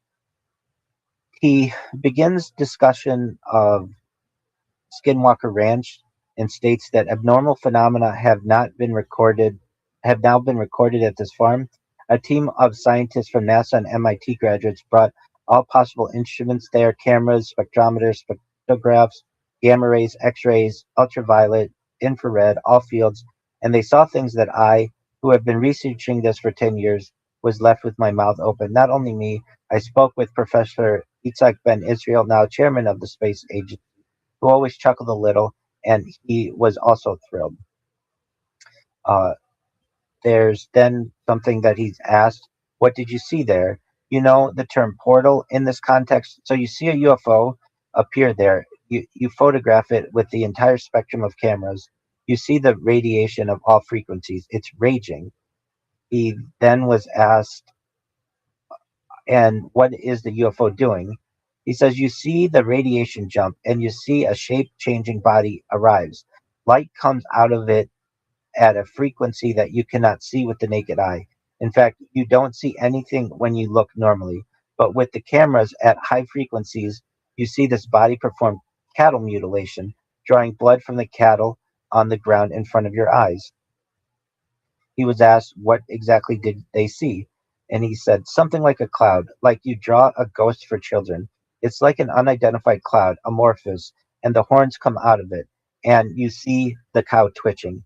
And when it's over, everyone runs to the field to see, and there's nothing there, no blood, but the cow's body has been cut, which is like with a laser. They removed the organs and pumped her blood. If they had told me this, I would have said that's just a show. But professors from MIT and leading researchers have seen and confirmed it, and everyone is shocked. So listen, we have to at least check. He's then asked the question, why doesn't Robert Bigelow himself tell about it? And Eshed says, he received huge funding from NASA as part of the programs that my friends there only mumble about under their breath. And he made a written commitment that everything goes to the Pentagon and is housed there. It upsets him that the Ministry of Defense is not ready to release anything. He's then asked, aren't you taking an academic risk when your interview with when you're interview on the when you are interviewed on the subject now? And he states, nowadays I have nothing to lose. I received my degree and awards. I am respected in universities abroad, and even there the trend is changing, and they are ready to talk about it. Even if many places they still even if in many places they still say, listen, make sure the elephant in the room stays in the room and don't quote us. He's then asked, where do they say such things? And his answer was, American presidents also testified to this. Truman admitted he saw a whole group of extraterrestrials over Washington. Nixon, who was a friend of comedian Jackie Gleason and knew he was crazy about UFOs, told him, I'm going to make your dream come true, and took him to Wright-Patterson Base and showed him bodies of extraterrestrials. Gleason became depressed about it. Eisenhower's granddaughter testified that her grandfather signed an agreement with aliens that they would have a secret landing base here in Area 51 in Nevada. They would be able to come into contact with a limited number of people, conduct experiments, and the condition is that they would provide us with technologies, for example, anti gravity. The discussion then continues. And did we get these technologies? And his answer was, yes, we have anti gravity and other things. The question emerges, so why are they hiding this from us? And how is it possible that governments and armies in the world are able to cooperate in concealment of this magnitude? He states, not all governments of the world. There is a group of partners, the Americans, the Russians, the Japanese, the English, and the Chinese. All of them are coordinated at a level that is still forbidden to publish, and the one who asked not to publish is them. He's then asked, who are they? And he responds with the Galactic Federation. He's asked, is there such a thing? And he states, it exists. I wrote about it even though it was seen as a theory.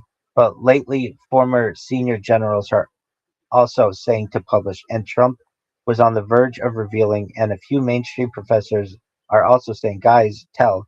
But the aliens in the Federation are saying, wait, let humanity calm down. Do not publish yet because you will see what happens to you. You are still fighting each other. You will destroy yourselves. He's then asked, why don't they come and talk to us directly? He states, because it will create panic and collapse humanity. After all, what will happen? The markets will collapse. There will be nothing to eat. People will become cannibals. Hospitals will be shut down. All the dark passions will come out. This could be the end, and they are not interested in it. On the contrary, they are constantly watching, and there are many reports on this. After the nuclear events in the world, they monitor all the nuclear weapon stations and bases. I'm ready to give you all the things in writing, and there have already been things that they have prevented. Know that it is not just luck that the Russians in the Bay of Pigs did not use nuclear weapons against the Americans. Someone neutralized it. Without them, I have no doubt that humanity would have already destroyed itself. They want to tell humanity, children, calm down. He is then asked, why don't they make contact when they say goodbye and say it explicitly? He states, the UFOs asked not to advertise that they are here. Humanity is not yet ready. There will be a great rampage, and what the Inquisition did to people like Galileo and Copernicus will return. They want to make us sane and understanding first. They waited until today for humanity to develop and reach a stage where we thank you. Okay. They waited until today for humanity to develop and reach a stage when we even understand what space and spacecraft are. Think, in the First World War, we didn't even have airplanes, and they didn't want mass hysteria to rise, with the best example being what happened in 1938 with Orson Welles' broadcast of War of the Worlds, when the police collapsed and everything blew up in the streets. And what they say is, first of all, let's stabilize things so that the stock markets don't fall, there won't be rampage, and humanity calms down a bit. He's then asked, are we in communication with them regarding the publication date? And he states, there is an agreement between the US government and the extraterrestrials. I can't prove it. I understand that it sounds like a theory, but the understanding is that the Galactic Federation has 9 elements of advanced extraterrestrials of various types who signed a contract with us to do experiments here. He's asked, what interest do they have in us? He states, there are all the resources here. There is water here in quantities that are not found anywhere else. There are all types of vegetation, all types of animals, the ocean. He's asked, but as developed but as a developed intelligence than us, what good are we to them? He states, we are a petri dish. They are also researching and trying to understand the whole fabric of the universe, and they want us as helpers. To date, the petri dish has not been stabilized, but the assessment is that we are reaching this stage. Religion accepts their existence. The Vatican has already announced that it wants to baptize them. The UN has appointed the ambassador for extraterrestrial affairs, Maslan Othman, and the corona has calmed everything down and is bringing us closer to them. He's then asked, come on, in this day and age, there's no way something like that could be kept a secret. And he states, how many years did they keep the fact that the Earth is not the center of the universe a secret? At least 1,500 years. Or the Manhattan Project. Do you know how many people worked there? 150,000 people, at least. How many knew what it was? 3. So if you want to keep something like this a secret, you can. And there is a terrible obsessive system of silence by the Americans who decided, under the guidance of the aliens, that they still don't publish. Robert Bigelow also said, I can't publish the films. Then he's asked, how many life forms are there in space? And he responds, there are thousands of stars with conditions similar enough to ours, and serious scientists have identified and documented dozens of life forms, although the mainstream does not accept it. The closest to us are what we call the grays, which are gray creatures with big eyes like we saw in Spielberg. And it is likely that contact will be made with them. It is likely that the initial contact will be made with the grays, beings who are closest to us. He's then asked, where are they geographically close to us? And his answer is, it is assumed that some sort of them came from the Pleiades, planets that have living conditions that we know. We can't get there, but they can get to us because they are much more advanced. He's asked, where else in the neighborhood is there life? And he states there's an underground base in the Mars crater, and there are representatives there as well as our American astronauts. He's asked, how do we know that? And he states, do you want articles? There are, but science so far doesn't want to hear. Next question he's asked is, what do their aircraft look like? The answer is, the big spaceship is almost the size of a small city. Small spaceships come out of it, most of them robotic, manned by intelligent robots. At first, they will send such robots, primitive in their view, or a message that we will have to decipher. The next question is, to reach us, they have to move like at least at the speed of light. What is their propulsion method? Rocket, nuclear? The answer to that was no. They have a method for producing a bubble that neutralizes space-time, and the tool does not move, space moves. And this is in line with the theory of general relativity. Take, for example, an ant that wants to get from one end of the page to the other. Now, say I folded the page in half. It goes to the other side in a second. That's how space-time is also folded. He's then asked, what do they use to move space-time? And the response is, it's a bit complex. It's a bit of complex physics.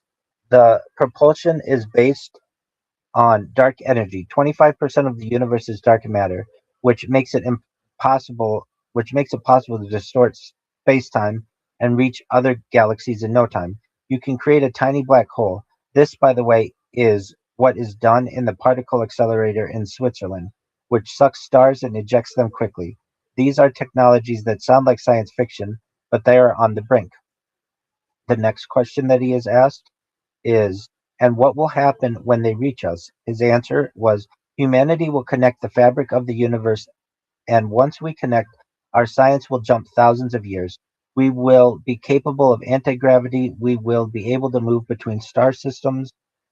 Religion will lose the control it has today. Extraterrestrials do not believe in religion. They believe in deciphering the fabric of the universe, which is not God, it is mathematics. He's then asked, tell me, why are they always described as relatively short creatures with long necks and big heads? This is exactly the way the immediate human imagination will see them. He states, no, they have all kinds of shapes. They are a function of the star around which they cluster, and some of them can change shape. The next question is this biologically possible? And he says, yes. Here's an example that you will understand immediately. He shows a table. Yes, it's made of atoms. And if the atom's nucleus is here on the table, do you know where the electron is? Maybe at the top corner, maybe in the middle of nothing. This is quantum theory.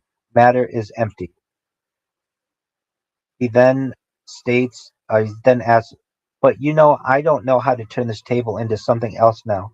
And he states, but we are also energy. Even when we die, we don't die because we are made of molecules and atoms and we move to another energy. You connect back to the cosmic fabric, to the network, to the connection of consciousness. You are consciousness. He's then asked uh, uh, about consciousness, uh, that it will die with them. And he states, no, forget it. Consciousness will not die. Everything you have accumulated is added. It goes to the same network. And everything you have accumulated in your life, the personality, the totality of what you have been through is accumulated. Even Stephen Hawking realized that our consciousness adds to the fabric of the universe. We are building blocks in that way. Are you there, big dog?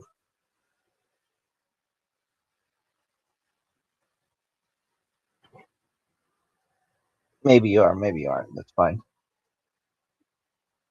He's then asked, biologists will tell you nonsense. It's all chemical and electronic activity in the brain. And then Chaim says, bring me proof. Do you know that this is the biggest debate in science, consciousness? They haven't concluded it, but there are phenomena that can't be explained by electrical activity in the brain. He's then asked, in retrospect, you must be glad you didn't fly, basically go into low Earth orbit. And he states, no, I'm very disappointed. Listen, humanity won't survive here. And if someone doesn't take care of the environment, I give us less than 50 years. Humanity will die. I hope and he points to the sky, won't let it happen. Spaces are longing to know where we came from and where we are going. He's then asked, but in space tourism, they simply take you to an altitude at 100 kilometers and then you come back. What else is there to do? He states your consciousness changes. If you go into space, you come back different. Your image is different. Ask any astronaut who was there. He's then asked about if he's jealous of people who have gone to space. He states that one of them in particular is a wonderful guy, and it happened that if they took it and messed it up with a BBS method, Eton came and said, I won it and I'm ready to play. There are already 5 American billionaires who left before him. They came and hitched a ride on him and the Minister of Science and harnessed him to their mission. He really just wanted to have the experience. My heart was pinched.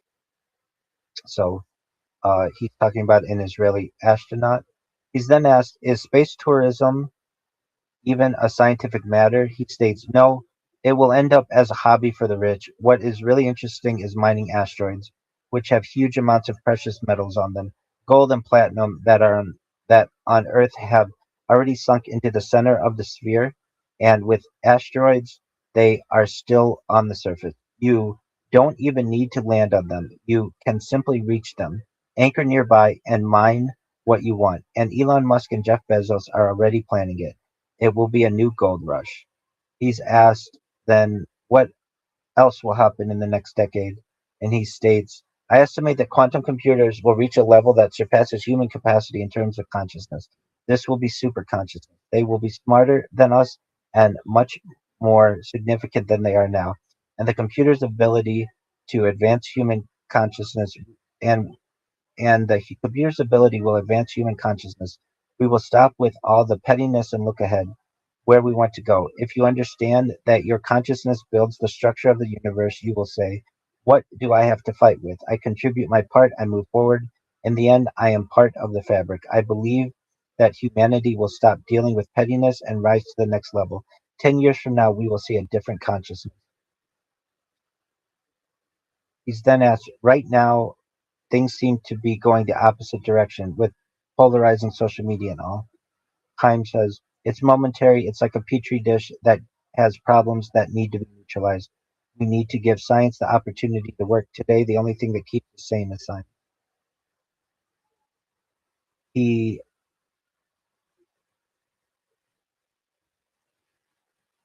uh,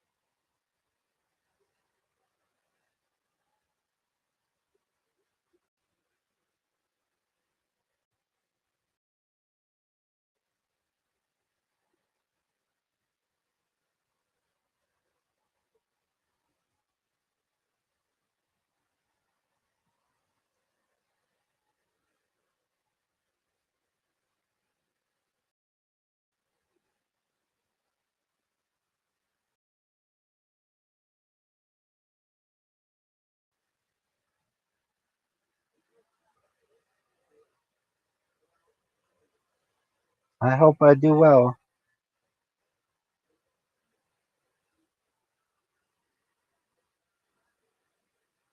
God willing.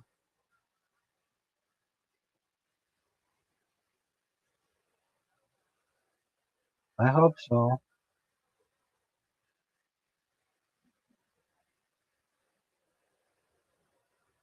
God willing.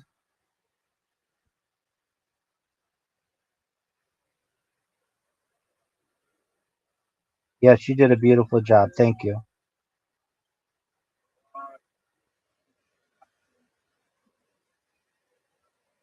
Absolutely, my friend. All right. So, how many jobs did you apply for?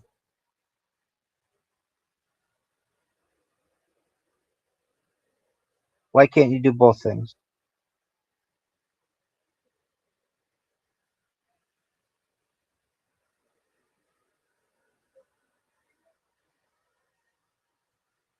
Okay.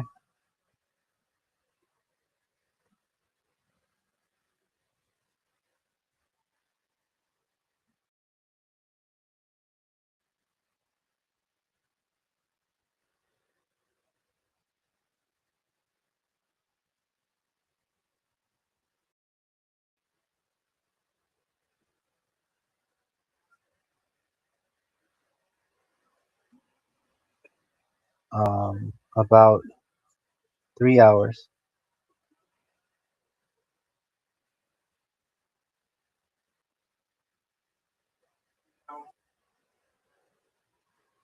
God willing.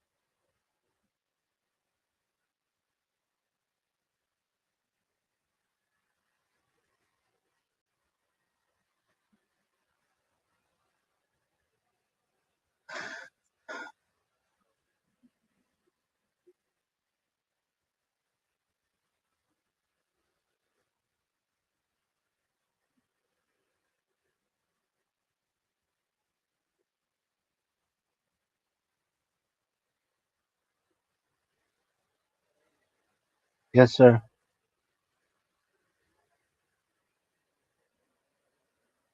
No, I appreciate it though, but no, I'm fine there.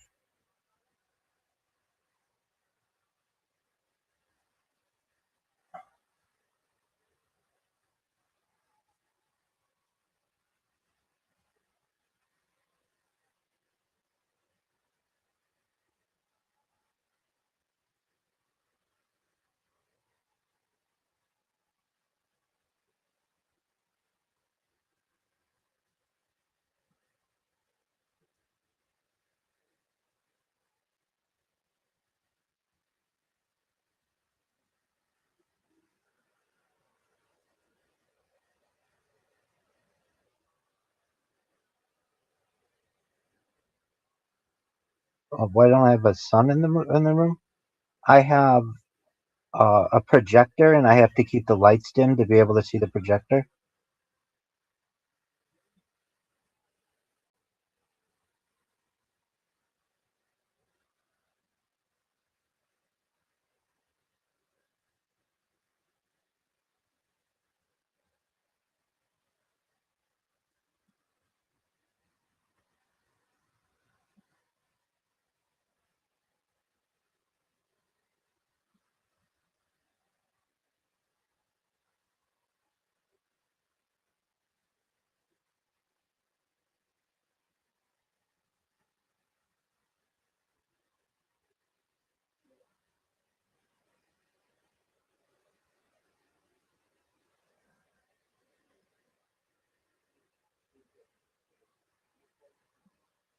Um, it is a quote from a movie and a television show. It's a quote from the movie Swingers and a television show Seinfeld.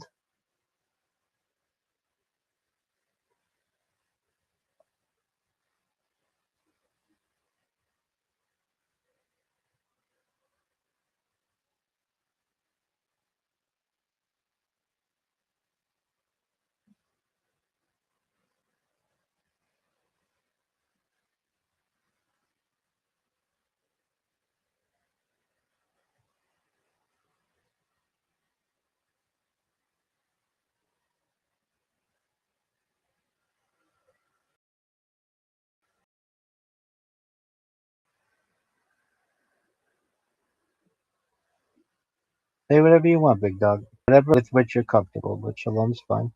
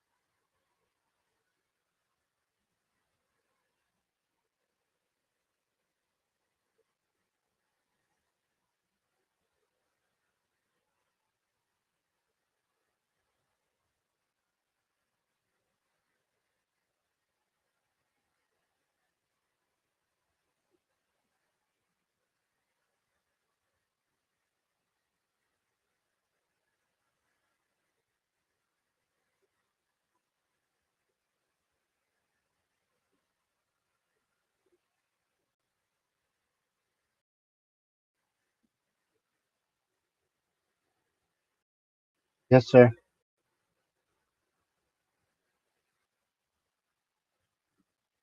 Go ahead.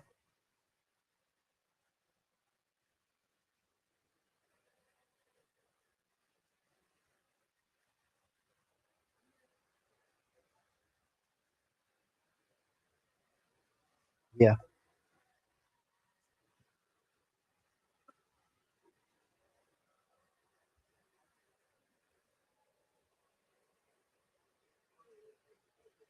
One of them, like name and remove. I don't really care because I lose them every once in a while, so I just want people to follow me on Discord.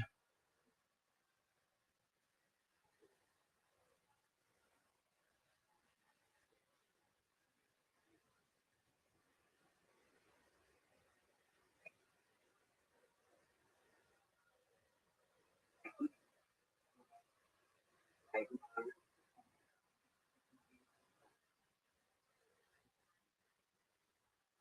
Right.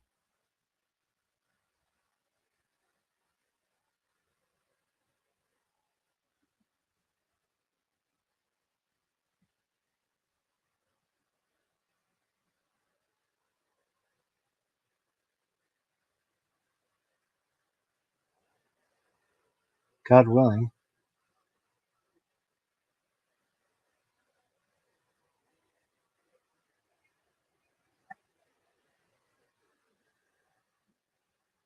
What did you say, big man?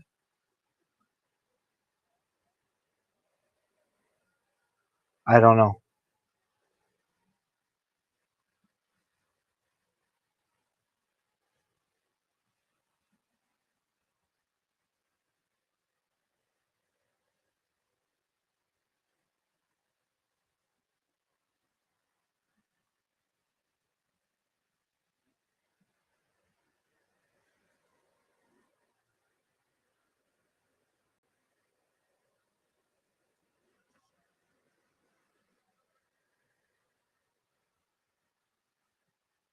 I don't know what you mean.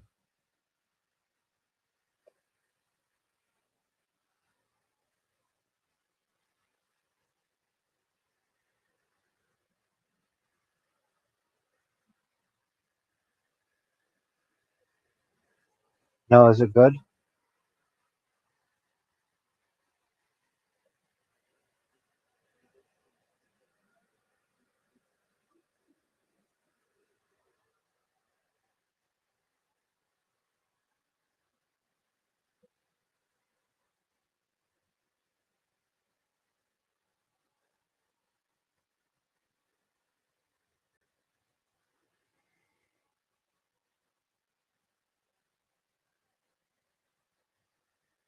they, I will go. Do you know how to do one click apply?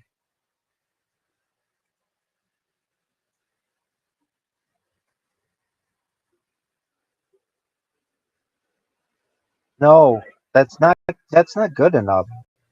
Sit here and apply for 100 jobs. It'll take you 20. It'll take you 20 minutes, and then you'll have applied for 100 jobs.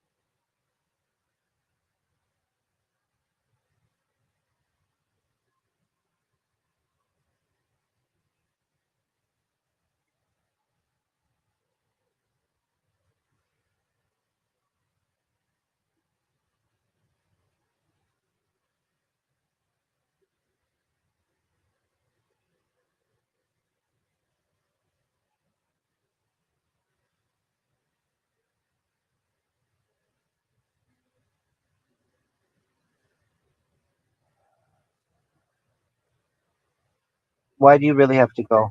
Why do you really have to go?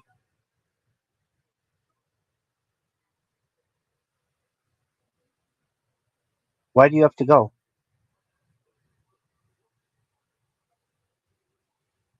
Why don't you just apply for 100 jobs right now, and then you can go.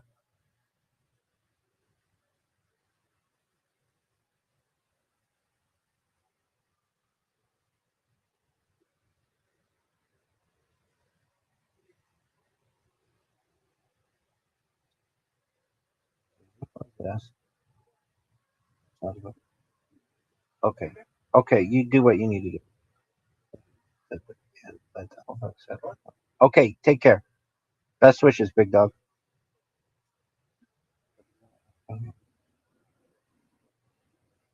Thank you, my friend.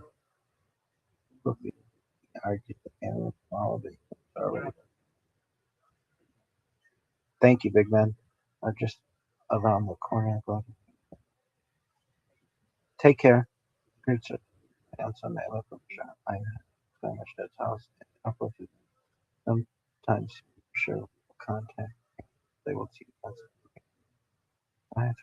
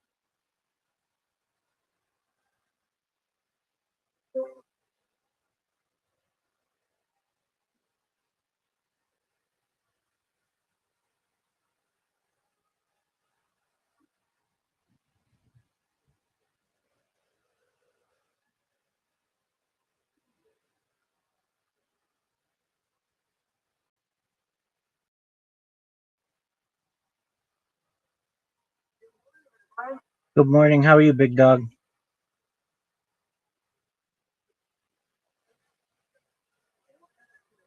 Very cool, my man.